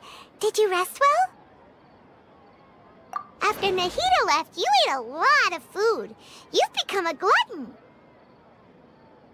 That just means you still have a lot to learn from Master Paimon, the Sage of Gluttony! Alright, since you're awake now, should we go and have a chat with Nahida? She should be in the academia right about now. If you have any questions, now's your chance to ask. Nahida! Hello, Traveler and Paimon. What a fantastic night. I'm still immersed in all the happiness and joy, like a candle floating on water. So are we, and that's why we're here to talk with you. Is there anything you want to know? After recent events, the Akasha can no longer function as it used to. I've given it some thought, and have decided to shut it down permanently. But this is definitely not a bad thing. Even from the beginning, I've been planning to shut it down. The Akasha's centralized administration of knowledge has always restrained people's curiosity and curtailed the number of paths available to them. I don't think this is good for Sumero. Although people may initially feel a little uncomfortable with the loss of the Akasha, they will soon understand that this life is more suitable for them. And as for the future of Sumero, I'm preparing to regain control of the academia. The former sages have received their punishment, but the new sages have yet to be selected. I will oversee the process personally. I hope that the new 6th grade sages will be more focused on academics. Sumero needs such leaders more than ever.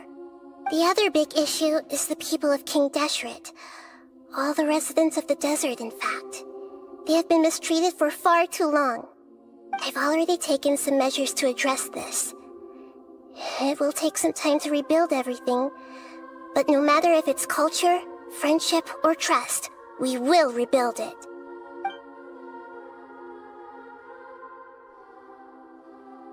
You mean, what happened after the doctor put you to sleep? Not exactly. The top-ranked Fatui Harbingers, up to number 3, possess power comparable to that of gods. I was no match for him in that kind of situation. However, in spite of the bad situation, I still managed to make a fair deal with the doctor. I'm sure you remember the entity that changed your fate, the Heavenly Principles. In fact, the Heavenly Principles has been quiet since the Conria disaster 500 years ago. I used this point as leverage against the doctor. I told him that the Heavenly Principles may be awakened if I destroy the Gnosis. Although it was just a bluff, he still fell for it. I assumed that the Heavenly Principles wouldn't just stand by and let such extensive damage to its laws take place. And as for what I exchanged for the Gnosis, the exchange served as both punishment for the doctor, as well as a boon of new knowledge that I couldn't refuse as the God of Wisdom.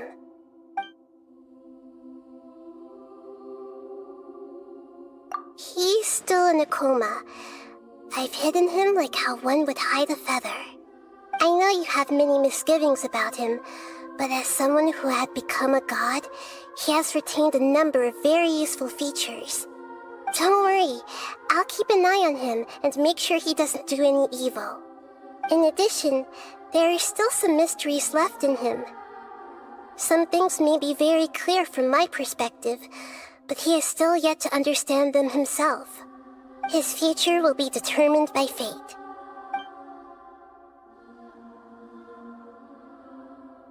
Is that where you're headed next? Fontaine, the Nation of Justice?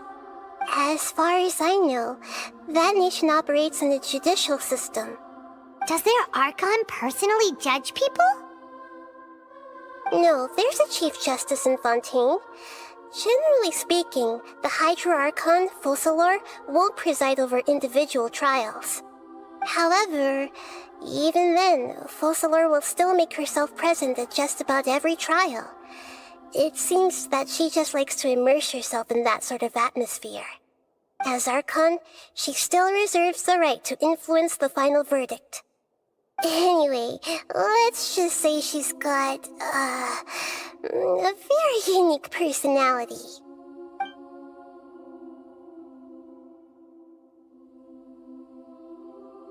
Are you sure? Isn't there something else you haven't asked about yet? Huh? You mean... About your brother.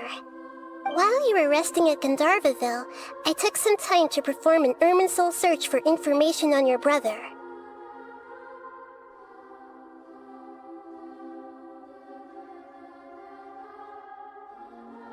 Yeah! Isn't Irminsul a repository for all the information and memories of Teyvat? So there shouldn't be anything on her or her brother. This is true in your case. Irminsul indeed does not have any information on you. However, there must be something different about your brother. Because, as it turns out, the world has recorded information on him after all. What? There's only one possible explanation. He belongs to this world.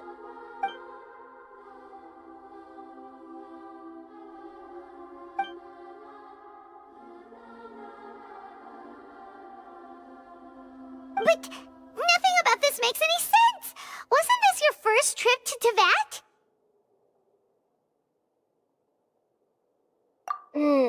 According to the records I was able to access, your sibling suddenly appeared in Conria. After the Conria disaster, he began his journey through the 7 nations of Teyvat. But just as his journey was about to reach its conclusion, the Irminsul records on him suddenly become fuzzy. What do you mean, fuzzy? Did something happen to him? All I know for sure is that somebody, for reasons only they can know, is deliberately obfuscating his fate. And whoever it is, if they can do that, who knows what else they're capable of. But even that wouldn't explain how he somehow comes from this world.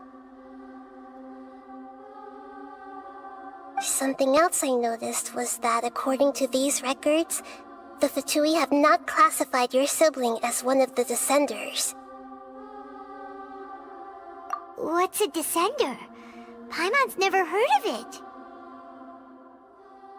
Look, I'm sure you must be curious about the information I received from the Fatui in return for my gnosis, right? A very important part of the intel was about this world's Descenders. External beings, ones that don't belong to this world. Traveler, you are Teyvat's 4th Descender.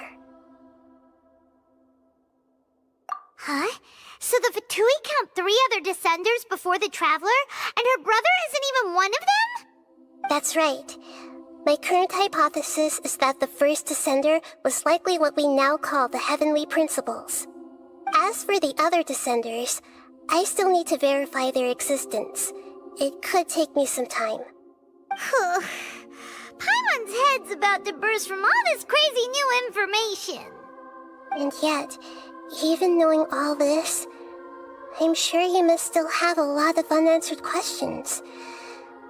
I must say, I truly regret that I can't help you more as the God of Wisdom.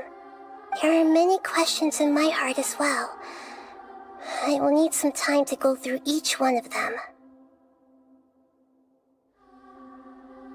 And soon, you'll also begin your journey anew and depart from Sumero. I'm very interested in your future.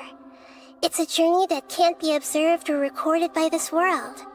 If fate is the ultimate knowledge, then your future will be the ultimate fate. Paimon's sure glad we got to meet you, Nahida. The pleasure is all mine. I can't thank you enough. Alright, that's enough talk for today. If you ever miss me, just close your eyes, and maybe I'll appear in your dreams.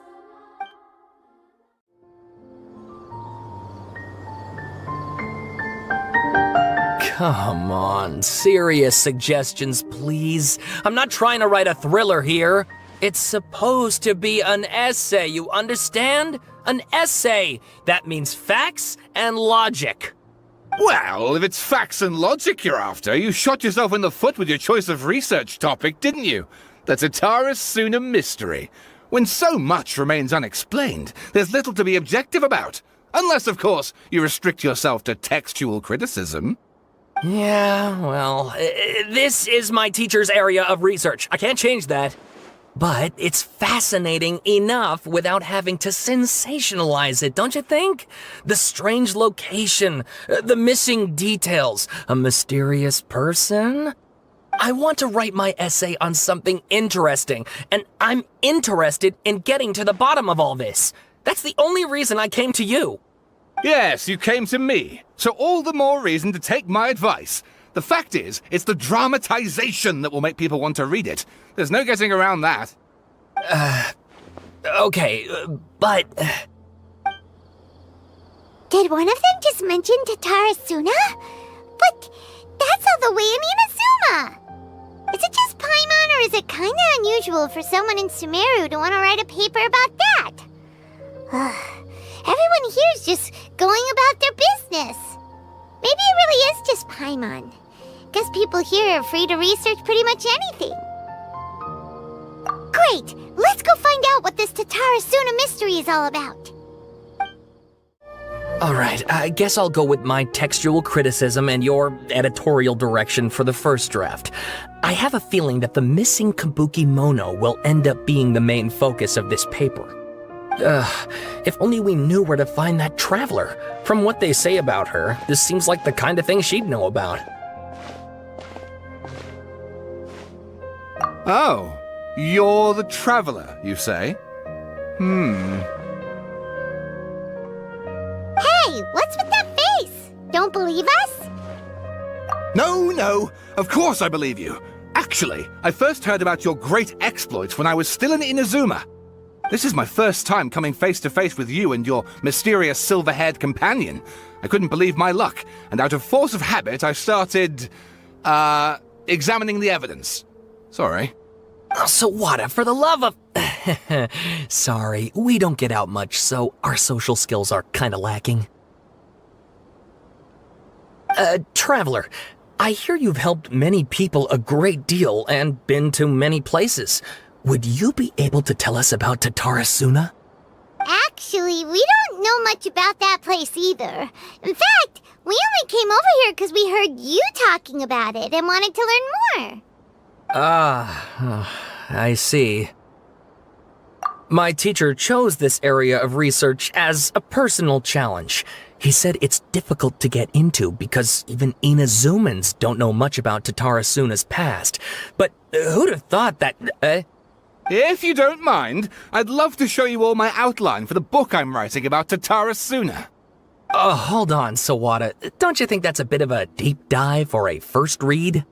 Well, fair point. In that case, please ease yourselves in gently by taking a look at Akaba's latest essay draft. Let me give you some background. This all started with the discovery of some records in Tatara Suna. The writings mentioned someone by the name of Mikoshi Nagamasa, who crafted a fine blade.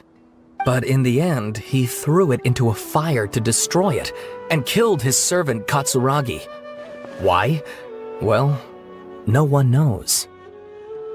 Apart from the swordmaker, his servant, and the one who wrote this all down, the records also mention a kabuki mono. This seems to be an Inazuman word for an eccentric stranger, someone who dresses funny or acts in an unusual way. That's right. Akaba's teacher has spent quite some time researching these events on the ground. This kabuki mono lived in Tatara Suna for a while before disappearing without a trace. And shortly afterwards, as Akaba mentioned, things got pretty ugly. So first this strange person goes missing, then a murder happens? Seems kind of fishy to Paimon. Yes, my thoughts exactly. So I helped out too. I asked everyone I could think of if they knew anything about what happened back then. And wow! Did I get lucky! Stop shouting! This part's important. I just wanted to make it stand out. It just so happens that a friend of mine works at the Government Records Office. He looked into it for me, and I can now confirm that all the aforementioned individuals did, in fact, live in Inazuma over 400 years ago. Even back then, Tatara Suna was already at the center of Inazuma's smelting industry. The man in charge was a government official named Niwa. Curiously enough, it seems like he went missing too.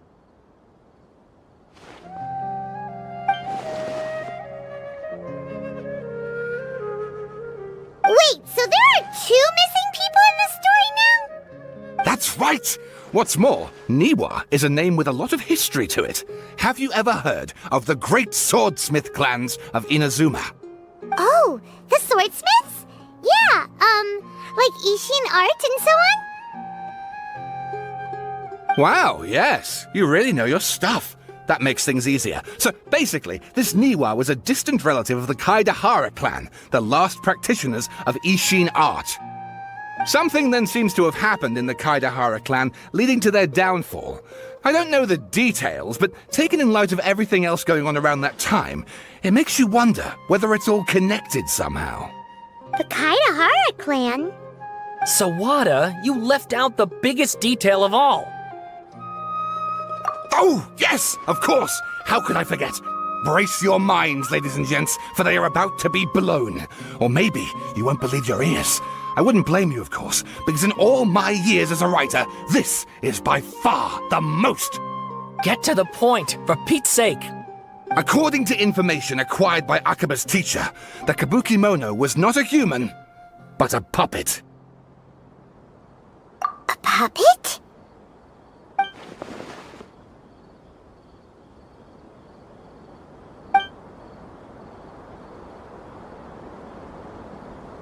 Aha!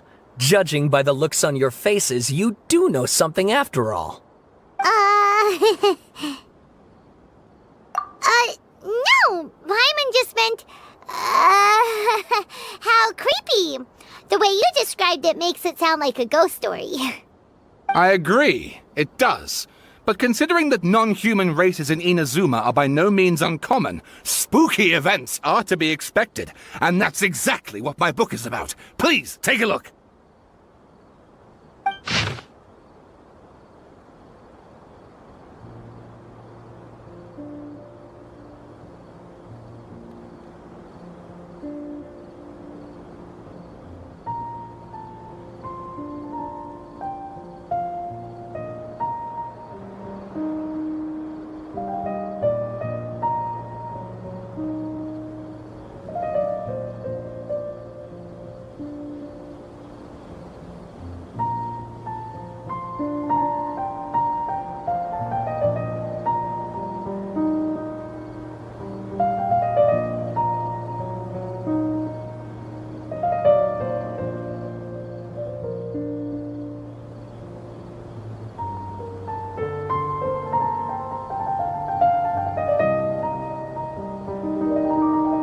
Oh, and please read my essay draft as well.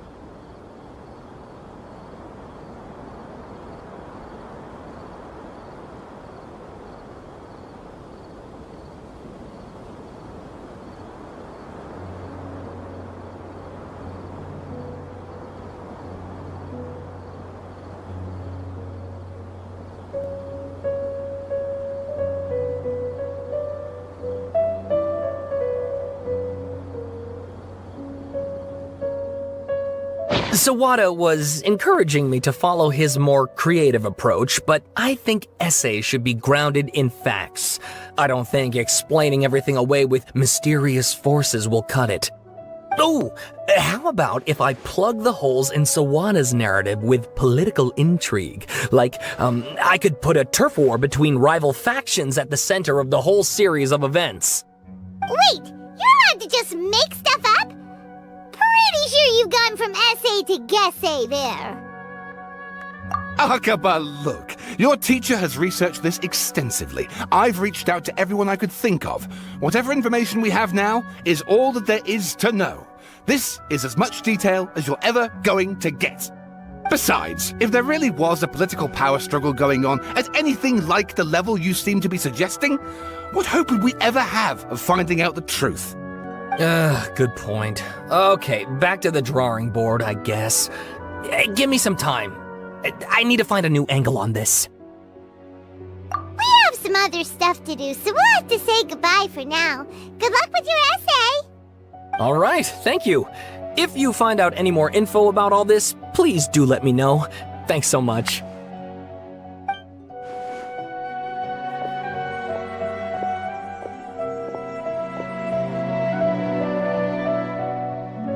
Hey, so that thing they were talking about, it has to do with the balladeer, doesn't it? Okay, then even if we did know something about it, we probably couldn't share it with them, huh? After all, we kicked his butt and got him locked up. Information about people like that is usually super confidential, isn't it? If you ask Paimon, Akaba should just pick a different topic. There must be as many essay topics as there are trees in the forest. There's no point in...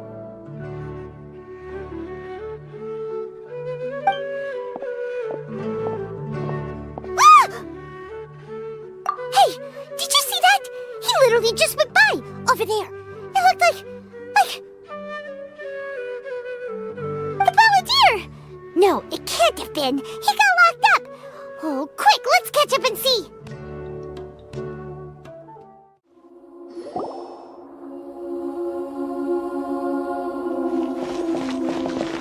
Traveler, Paimon, there you are. Nahida! Bad news. We just saw the balladeer strolling around in public. Did he escape or... Ah! It's him!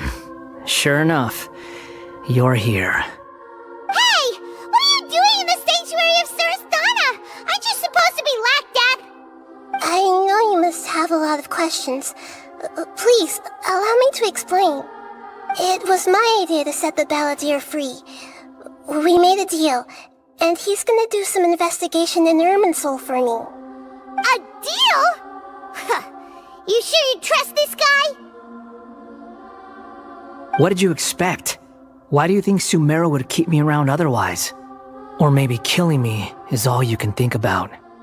But if that's the case, why haven't you done it already?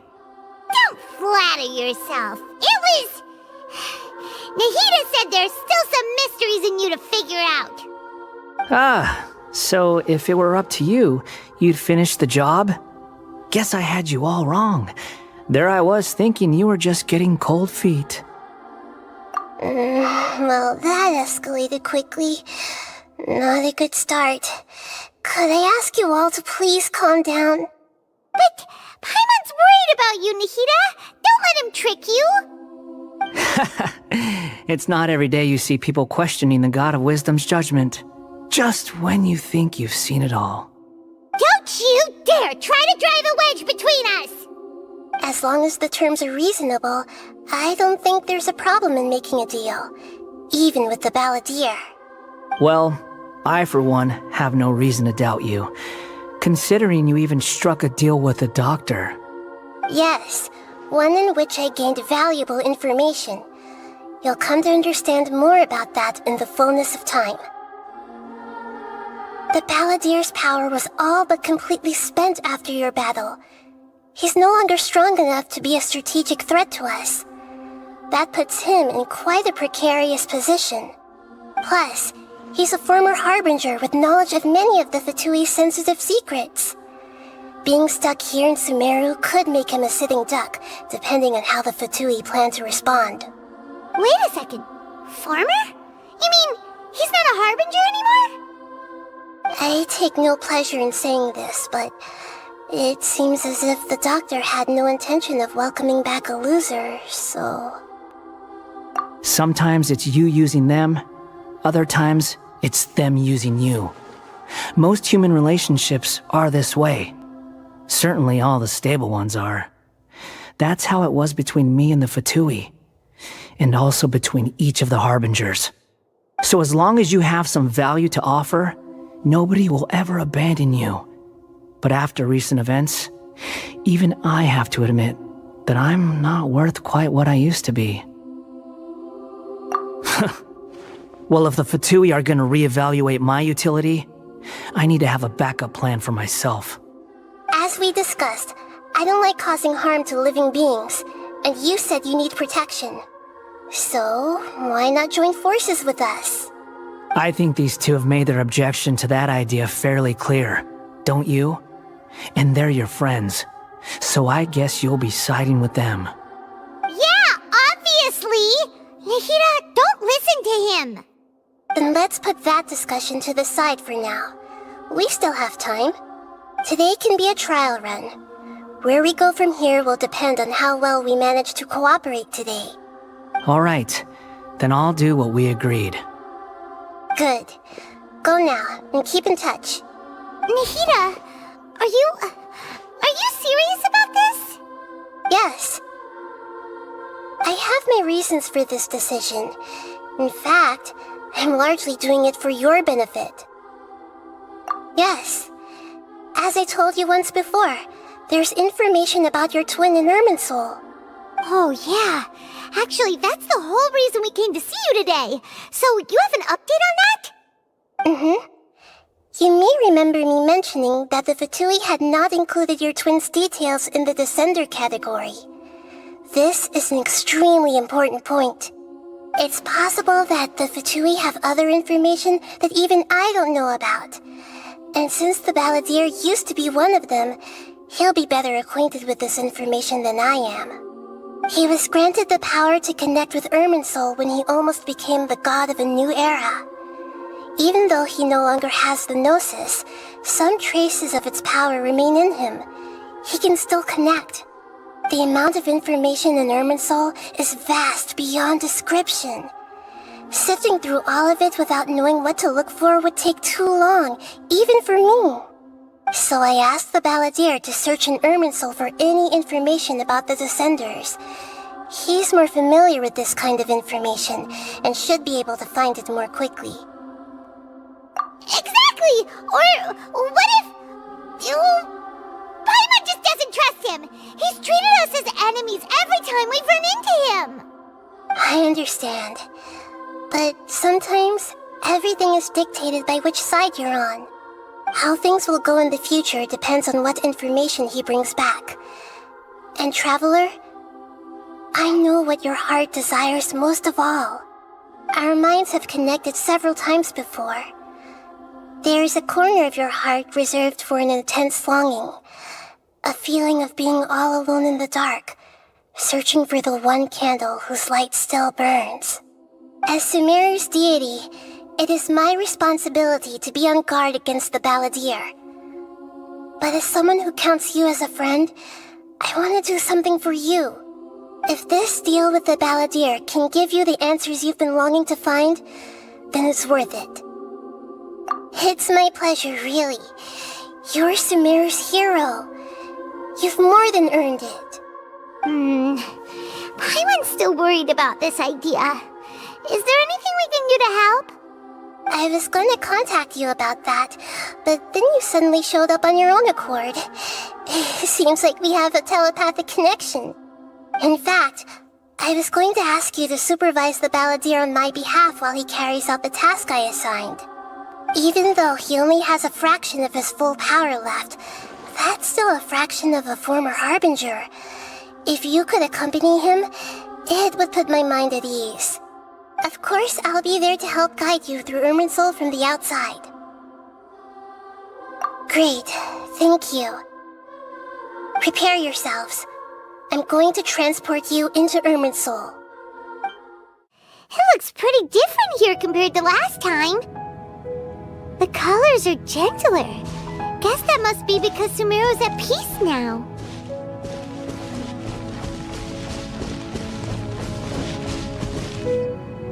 Look at that. Hot on my heels.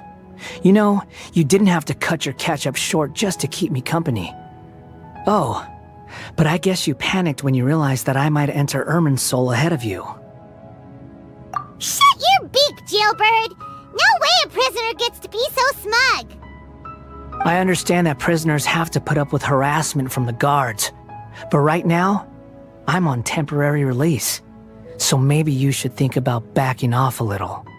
Sounds like a successful rendezvous. I need to be quite clear about something. In a few moments, you'll be entering into the innermost region of Irminsul. It is an environment like no other, and the most important place in all of Sumero. Unlike anywhere else, Irminsul's inner region consists exclusively of torrents of information. You must put aside your differences and be extremely careful as you navigate your way through. I know there are many grievances between you on both sides, but it is essential that you remain calm after entry. This is as much for your own safety as anything else. Fine, let's call it truce, but only until this mission's over. Let's cut each other a little slack, shall we? We are going to be traveling together after all. Per my agreement with Lesser Lord Kusanali, I'll be at the front. It's my job to lead the way and get rid of any obstacles in our path. All you have to do is keep your pretty eyes open and try not to fall behind. You sure are confident. Paimon will give you that. You make it sound like you're even more experienced at adventuring than us. If there are no further objections, I suggest we get going. Or did you need some time to mentally prepare yourselves? Ew! Ugh, the snark on this guy! It's unbearable! We can start now. Irminsul access granted. Initiating connection procedure. Is this a small sapling? Oh, darn it! Come on, let's catch up with him! Wow! So this is the inside of Irminsul. Ooh! Paimon's never seen anything like this. And it feels like a sacred place. Irminsul is closely intertwined with the entirety of Teyvat. Every bit of information flowing here means something. Pick your jaws up off the floor. It's time to go. Why is it that Paimon just wants to do the opposite of everything he says? Lesser Lord Kusanali, we will now proceed to the heart of Irminsul. Can you still sense where the heart of Irminsul is? Yes. Permission to begin searching for information there? Permission granted. Go ahead. Let's go. Stay close. Don't go running off. Hey, so... say we did go running off in here. What would happen? What are you smirking at? I was just imagining the look on your travel companion's face if you went and got lost. Anything's possible in here. You can't rule anything out. So if you want to stay safe, your best option is to stick close to me.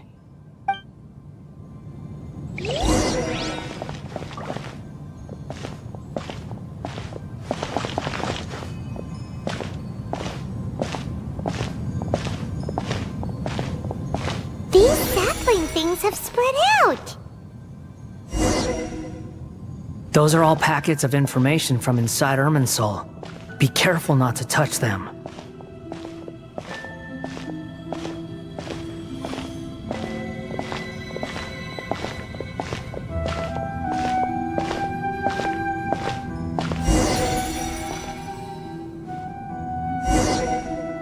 It looks the same in every direction.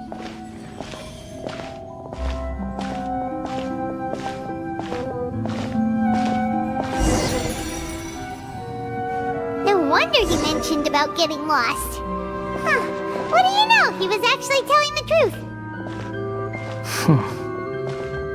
Is he mocking me again? What is it this time? There's a time and a place to lie, but this definitely isn't it. So why don't you relax your guard a little?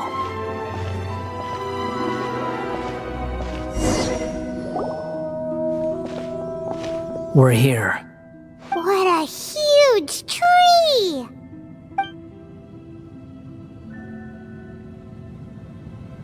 Lesser Lord Kusanali. Good, you made it. Are you ready?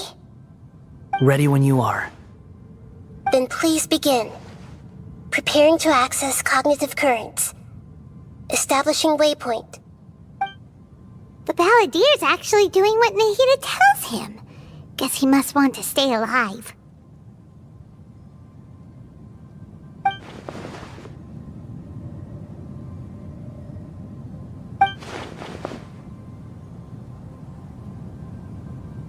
The rest is up to you. If you discover anything at all, make sure to share it with us. Will do. Huh. For once, we're the ones with nothing to do.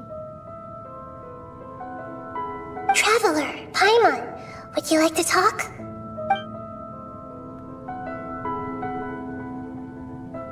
Yes, I've also invited Paimon to join. Huh? What the? We can talk to each other inside our heads?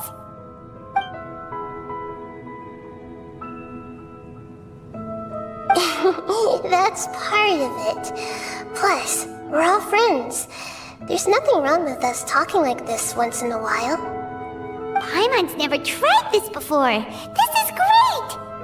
So, Paimon's been wanting to ask you something.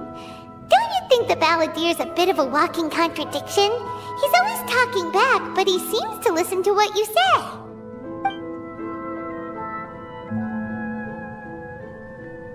As I've told you before, there are still some mysteries for him to resolve. Things that are clear as day to me, but that he has yet to understand. Perhaps today will be the day that he finds some answers.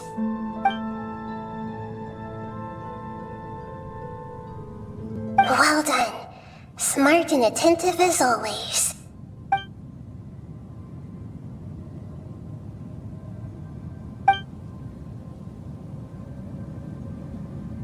So, you made contact with that part of his mind. Well, it's true. Betrayal turned the Balladeer into the person he is today. Huh. Paimon thought nothing could get under that guy's skin. Turns out, he can get hurt and angry just like anyone else. Everyone has a history, Paimon. Even if you're a puppet created by the Electro Archon. Speaking of puppets, we ran into two people at the Academia today talking about an essay. Turns out their topic was about the Tatarasuna incident. Nahida, do you know anything about that? If you mean the mysterious events, the Kabuki Mono and so on, yes. I know about all of that. Really? Because from what they were saying, it sounded like lots of Tatarasuna's history is still unexplained. And most of the information we have now is just from people filling the gaps with their imagination. At least that's what they thought.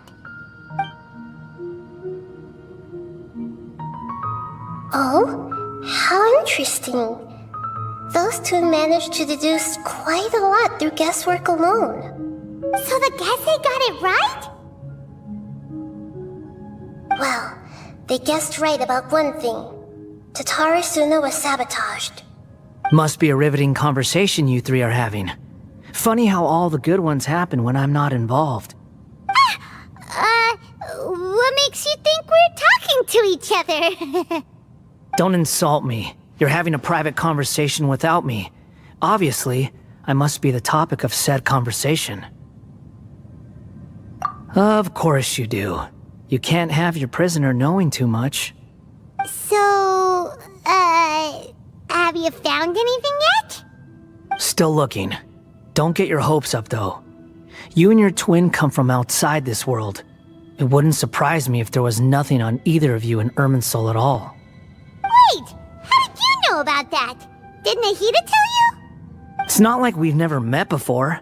And anyway, you're world famous. It'd be more surprising if I didn't know a few things about you.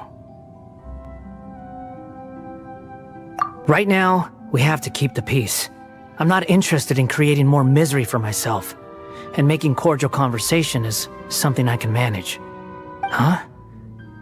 Wait. This light. It looks similar to those saplings. What could it be? Anonymous data. Hey, don't you forget the agreement! You have to share it with us! Shh. Just wait. Mr. Niwa, are you certain this is worth the risk? We are talking about Tatara Suna's furnace, after all. It may not pay to act rashly. There's no one else who can enter the furnace. It has to be me. Is that so? Well, since you insist. It's...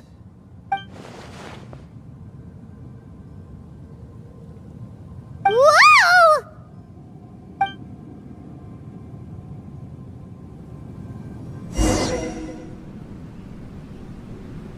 I have been in Tatara Suna for some time now. You have shown me great hospitality, as has Mikoshi Nagamasa, and indeed, everyone else. Under your leadership, Tatara Suna is a warm, welcoming place, like a giant village. People are gainfully employed, their lives have purpose. They are motivated. As I understand, the Raiden Shogun has, in recent years, eliminated much of the evil that plagued Inazuma. As for Tatara Suna, it was originally established as a means of safely disposing crystal marrow. The forging industry with crystal marrow as a raw material has since flourished, giving rise to generations of swordsmiths. Some world-renowned, others unknown, all passing on their legacy. Skills, blood, dreams. Every smith brought into this trade looks to find their purpose between steel and blade. That is why you accepted the proposal brought to you by myself and Akame. Yes, well, were it not for you coming to Inazuma and happening to make Akame's acquaintance, the two of you never would have joined forces. And he would be the first to admit that there's no way he could have revolutionized our forging process like this on his own. At least not on the same timescale. You allowed Akame to take all the credit for a method that you jointly developed. He sold it to me, and now every piece of ore here is smelted using the new technique. Even now, you remain one of Tatara Suna's key consultants, working right here alongside us. I believe it is you, sir, who are truly responsible for the changes in our manufacturing and forging methods. You flatter me. From the outset, I saw much that was commendable in the forging industry of Inazuma, and it has been my great honor to befriend you all. So you say, Escher. But is this really the truth? My good sir, what do you mean? I tried to resist thinking it was all connected. Because I didn't want to speculate. And I didn't want to believe that things could turn out this way. What have we gained from adopting your new technology? Ominous black smoke? Mounting production problems? Worker fatigue and casualties are up and continuing to rise at an alarming rate. And recently, as you well know, someone died because of that strange filth inside the furnace. We've kept the truth from spreading outside, but still, I suspect you understand it better than I do. None of the people who went out to get help have come back. Now, our mutual friend, the Kabuki Mono, is taking the Golden Feather to Narukami Island to seek an audience with Shogun. This is our last hope. But that doesn't faze you, does it, Escher? Nothing does. Otherwise, why would you still be standing there with that smile on your face? I'm just surprised that you finally chose to be so sincere. I'm sure you've been harboring these suspicions for quite some time. Mikoshi Nagamasa may have noticed that there was one common denominator among all these events. Namely you, Escher. But Mr. Mikoshi is more cautious than I. He does things by the book. After all, Nagamasa is the adopted son of Mikoshi Torichio, the yokai struck down by the Shogun's own hand. If he truly seeks to redeem his family's honor, an abundance of caution is well advised. You're well informed on the subtleties of his situation for a mechanic all the way from Fontaine. Are you sure you're not a little overqualified? Why, Mr. Niwa, are you suggesting I find a job as a diplomat? Sadly, I am so very attached to my craft. Enough, Escher. I'm here because an evil force is raging inside the furnace. And someone needs to take your new device inside the high-risk zone so we can absorb it and put an end to the problem. I'm in charge here. And I'm about to take some responsibility and head inside. Probably to my death. But what about you? What are you still doing here? Judging from the look in your eyes, you don't seem to trust me. Drop the act! We're past that now. Whoever you are, it looks like your plan to destroy Tatarasuna has worked. I just want to know what you're still doing here. What's left? Don't you have all your answers by now? Honestly, I'm just waiting for the right moment. A moment like this, where you finish talking and I stop you from entering the furnace. You...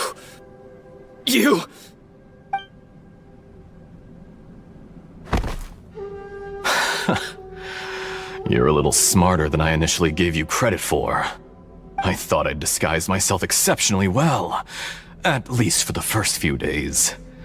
But to my surprise, you had your people look into my background right from the start. It's a long journey from Inazuma to Fontaine, but that didn't stop them. Eventually, they managed to confirm that Escher was an alias, and that I was not from Fontaine at all. And yet, despite all of that, you still fail to realize my true identity, and what I seek in Tatarasuna. Did you really think you would be able to see through my plan? If you kill me, there's no one who can get inside the furnace.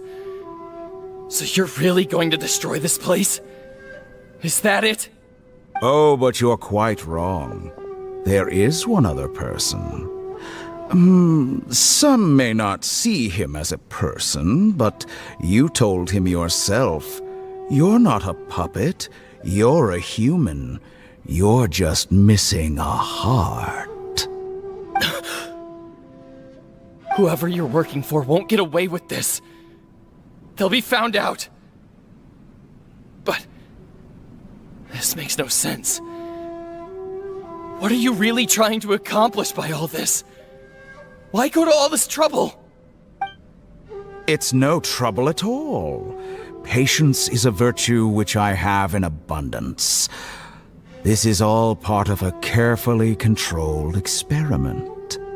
If you must know, I'm happy to divulge my true identity. I'm a Fatui Harbinger. Call me the Doctor. The Fatui? Who? What do you want? Just to create a minor inconvenience for your nation. That's it? That's why you gave us your cursed technology? Just to let loose the evil energy from the crystal marrow? Look how even the righteous soul is filled with venom when faced with its demise. My device functions precisely as you say. It is the only chance you have of preventing a catastrophe and keeping the truth from the outside world. However, I did not make it with you in mind. It is easier for a person to be possessed by evil spirits when they are filled with hate. So give in to your fury. I want to see what happens when a malevolent heart is placed into an unsuspecting puppet. Make no mistake, even without you, that pure, innocent puppet would only end up being used by someone else instead. What other reason would a human have for befriending one who is not of our kind?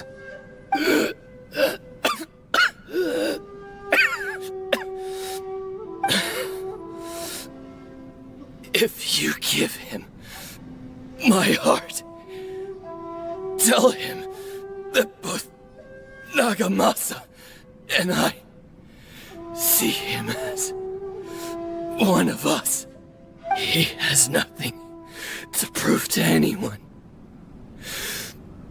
Because not everyone just wants to use other people. The only ones who think like that are people like you. What a beautiful way to see the world. It almost makes me feel a little guilty. Then out of respect for you, I shall redefine myself. Think of me as a monster or a demon, if you wish. At least this way your death is not a consequence of your own folly turning you into an easy target. You simply lost to something more powerful than you could ever hope to defeat. I say, Mr. Niwa, let's see what happens. Will your puppet friend become a human? No, that will prove quite impossible. Mr. Niwa? Already dead. What a pity. Jester, I have completed the task you gave me, creating a gap and infiltrating Inazuma's inner workings. What fun it was.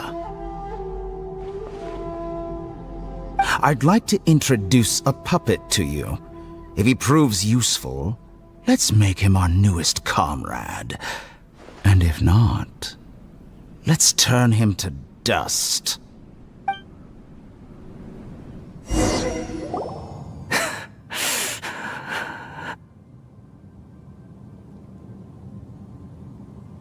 Hey, are you alright?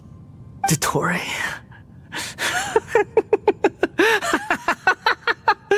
Dottore!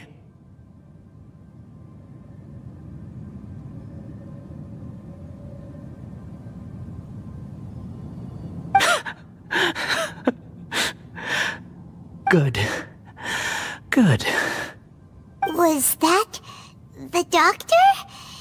Did he turn into a mechanic from Fontaine? But why did we see things from his perspective? When I touched the doctor to confirm whether he'd eliminated all his segments, I read this memory in his mind. You have to admit, it must be the truth. Maybe so, but it means nothing. Does it? But this memory shows that Niwa didn't betray you. He never meant for you to be the one to take the device into the furnace. You know very well what that means. Even more so than I.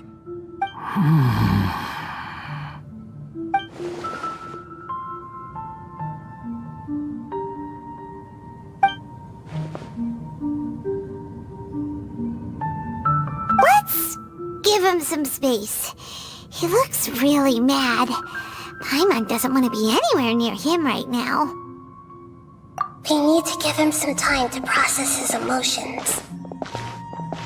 Paimon's still confused about the Tatarasuna incident. So, the doctor was behind it, but why has that gotten him so worked up? Nobody has ever deceived you like that, Paimon. It's natural that you find it difficult to understand. Perhaps he needed to learn this someday. So now you have the complete picture. Katsuragi took the Kabukimono to live with the people of Tatarasuna. Later, the doctor showed up, disguised as a mechanic from Fontaine. And that's when the trouble began. It was all a horrific experiment planned by the doctor. Everything he did was just to plant seeds of disaster in Inazuma that would bear fruit in the future. Of all the unwitting participants in the doctor's experiment, the balladeer became the main test subject. After the events you just saw in that memory, the doctor put Niwa's heart into the device and handed it to the balladeer. Then, he instructed him to enter the furnace and absorb all the filth caused by the smelting process. The load was far beyond what he expected, but the balladeer survived. He left the furnace in sheer exhaustion and said to the mechanic, "This device seems to have protected me. What's in it?" The mechanic answered, "Niwa fled this place for fear of punishment, but he left you a gift. He said it's the one thing that you've been looking for." He took it straight from the chest of one of his innocent servants. The mechanic removed the withered heart from the device as he spoke. The balladeer was stunned that such unthinkable cruelty had brought him the thing he'd been longing for his entire life. A heart acquired through cold-blooded murder is a cursed thing, but it had protected him from the filth.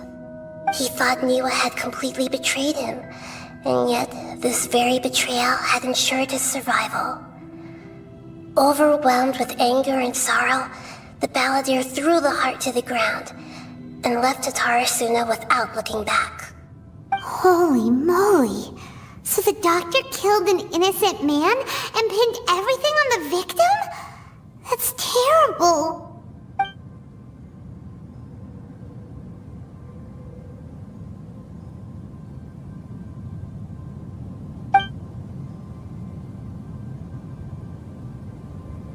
Yes. Only if he understands this can he choose a new path forward.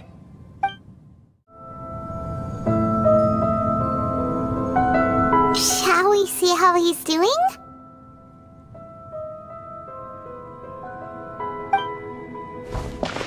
Hey, you alright? That's a scary expression. Are you worried about me? If we didn't have such a history, I'd almost think that qualifies me to be your friend. It won't. I'll keep my end of the deal. Hey, are you investigating the stuff we want to know about? That's why we're here. But unfortunately, there's no information about the Descenders in Irminsul. Even if you can't find anything, that seems to confirm it. Irminsul does not keep records on the Descenders. Anyone who comes from beyond this world is not counted as part of Tevat. Oh, does that mean we have to leave empty-handed? Don't thank me just yet. You look really upset. Well, since Irminsul was a dead end, I guess I can share some other info that might interest you. Huh? About what? The reason why there are records about your brother in Irminsul. It might have something to do with Conria. Apparently, Conria was his first destination when he arrived in this world. Plus, he only came to this world because the heavens responded to the summoning. The heavens responded? The Jester told me this himself. You can take his word on this. He was a royal mage in Conria, and lived with your brother for a time. I don't know the details. It's up to you whether you want to believe me. All I can say is, I wouldn't lie to you about this. Did you get all that, Lesser Lord Kusanali? Yes. Astonishing news. Does this info count towards my mission? It wasn't from Irminsul, but was it valuable? Very valuable. Good. In that case, I'll take some time for myself now. Huh? What have you done? Lesser Lord Kusanali was right. My power's all but completely spent. Even if I use all of the divine power left in me, I can't sustain this shield for very long. I shared a secret with you, and now you owe me. So in return, I'd like you to answer a question for me. Give me your hand.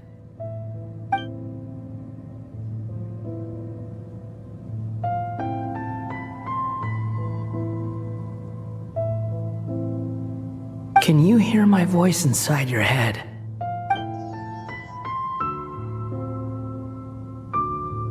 No, I can't do anything like that anymore. At most, all I can do is exchange a few words with you. So tell me, in this world, is it possible to change the past?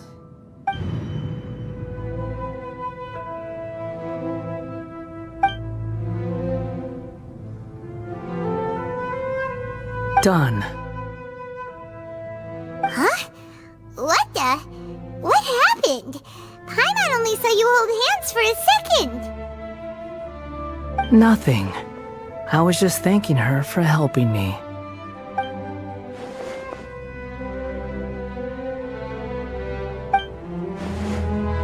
So long. I suggest you get yourselves out of here quickly. Where are you going? Hey, wait up! Didn't you say not to go running off? Fast reaction time. But I don't think we'll be seeing each other again. From this day forth, the names Balladeer and Kabukimono will cease to exist. Those who died in Tatarasuna because of me deserve another chance at life. Hey, Balladeer! Don't do anything stupid! You know, I never did like insects. Hordes of the puny things swarming together can be a real nuisance. And I enjoy nothing more than to stamp them out like the pests they are. But if a colony of harmless ants isn't threatening anyone, I guess they deserve to be left alone. Luckily, everything can be set right. It's time to solve this once and for all. Balladeer! Balladeer! Uh-oh, he disappeared. Come on, we gotta find him somehow.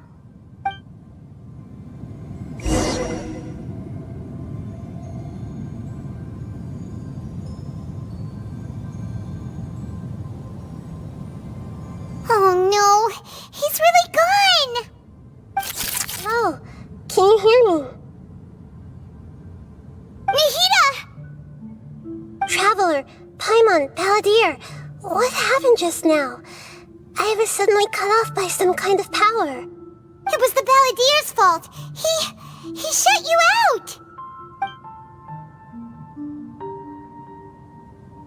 I didn't think he'd be capable of something like that with so little power left. Did he keep some of his power hidden when he was defeated? Or did he achieve something beyond his abilities, and it took everything he had? Where the heck did he go? Ugh, it's all our fault. We were supposed to keep an eye on him. Sorry, Nahida. Don't be. It's not your fault. Please, let me handle this from here, even though I'm not sure I can solve it. We're running out of time. Follow my lead and get out of Irminsul as soon as possible.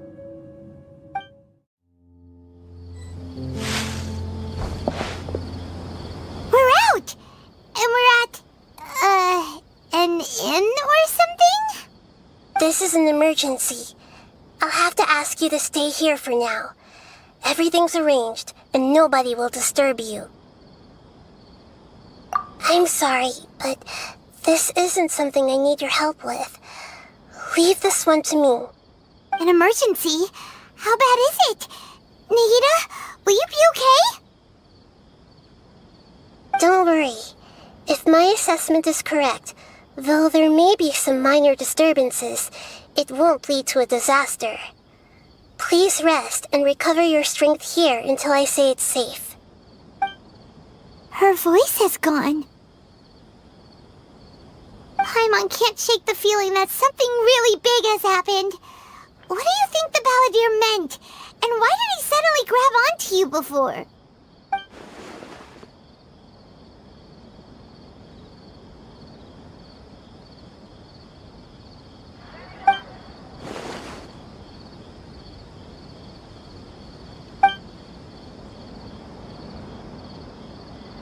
He wants to change the past?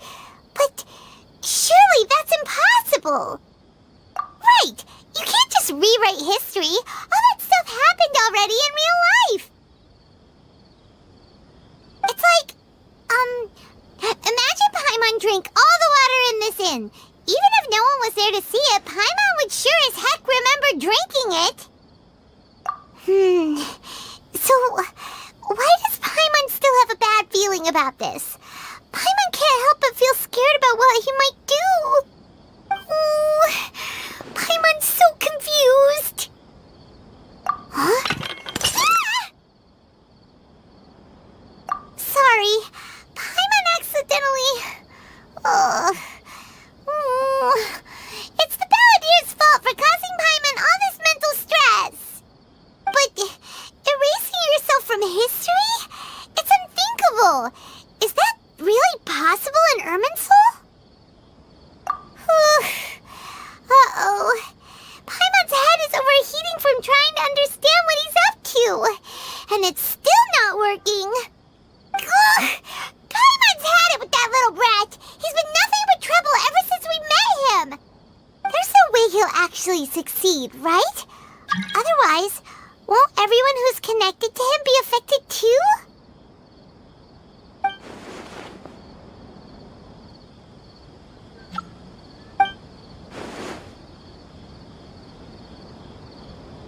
There's nothing we can do about it at this point. Hey, have you got any ideas on what we should do next? Seems like now there's nothing left for us to do but to go to sleep. But Paimon's still so worried. Paimon won't be able to sleep a wink tonight. So, how about, we list all our favorite foods to take our mind off things? Heck, if that doesn't work, Paimon's probably gonna collapse of anxiety here. Alright, Paimon will start. First dish. Munstack grilled fish. Oh, and chicken mushroom skewers. Tea break pancakes. Cream stew. Sauteed matsutake. And Dragon chili chicken. Almond tofu. Satisfying salad. Oh, also Adeptus Temptation. Golden shrimp balls. Triple layered consomme. Lotus seed and bird egg soup. And...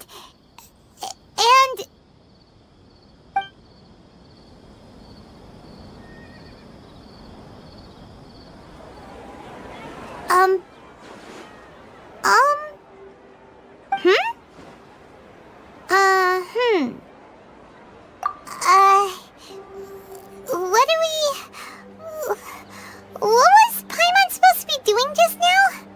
Paimon was, talking? Huh.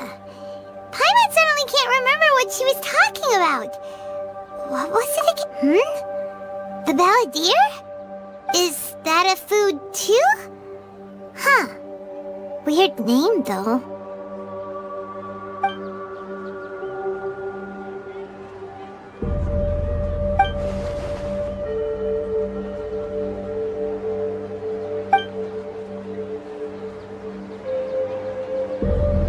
What's wrong? Your eyes are like saucers. Was it something Paimon said? So, the Balladeer. Is that someone's name? 'Cause it sounds like a nickname or something.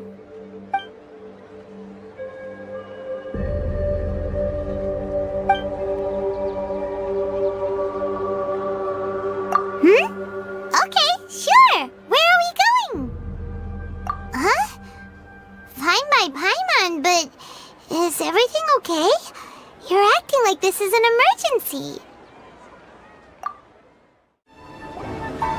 We made it! To Amanoma Smithy! Ah, it's been a while. Of course. Go ahead. Oh. Now there's a question I wasn't expecting. Very well. I'll tell you what I know once more. The once renowned Raiden Gokuden, comprised of 5 branches. Amenoma, Futsu, Ishin, Hyakume, and Senju. The art of forging practiced by these 5 clans was first taught to them personally by the almighty Shogun. Over time, the 5 branches diverged from one another as generations of bladesmiths honed and perfected their craft until they became 5 distinct traditions. Most of the great swordsmith clans of old have since fallen into decline, and for a long time, only the Amenoma branch kept its art alive. But fortunately, Kaedehara Kazuha recently returned to Inazuma and took up the mantle of the Ishin art. Now, 2 clans remain of the original Gokuden 5. If my memory serves me right, you yourself were present when he forged the Ishin blade. Oh yeah, we were! Paimon remembers that now. We learned a bit about the decline of the Raiden Gokuden then too. It seems like such a shame. That, my friends, is a tragic tale indeed. In fact, this was not made known to me for most of my life.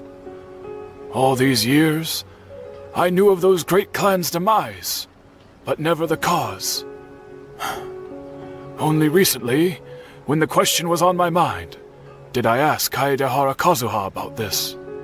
He told me that, as we are both heirs to a branch of the Raiden Gokunen, it was right that I should know the truth. There is no harm in telling you, but I must warn you. It is a dark and sorrowful tale.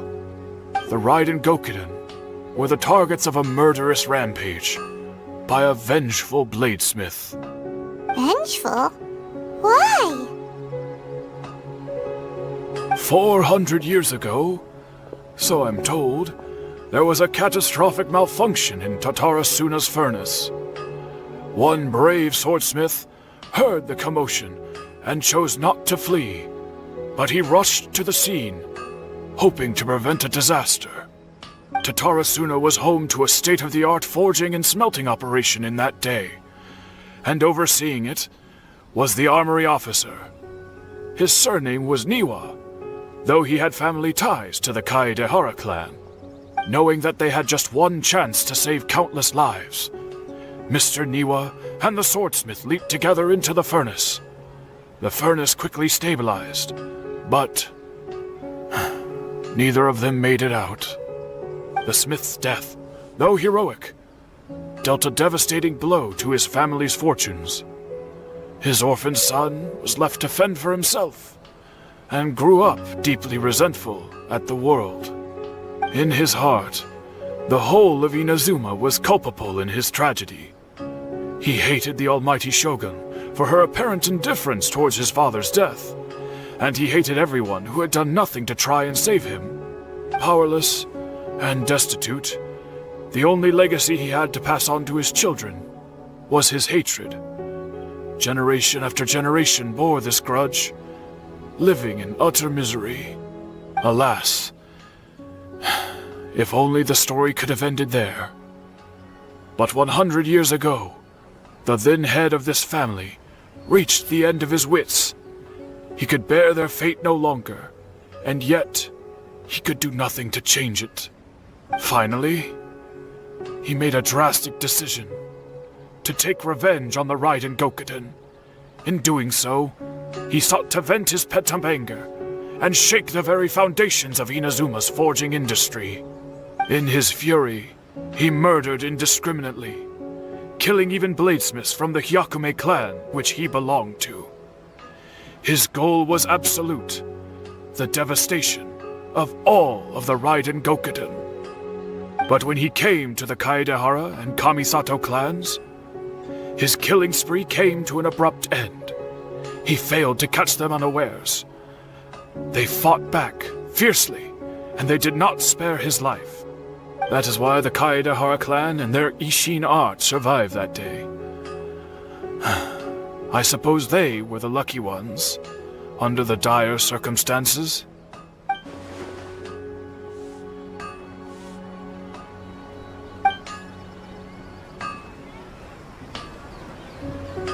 Was there anything else you wanted to ask? Kazuha? Why, yes. Just yesterday, in fact. We spoke for a while over some tea. He seemed well.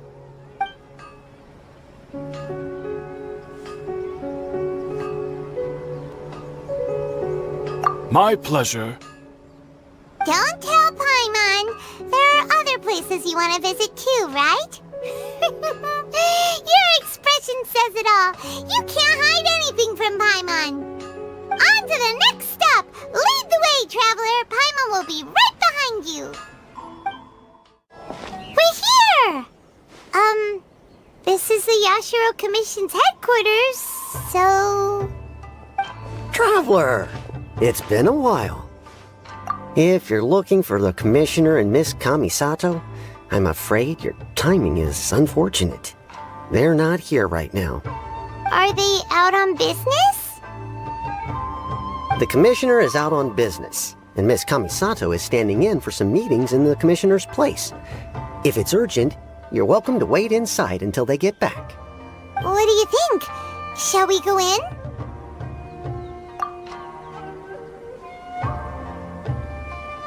If it were anyone else, I couldn't allow it.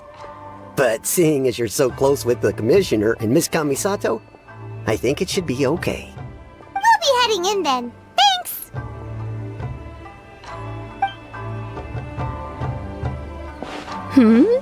Hello, dears. Is there something you want to say? Of course, traveler. Yes, I know who you are. Miss Kamisato has told me about you. What would you like to know? Oh, they're both very well indeed. Lately, Miss Kamisato has been rather busy attending all kinds of meetings and occasionally paying visits to some local organizations on the Commissioner's behalf. As for the Commissioner himself, well, you know, busy as ever. That much hasn't changed. Although he does seem to be in a rather good mood these days. So pretty much business as usual in the Yashiro Commission, huh? Very much so.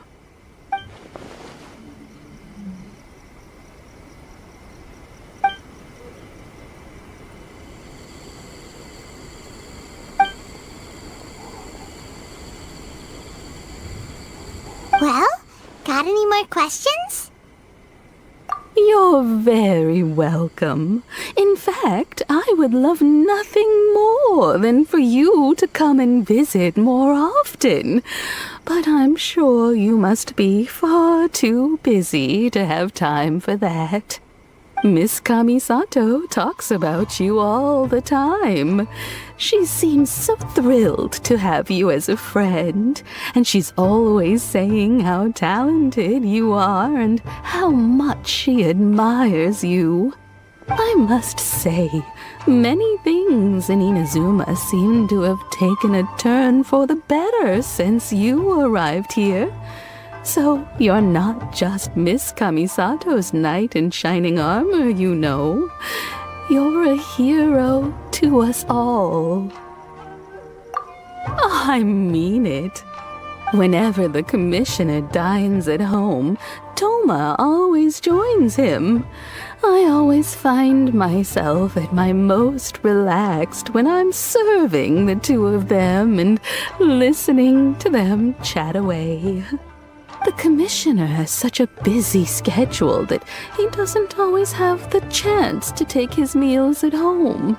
But given the opportunity, he always prefers to dine here. They say it's because Toma is a much better chef than most. Oh, the Commissioner is so fond of home comforts. They get to talking about you sometimes too, you know. Always with a very fond tone. The way one would talk about dear old friends around whom one can truly be themselves. Miss Kamisato occasionally joins them as well.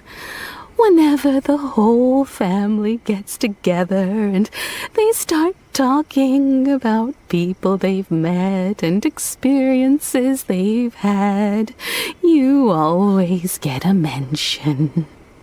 It's been many years now since the late Mr. and Mrs. Kamisato passed away. Much has happened in the Kamisato clan in that time. As someone who is old and gray enough to have watched their son and daughter grow up, it makes me so happy to see them meet a dependable friend whose company they enjoy so much. So, in the future, if you ever do have the time, please know you are always very welcome at the Yashiro Commission headquarters. There will always be at least one old lady who would be delighted to have the pleasure of your company. Wonderful. Thank you. Paimon likes it here too! Also, you were saying something about the food here being really great. Paimon's itching to try it. We may just have to invite ourselves around for dinner sometime. Paimon meant we should come pay a visit again real soon. Ideally around dinner time. Of course. You're always welcome. Alright, goodbye for now. Where are we going next? Great! Goodbye, ma'am! Don't worry, we'll see ourselves out. All right, then. Take care now. Hope to see you soon. Oh, are you two leaving already? Yep, everything's taken care of now. Don't worry. Very well. Safe travels. Goodbye. Well, here we are. But what are we looking for? Something or someone? Do my eyes deceive me, or is that the Traveler and Paimon? Xavier, what are you doing here? I was in the general area, and now I'm in this specific area. There, that's me. So what about you two? We have some questions and thought you might be able to help.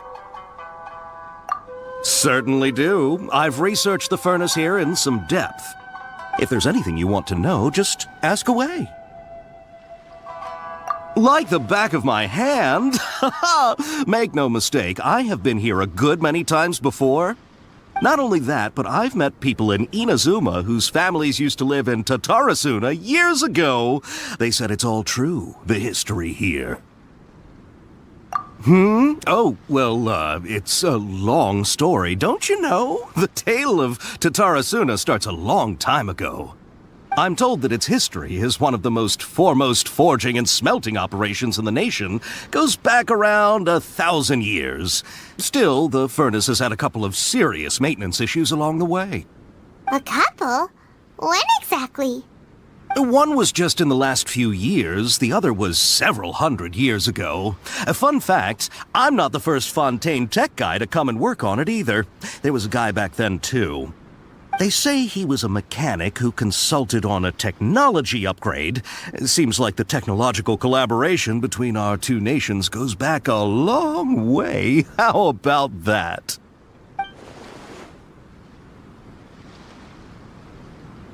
Hey, weren't you gonna ask Xavier something about Tatarasuna? Come on, ask already. Oh, I didn't realize you two were here for a history lesson. Me neither. Paimon doesn't know what's gotten into this one today. Feels like we've been preparing for a history exam or something. What brought this on? Did you just wake up today with a sudden burning desire for historical knowledge? Sure, go ahead. A kabuki mono? No, I can't say that I have. I do know the word, Inazuman for those eccentric types who always go around dressed to the nines. Just the sort of person that I'd like to meet, actually. But sadly, I've never had the pleasure, nor have I come across anything to do with a kabuki mono where Tatarasuna is concerned.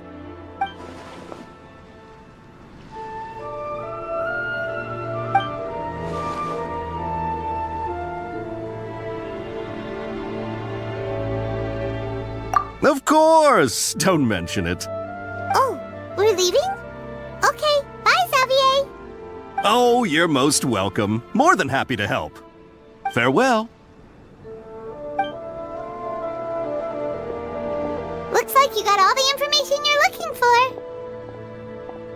Sure, but what's up with you today? Whatever it is, it seems like it's really troubling you. Keep your smile, Spinal Crocodile.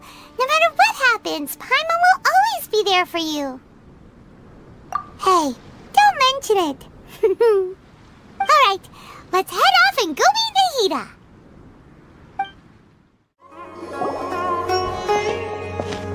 Hey, it's them!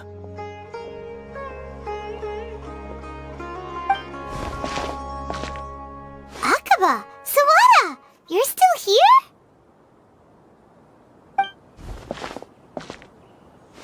Indeed we are. If you have a moment, we'd love for you to join us once more. We have time. What do you want to talk to us about? It's the same topic we discussed last time. Obviously. Still looking for more info about Tatarasuna, huh? Should we join them?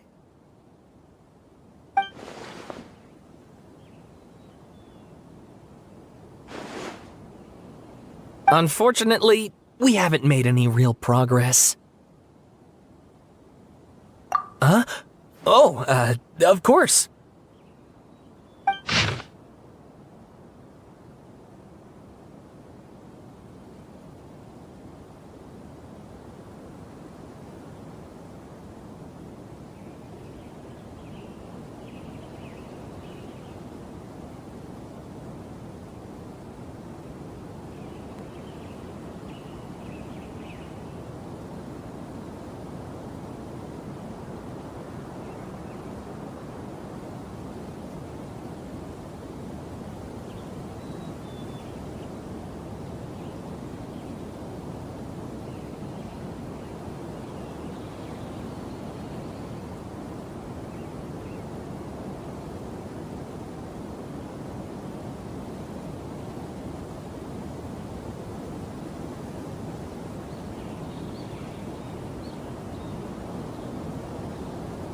I presume you'll want to read mine as well.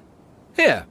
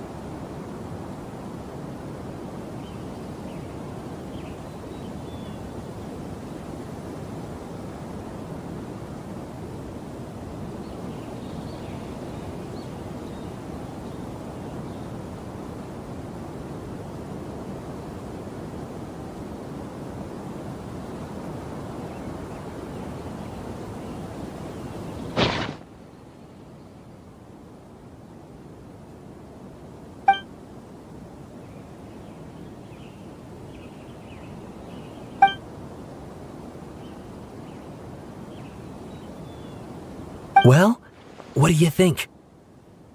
Hey, Traveler. Remember how last time Akaba was saying how he wished he could gather more information about all this? Well, we just got back from Inazuma. So how about we tell them what we learned? What did you find out? Something big? It's a long story. Basically, we have some friends in Inazuma, and...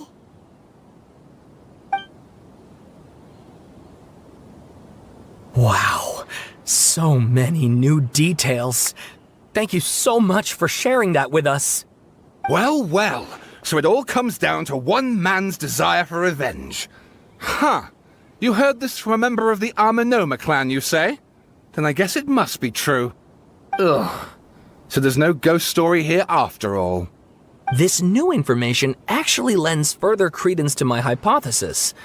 Evidently, swordsmiths were seen as having an incredibly prestigious role in society those days, to the extent that harming them was conceived of, at least by the perpetrator, as a way of exacting revenge against those in power.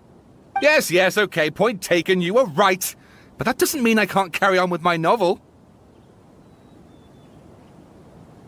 And they're back at it.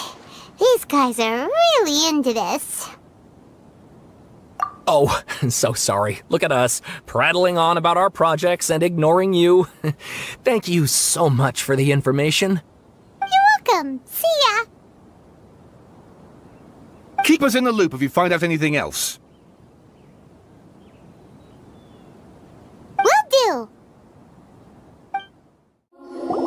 Nahida, we're here! Traveler, Paimon, how have you been? Ugh, where to start? Paimon hasn't had a moment's rest this whole time. That night, we ended up chatting until suddenly the sun was up. And then she decided she wanted to go to Inazuma. The Balladeer? This sounds like some kind of code name.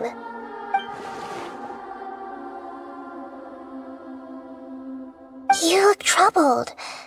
Is there something you need to tell me?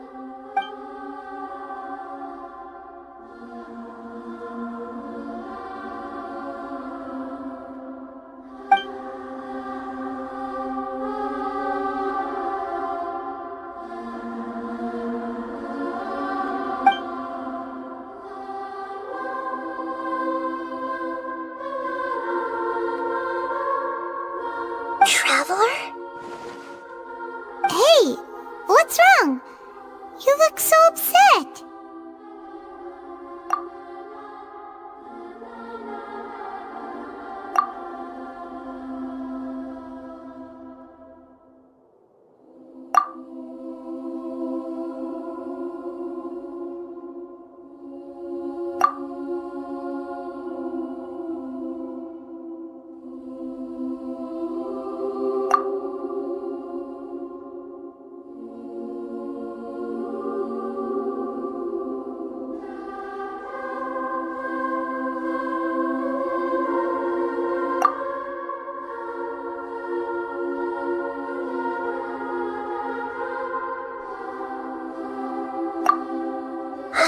That's quite a story.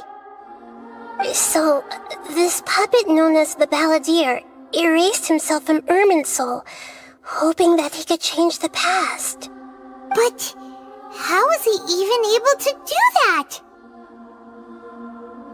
As the Traveler said, he very nearly became Sumeru's deity. Admittedly, I remember it a little differently. I don't recall finding anyone inside the machine after we defeated it. Nevertheless, it does make sense.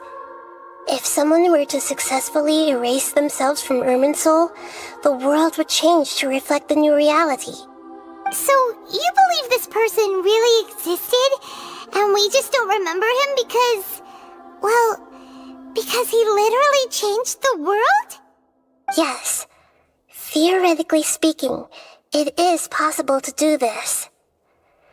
But I'm struggling to imagine the kind of person who would dare go through with it. The Traveler comes from a world beyond Tevat. That's why there's no information about her in Irminsul, and it also explains why any changes to Irminsul wouldn't affect her. So if there's anyone in the world capable of retaining memories from a past that has been rewritten, it's you. It's quite incredible when you think about it. Paimon's having a hard time understanding this Balladeer guy's motivations. Why did he do it? I can only make inferences based on the information we've been given. As for what kind of person he was, only you remember that.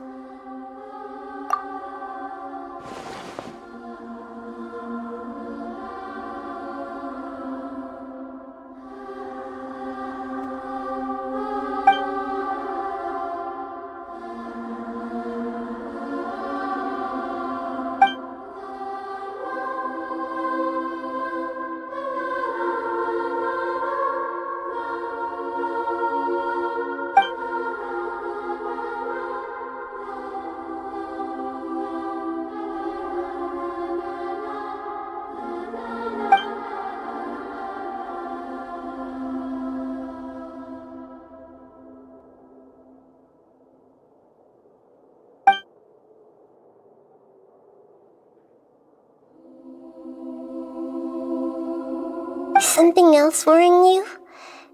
Something that you can't share?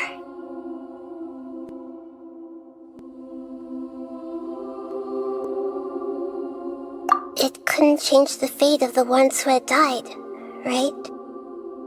Once the balladeer realized he hadn't been betrayed after all, it must have completely changed his view of the people of Tatarasuna.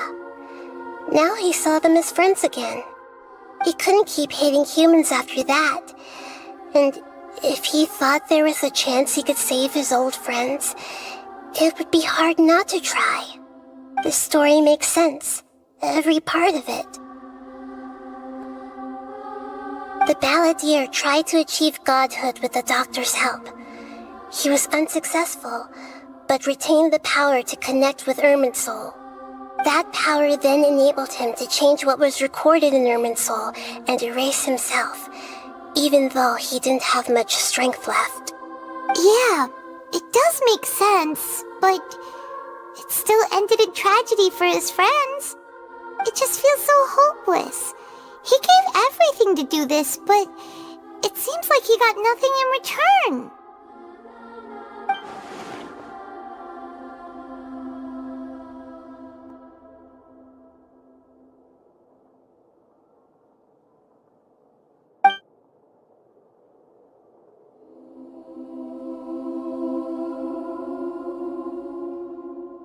Please wait a moment. I want to check something. Found it. This should be the one. It turns out that I have a strange way of confirming everything she has told us. What is it? A record from a personal collection. It was tucked away in a corner. You should take a look.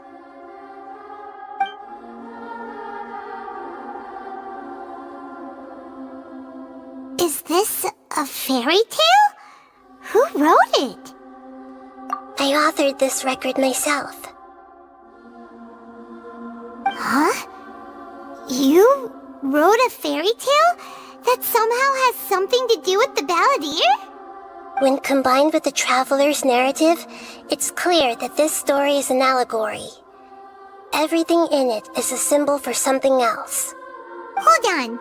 So this record survived from the past? Yes. Any information about the balladeer or the kabuki mono in other records will have been changed. But I wrote this story in a way that means it was left intact. Changing the information in Irminsul changes to that. But Irminsul can't change information that was well hidden in advance. I guess I must have written this story as a backup before the balladeer entered Irminsul. That's incredible! What a great idea!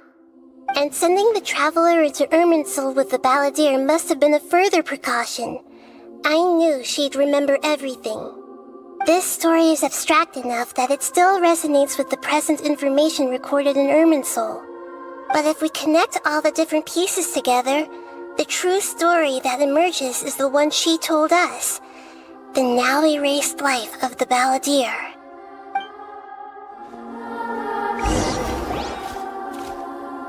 There was once a lone monster draped in fox fur. The monster found a family of foxes, joined them, and they became friends. The monster lived with the family day and night, and everyone treated it as one of their own. Once in a while, the monster would take off its fox fur at night and lament to itself as it gazed at its reflection in the water. I am a monstrosity, yet they are too foolish to see it. I pity them. But the monster soon found solace when another came to live among the foxes who was not their kin. A kitten, carved from the wood of a white tree who had been abandoned by the humans. The kitten too wished to become a fox, but its tail was too slender and it could not grow a coat of richly colored fur. Yet when the other foxes saw this, they spoke words of comfort to the kitten. Even without a tail and fur like ours, you are still one of us. At this happy resolution, the monster lit a fire on the mountain. The terrified animals panicked as the fire spread. The only way to extinguish the flames was to make a sacrifice. A gray fox stood up and addressed the monster. It said, "You are the cleverest among us. Surely you can help us find a way to solve this."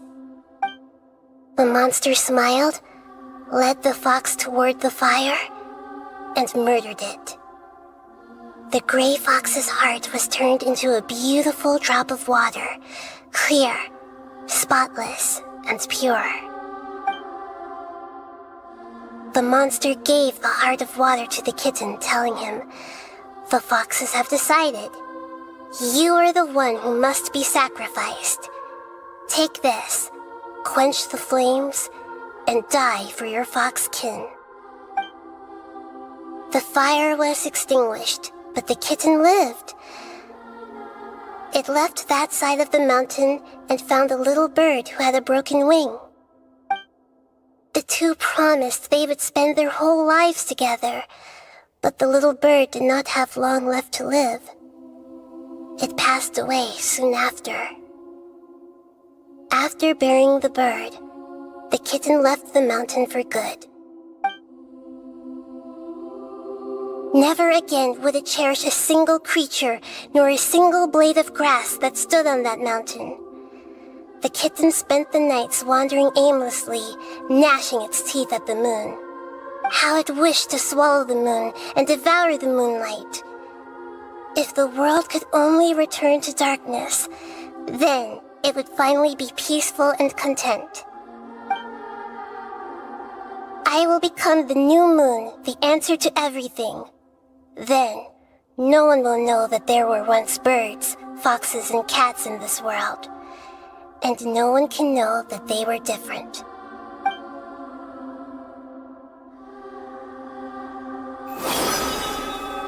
We solved it!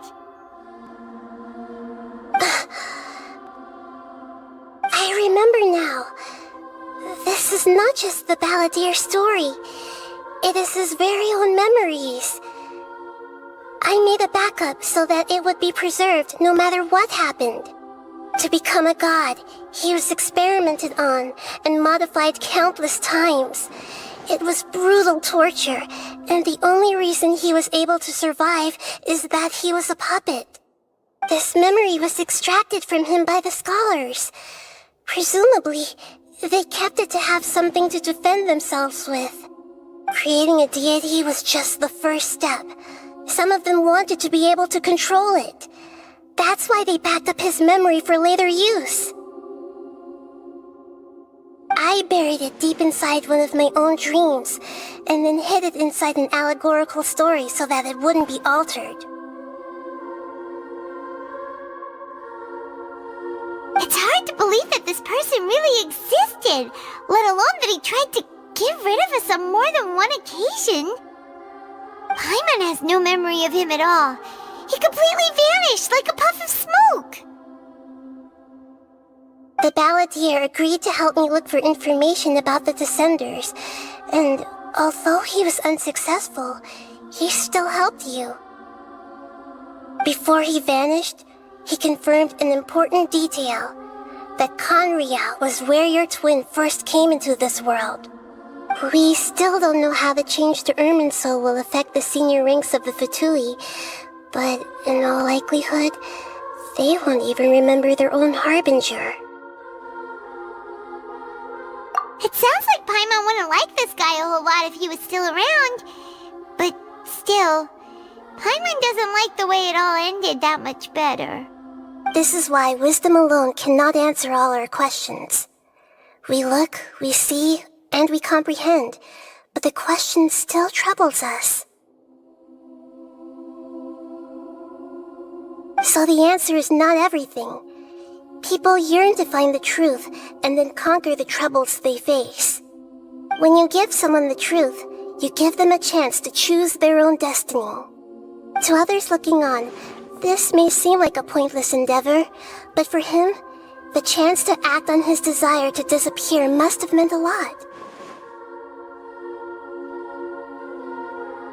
Never forget that even when we walk beneath dark clouds along a road filled with suffering, the light of wisdom is always there, guiding us toward a better destination. And that is what you have been doing all along. Yeah, Nahita's right. Cheer up! How about we go get something to eat? We can pick up this heavy conversation again later. Good idea. Paimon, why don't you take her out for a walk to clear her head? You got it! Come on, Traveler! You need to get out of your head for a while. You'll feel much better after taking a walk.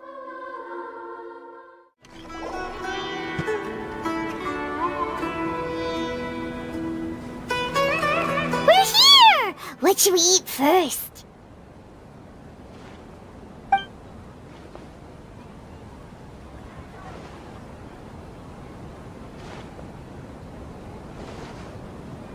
Hey, are you gonna answer or what?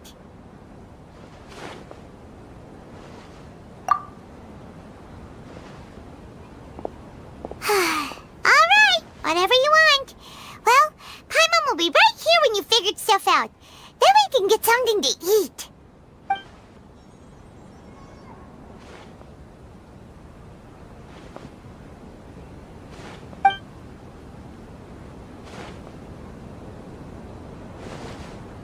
What is it? Have you figured it all out?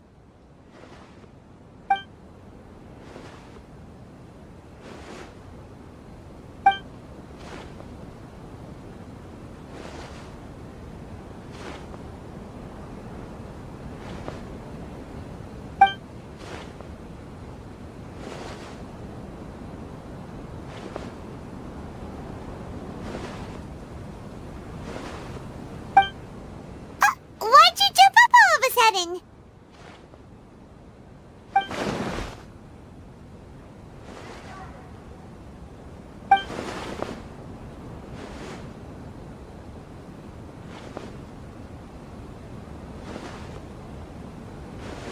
Excuse me, boss. There seems to be a small problem with the last bill.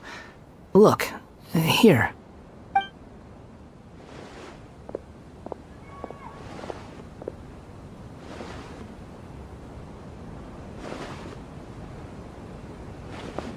Hey! Hey, wait! You mean me? No, not you. That kid! Didn't you see? Little rascal grabbed my last 2 fresh Sunsettias and ran off. Look, if you're gonna help out here, you can't keep spacing out, okay? What is it? Work's too boring for you? Or has the big city got too many distractions? I wasn't paying close enough attention. Sorry, boss. I think you're right. Maybe it's the city. It's so exciting. It can be hard to focus. Who's that guy? You know him or something? He's who? You're a strange one, kiddo. You say you don't want any money for helping out here, and then when I actually give you some work to do, you keep letting yourself get distracted. I don't want to take advantage, so I'm happy to pay you what I'd pay anyone else. But if you keep acting like this, pretty soon I won't be able to afford to. No, please. I mean it. You don't need to pay me anything. I'm just so thankful you agreed to take on an outsider like me. You're welcome, I guess. But I got bigger things to worry about. Look, we're all out of Sunsettias, and I promised the lady down the street I'd deliver a fruit bowl this evening. Leave it to me. I'll find some more. Just a moment. I'll be right back. Stop. I'm gonna level with you, kiddo. I've never met a worker who said they didn't want a wage before. And at first, I got greedy. Couldn't believe my luck. But I figured you'd start asking for something in return eventually. You don't want money. You don't take days off. And in your free time, all I see you do is wander around, taking in the sights. Are you a drifter or something? That's right, I am. We can talk more about that later. First, let me get those fruits you needed. Sunsettias, was it? I'll be right back. Hey, what do we do now? Okay, stay out of sight. Don't let him see you.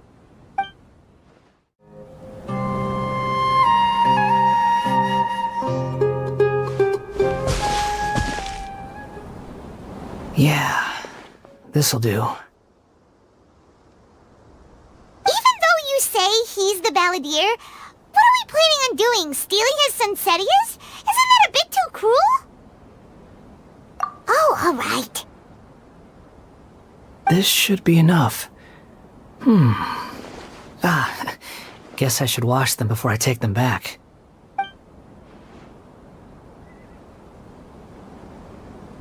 Huh? You two over there. Is there something I can help you with? He spotted us! You've been following me all the way from the city. I'd have to be blind not to notice. Have we met before? No, we haven't met. But you know me? I have no recollection. Are you absolutely sure? Sorry, but I just can't take your word for it.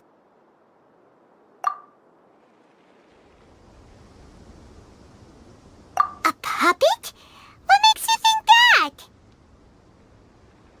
Huh? You were right! The look on his face! I guess you do know me after all. That is not something I share with a lot of people. Look, I'm just a wanderer. But seeing as you've gone through all this trouble to track me down, I'm sure whatever it is must be important. Okay, but please let me deliver these goods to my boss first. Are you really working for that guy? He said you don't want any more for it. Is that true? Yes, I ran into him out in the wilderness during a storm, and he let me take shelter in his cart. In return, I said I'd be his helper for a while. That's oddly nice of you. Let me take these back. Then I'll come with you, okay? Then let's return to the city. Here you go, boss. I'll leave them right here. Oh, you really went and picked some more. Who are these two? Something's come up, and they need to borrow me. Sorry, boss. I'm afraid I'll be away from the stall for a while. I was just about to pay you anyway. Go wherever you want, kid. Don't waste your time here. What? I get it, okay? You just wanted to help me out, to thank me for giving you shelter from the rain that day. Even then, I don't understand why you're so adamant that you don't want any pay for it.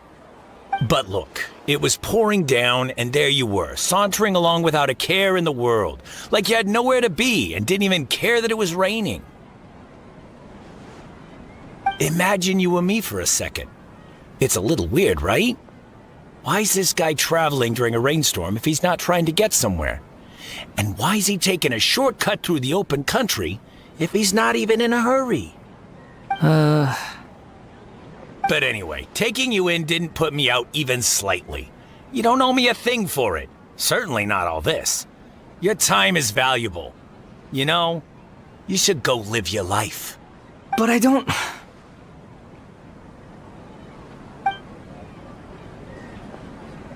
No, you're right.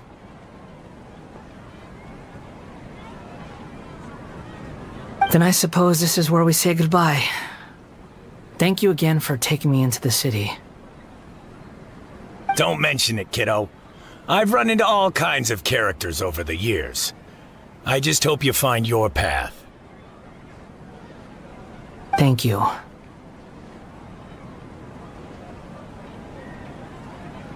All right, done. Thanks for waiting for me. We can go now. Vahida! Vahida! What's wrong? Huh? Are you? Hello. I do apologize for the sudden intrusion. We found this guy in the street, but he doesn't seem to remember anything. So, yeah, quite an eventful walk.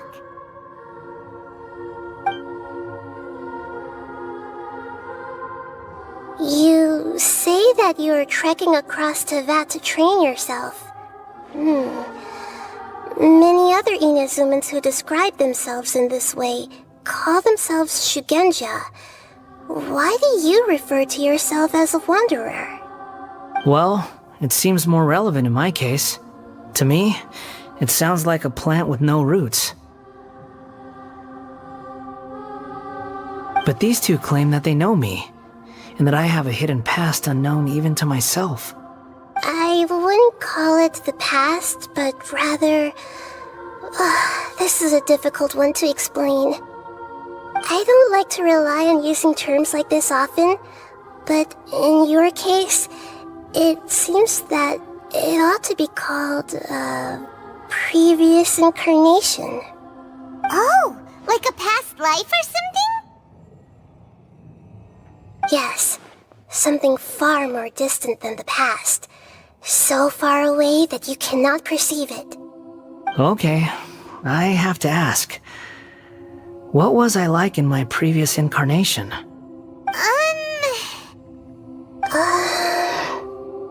Oh, okay. I see.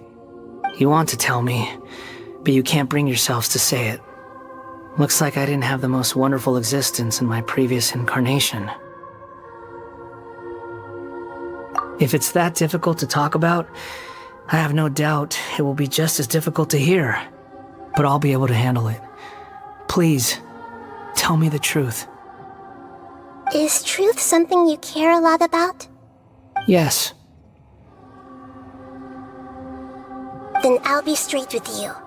In your previous incarnation, you did many things that would be considered evil.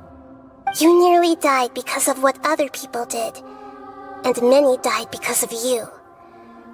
As a non-human being, you hated gods and humans alike.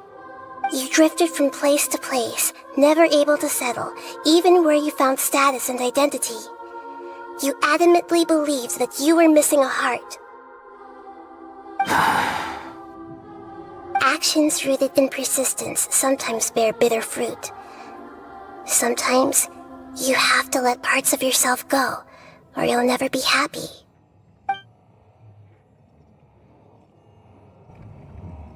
I gave everything I had, but it barely changed history at all. In terms of the outcome alone, that's true. I don't think I can judge everything I've heard purely in terms of right and wrong. Each choice a person makes belongs to a specific place and time, a chain of cause and effect, a cycle of karma and consequence. That is the nature of truth. If one thing is right, its opposite must be wrong. And yet, dichotomies like this are not enough to explain the world in all of its complexity. It seems like my previous incarnation wasn't the most likable individual. We're not trying to hurt your feelings or anything, but yeah, we weren't your biggest fans. If we were enemies, why are you trying to help me find the truth? This is so frustrating! This guy's supposed to be our arch enemy, but now he's just some random stranger we met on the street! He's got so much to answer for, but we can't make him talk because he doesn't remember anything! What a weird situation. Lesser Lord Kusanali, as the god of wisdom, I trust that everything you told me must be true. Yes, it's all true. I can even show you the memories themselves, if you're willing. Please, I want to see them for myself. I want to experience my own transgressions. Even though it will cause your present self great mental anguish? I'm just a puppet, with no heart and no name. There is nothing in this world for me to cling to fill the void within me. Except maybe these sins that can never be undone. Very well. As you wish. Wait, shouldn't we go with him? This one's kind of on us for bringing him here. Don't worry.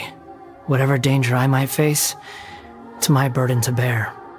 Traveler, could I ask you to supervise him on my behalf? Oh, good point. Given your, unique situation, we'd better keep an eye on you. Understood. Thank you. Now, prepare yourselves, everyone. This looks like Inazuma. Right now, you're in a dream I created using information extracted from your memories. These memories will show you the raw truth, but be aware that enemies may react just like in the real world. Please be careful. Sounds like an immersive experience. It's a good thing we came along. You don't need to do this for me. I don't deserve your protection. We never give up halfway. Well, we had to once, but that was your doing. All right. Thanks. Wanderer, this is the Shake Pavilion. In your Balladeer incarnation, this is where the Electro Archon placed you after your creation. You had a great many memories here. Is that because this is kind of like his birthplace? You could say that, in a sense. You'll see why shortly. I hear footsteps. This place is huge. I can't believe the landslide didn't fill it in. I wonder who built it. The Crystal Marrow Miners? No, there's no way. Look at this exquisite construction work, and so well preserved, too. No mining crew would be capable of this. There's someone passed out on the ground. Who are you? You're awake. What happened? How'd you get stuck here? Are you injured? Huh. Not a scratch. And these fine clothes. Who are you? This man is Katsuragi, deputy to Torichio's adopted son, Mikoshi Nagamasa. He found the Balladeer in Shake Pavilion and took him back to Tatarasuna. And the rest is history. Well, it used to be. In the original version of events, Katsuragi was ultimately killed by Nagamasa. Let me get you out of here. Our people are nearby. Hang in there. During the Tatarasuna incident, Niwa was murdered by the doctor disguised as a mechanic. The Balladeer, then known as the Kabukimono, disappeared not long after. As the second in command at Tatarasuna, responsibility for what had happened fell to Mikoshi Nagamasa. But Katsuragi had sworn lifelong loyalty to Nagamasa after the latter had once saved his life. At Katsuragi's insistence, Nagamasa killed him to put an end to the Tatarasuna incident.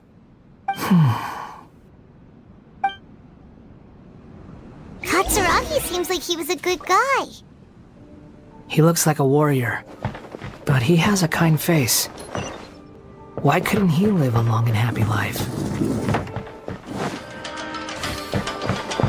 Nagamasa, I found this young guy in a cave sealed off by a landslide. He doesn't remember his name. Well, we need to call you something. I hear the workers are calling you the Kabukimono. It's fine with me. Katsuragi, report to Niwa.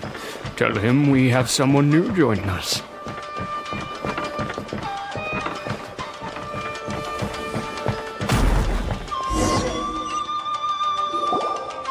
Huh? What are we doing back here? Whoa, this is where you were born? It's pretty, but there's nobody here. I was abandoned, like you. I lived here for a while at first, but there's nothing for us here. We can't stay. Okay. I heard my mom and dad used to make swords, but the factory manager died, and then my dad got sick.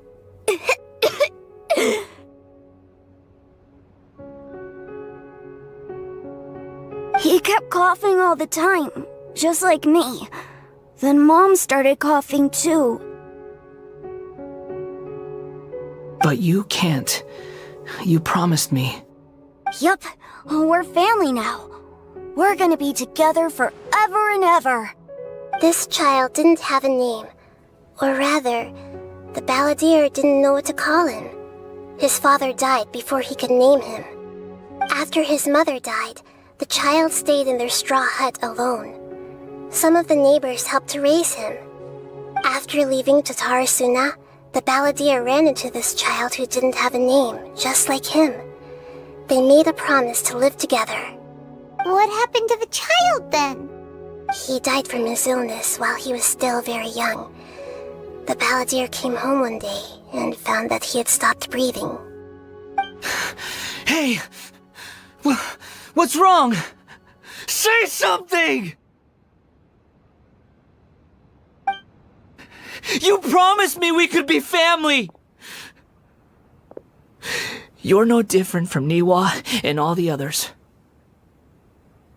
You betrayed me too.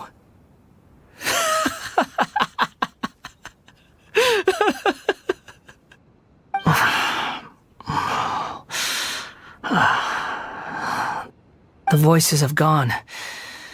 It looks like the memory ends here. Let's keep going.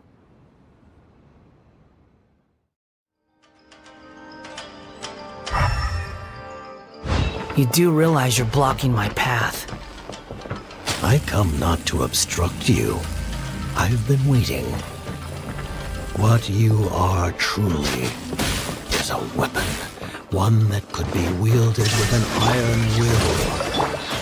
Or you continue to aimlessly. Are you trying to win me over? Long-fated rebellion has begun. Why not take your place at the banquet and join those who shall feast?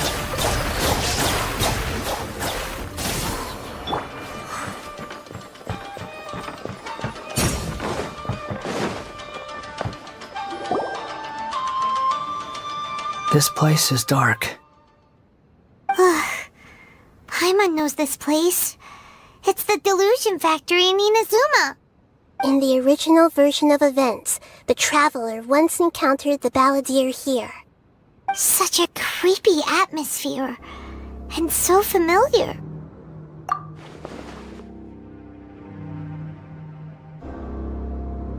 Hey! Look over there! Well, well, my fair lady. Is this rundown factory and these incompetent fools all for me?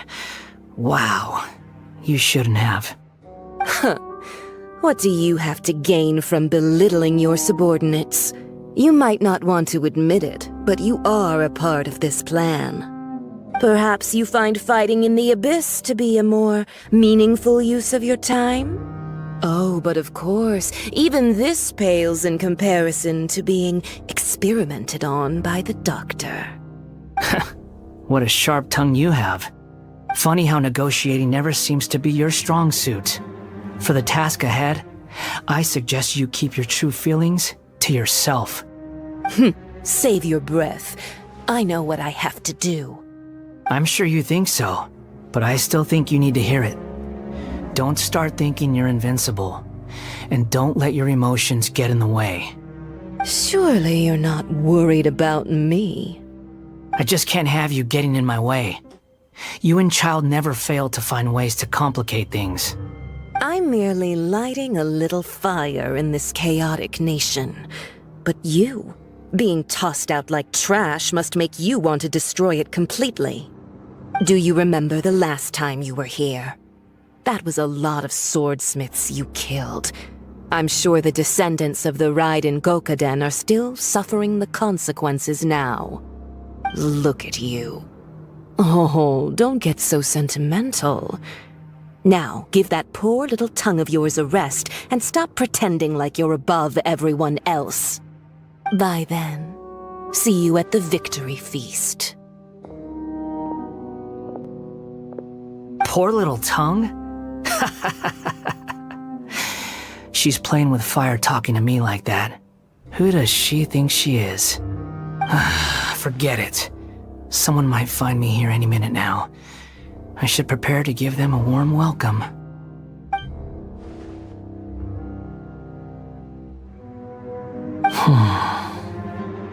The plot does not end here. There is more of this story to come.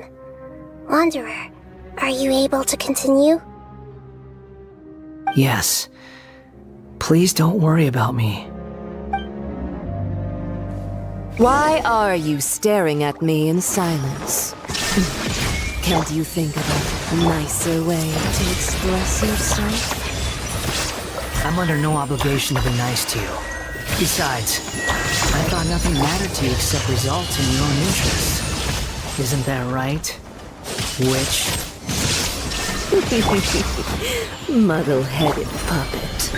You're only number 6 because you can take more abuse than other humans. Do you really count that as an asset? You're about as much fun to be around as a raging inferno. But before we murder each other, it'd be best if we finish our duties.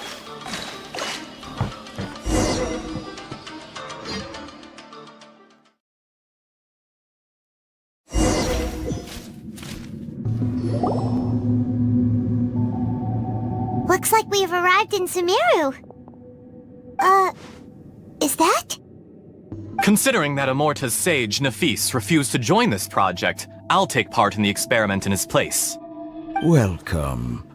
I look forward to a fruitful collaboration. When do we start? You seem impatient. You should know that becoming a god is far from a trivial affair. The biological transformation is a lengthy process. As such, I too would recommend that we commence as soon as possible. In the event that a successful connection is established, his body will become permanently bound to the machine, and he will be unable to move independently of it. Nothing worse than what I've been through before then, Doctor. You were the most resilient test subject I ever came across. Thanks to you, I was able to garner a great deal of information. Alas, after that, you were under orders to remain in the abyss. We barely saw each other, and it became difficult to further refine the knowledge I had gained. That was gracefully worded. Ever wonder what they think if they knew that nothing matters to you, apart from your crazy experiments? I suggest you speak to me in a more respectful tone, Scaramouche. The mere fact of your utility does not make you indestructible. The doctor again? That was uncomfortable to watch. That person gives off a very sinister energy. It's normal for him to give you the creeps. He scares the bejeebers out of Paimon. Let's move on.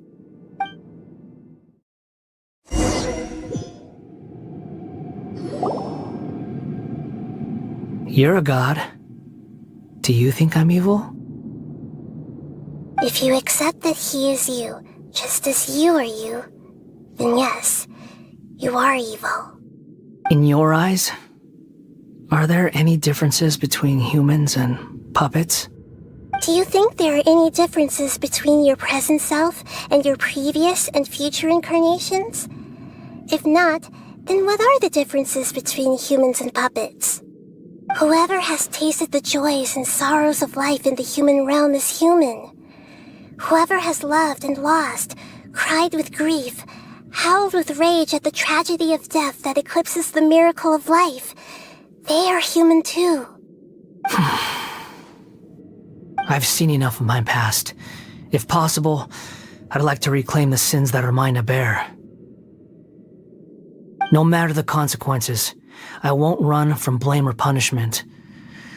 Whatever I am due, let it come to pass. Can you return my memories to me? Huh? But won't that mean you'll lose your current identity? I've always believed that human lives follow a set of rules, with each person being a collection of past experiences. As a puppet living in a human world, my life is subject to the same rules. Regaining your memories means reverting completely to your previous incarnation. All the emotions that you discarded will return to you. Are you sure you want to do this? I've lived with a void in my chest my whole life. My creator didn't need me. And ever since I awoke, I've just drifted from one place to the next. But then I met you. And I finally realized that reclaiming my missing sins might be my one opportunity to become my true self.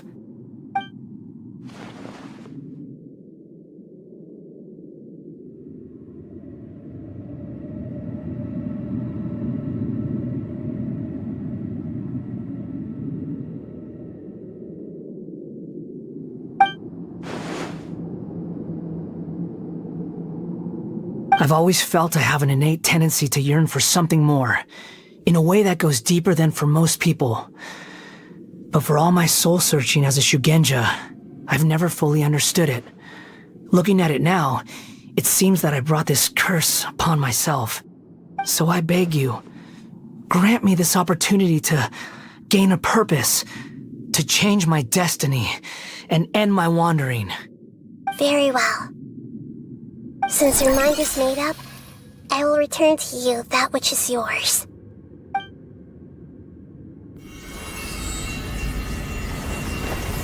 You have made your decision. Now, take this.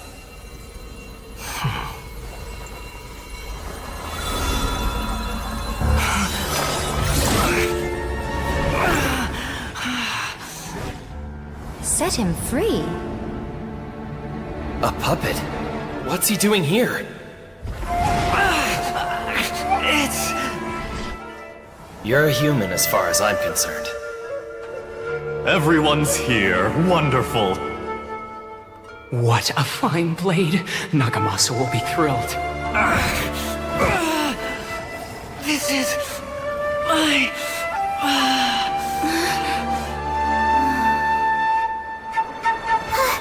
Is he alright? No way!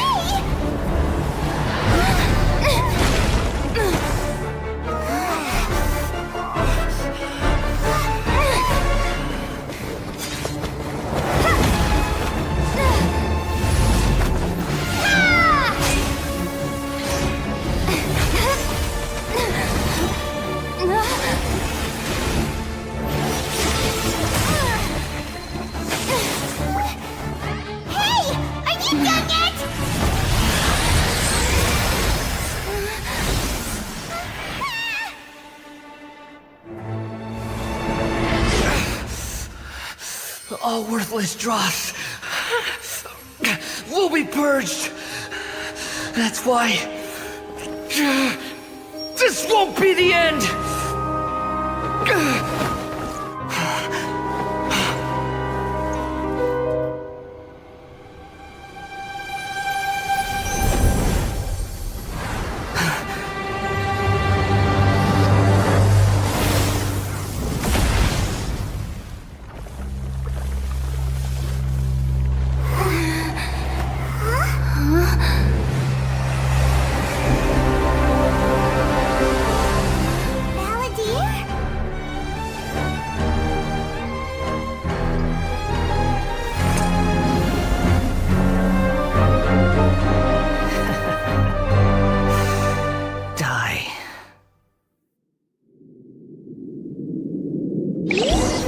This is trying my patience. Have you got any more stupid questions? Evil human! Behold!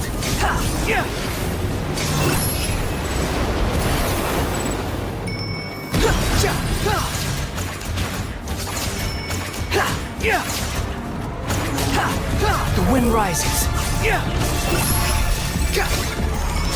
At my command, you shall fall. Swollen Fury.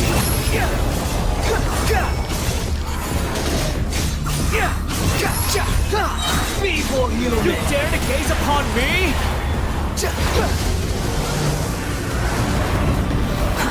Too slow. The wind rises. My endless cycle begins! I'm used to this.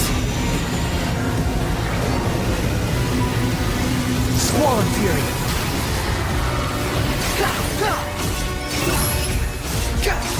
Insignificant past!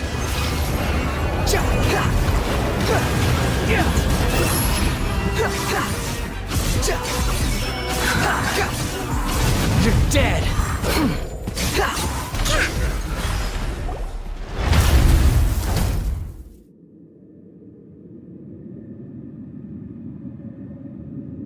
Imbecile! Get out of my sight! It disappeared! Did we win? What did you expect? I'd never lose to that. There's the tone of voice again.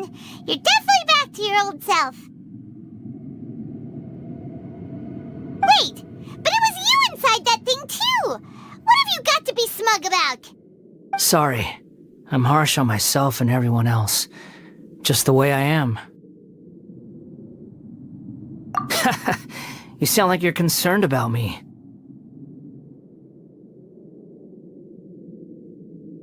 But don't worry. Thanks to you, even if I didn't change a thing, at least I now know the truth. The memory recovery seems to have been a success. This dream has served its purpose. Come on. Let's continue this outside.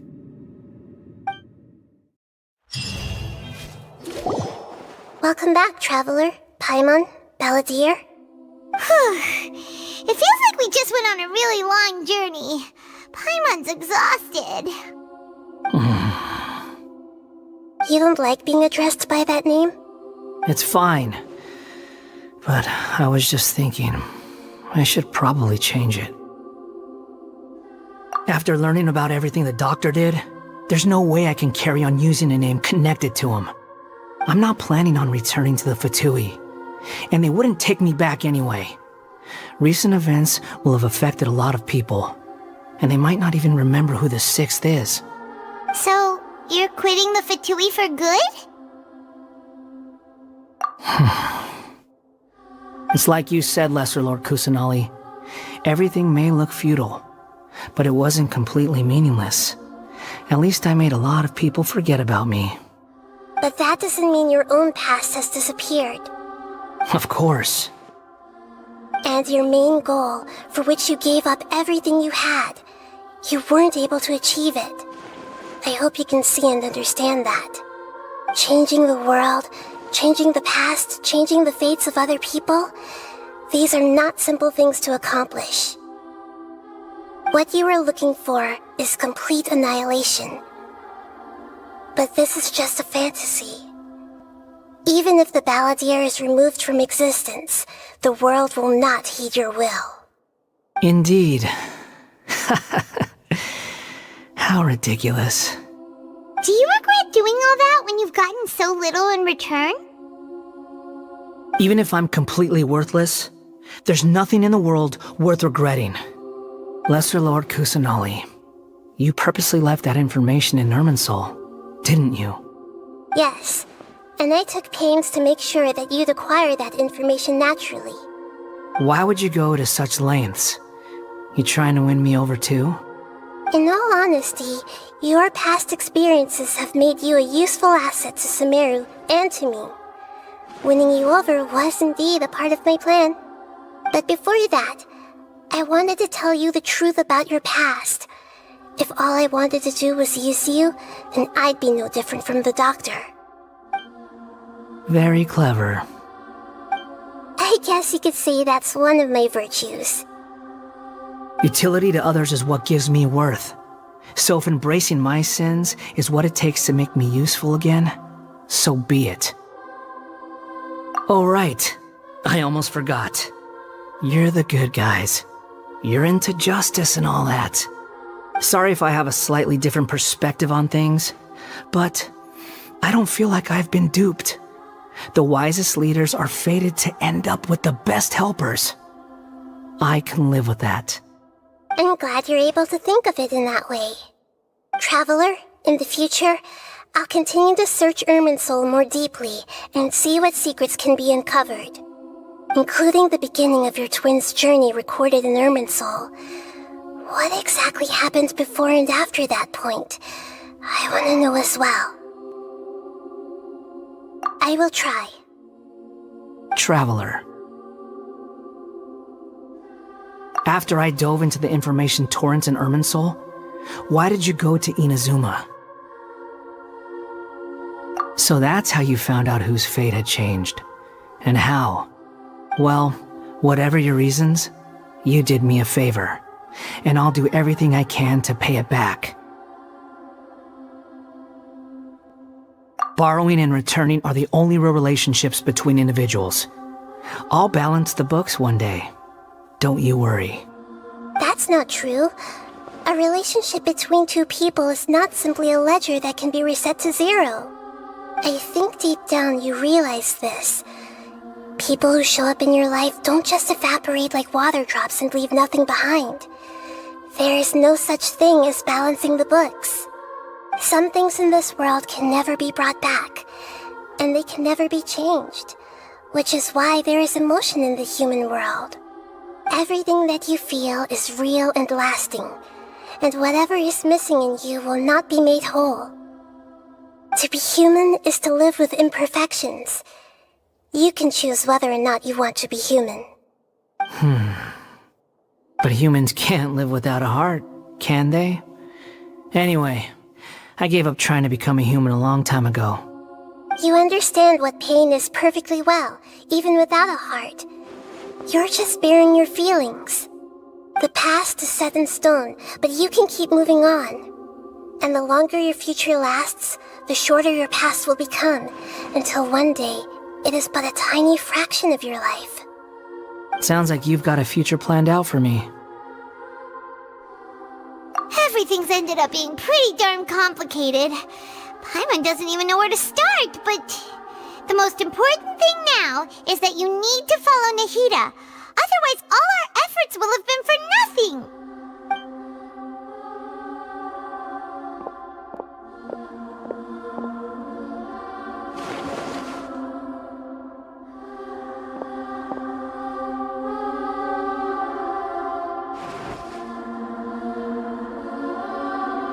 Then I guess I'll be helping you from behind the scenes from now on. I'm glad that you've accepted our proposal.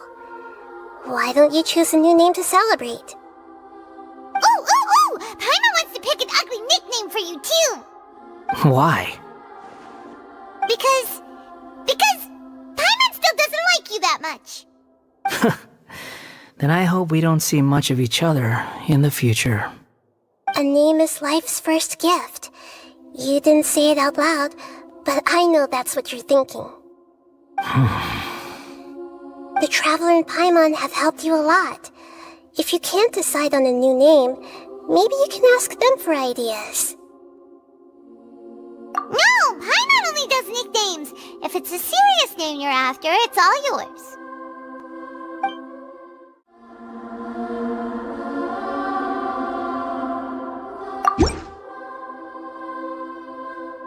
Are you sure?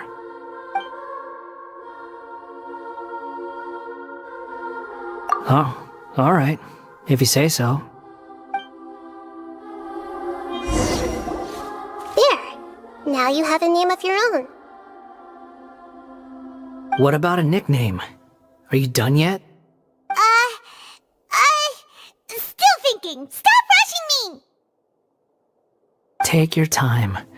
I don't need to see you again until you've thought of one. Everyone who manipulated me and made me suffer will have to pay the price. You mean the Fatui? The doctor, at least. Now that your stance has changed, I believe your future path will change accordingly. But it won't be immediate. You still need some time to compose yourself. One more thing. There are still some descendants of the Raiden Gokuden living in Inazuma. Some of them know. Well, they ought to know about the connection between Raiden Gokuden and myself. I don't plan to leave Sumero for the time being. If you see them in Inazuma, please tell them that I was the one responsible for the Raiden Gokuden's downfall. Even though the events have been erased from the world, they still deserve to know the truth. I see. That is up to you. Huh? But if we do that, then... It's fine. Let them stab their blades into my chest if they so desire. Maybe that's how it always should have been. No nonsense. I like it. Alright, let's call it a day. Goodbye, wise deity. And you too. He's gone! What he went through today would have been like living an entire lifetime in an instant. He'll need some time to calm down. Yeah, true. But even so, after everything that's happened, he doesn't seem quite as fierce anymore. So we can finally go eat? Paimon is starving. Thank you both. I hope you will find somewhere nice to go and relax for a while.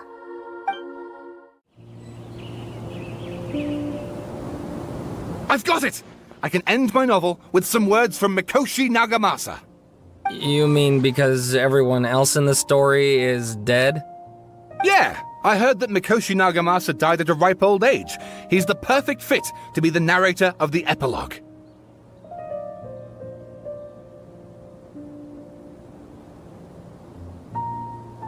The dark clouds had dissipated, but they continued to cast their shadow in Mikoshi Nagamasa's mind for decades to come. Then, one night, as an old man, he had a dream. On the night when that prized blade, the Daitatara Nagamasa, was forged, the people rejoiced, and there was painting, dancing, and drinking. All these expressions of joy melted down in the furnace fire and turned into red clouds that rallied around the final sunrise that Mikoshi Nagamasa saw in his lifetime. Life is a story too long to be told, a journey that you must walk to behold.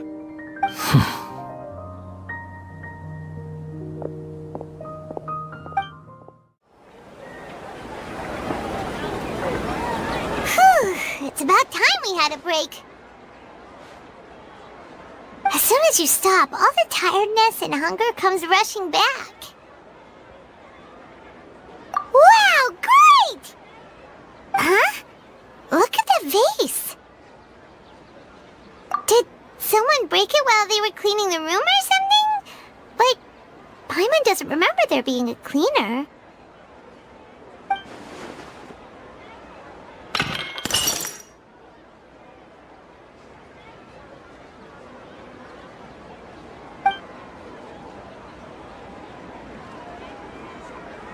You sound lost and confused. I know why you are troubled. Any who knew of this would find their mind overwhelmed. Huh? Is there someone here talking to us? Unfortunately, the fate of Tevat cannot easily be changed. Perhaps a god may have a slim chance, but for anyone else, who can say? When a small animal runs into a tree trunk, though the tree may sway, it is not displaced. The same is true of fate, like a vase that falls to the ground. Whether it is broken by a cat or by a bird, the result is still a broken vase, is it not? Who are you? How do you know about all this? History does not change easily, but human hearts can. Believe your own eyes. Only that which you see is true. What is unseen is but an illusion.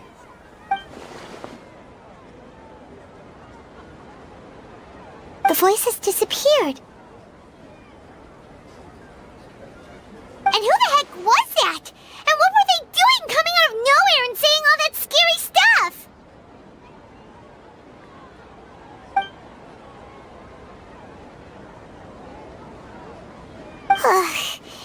Anyway, that face is still lying there broken on the ground. Should Paimon go get someone to clean it up? It feels wrong just leaving it there. Just a moment. Paimon will be right back.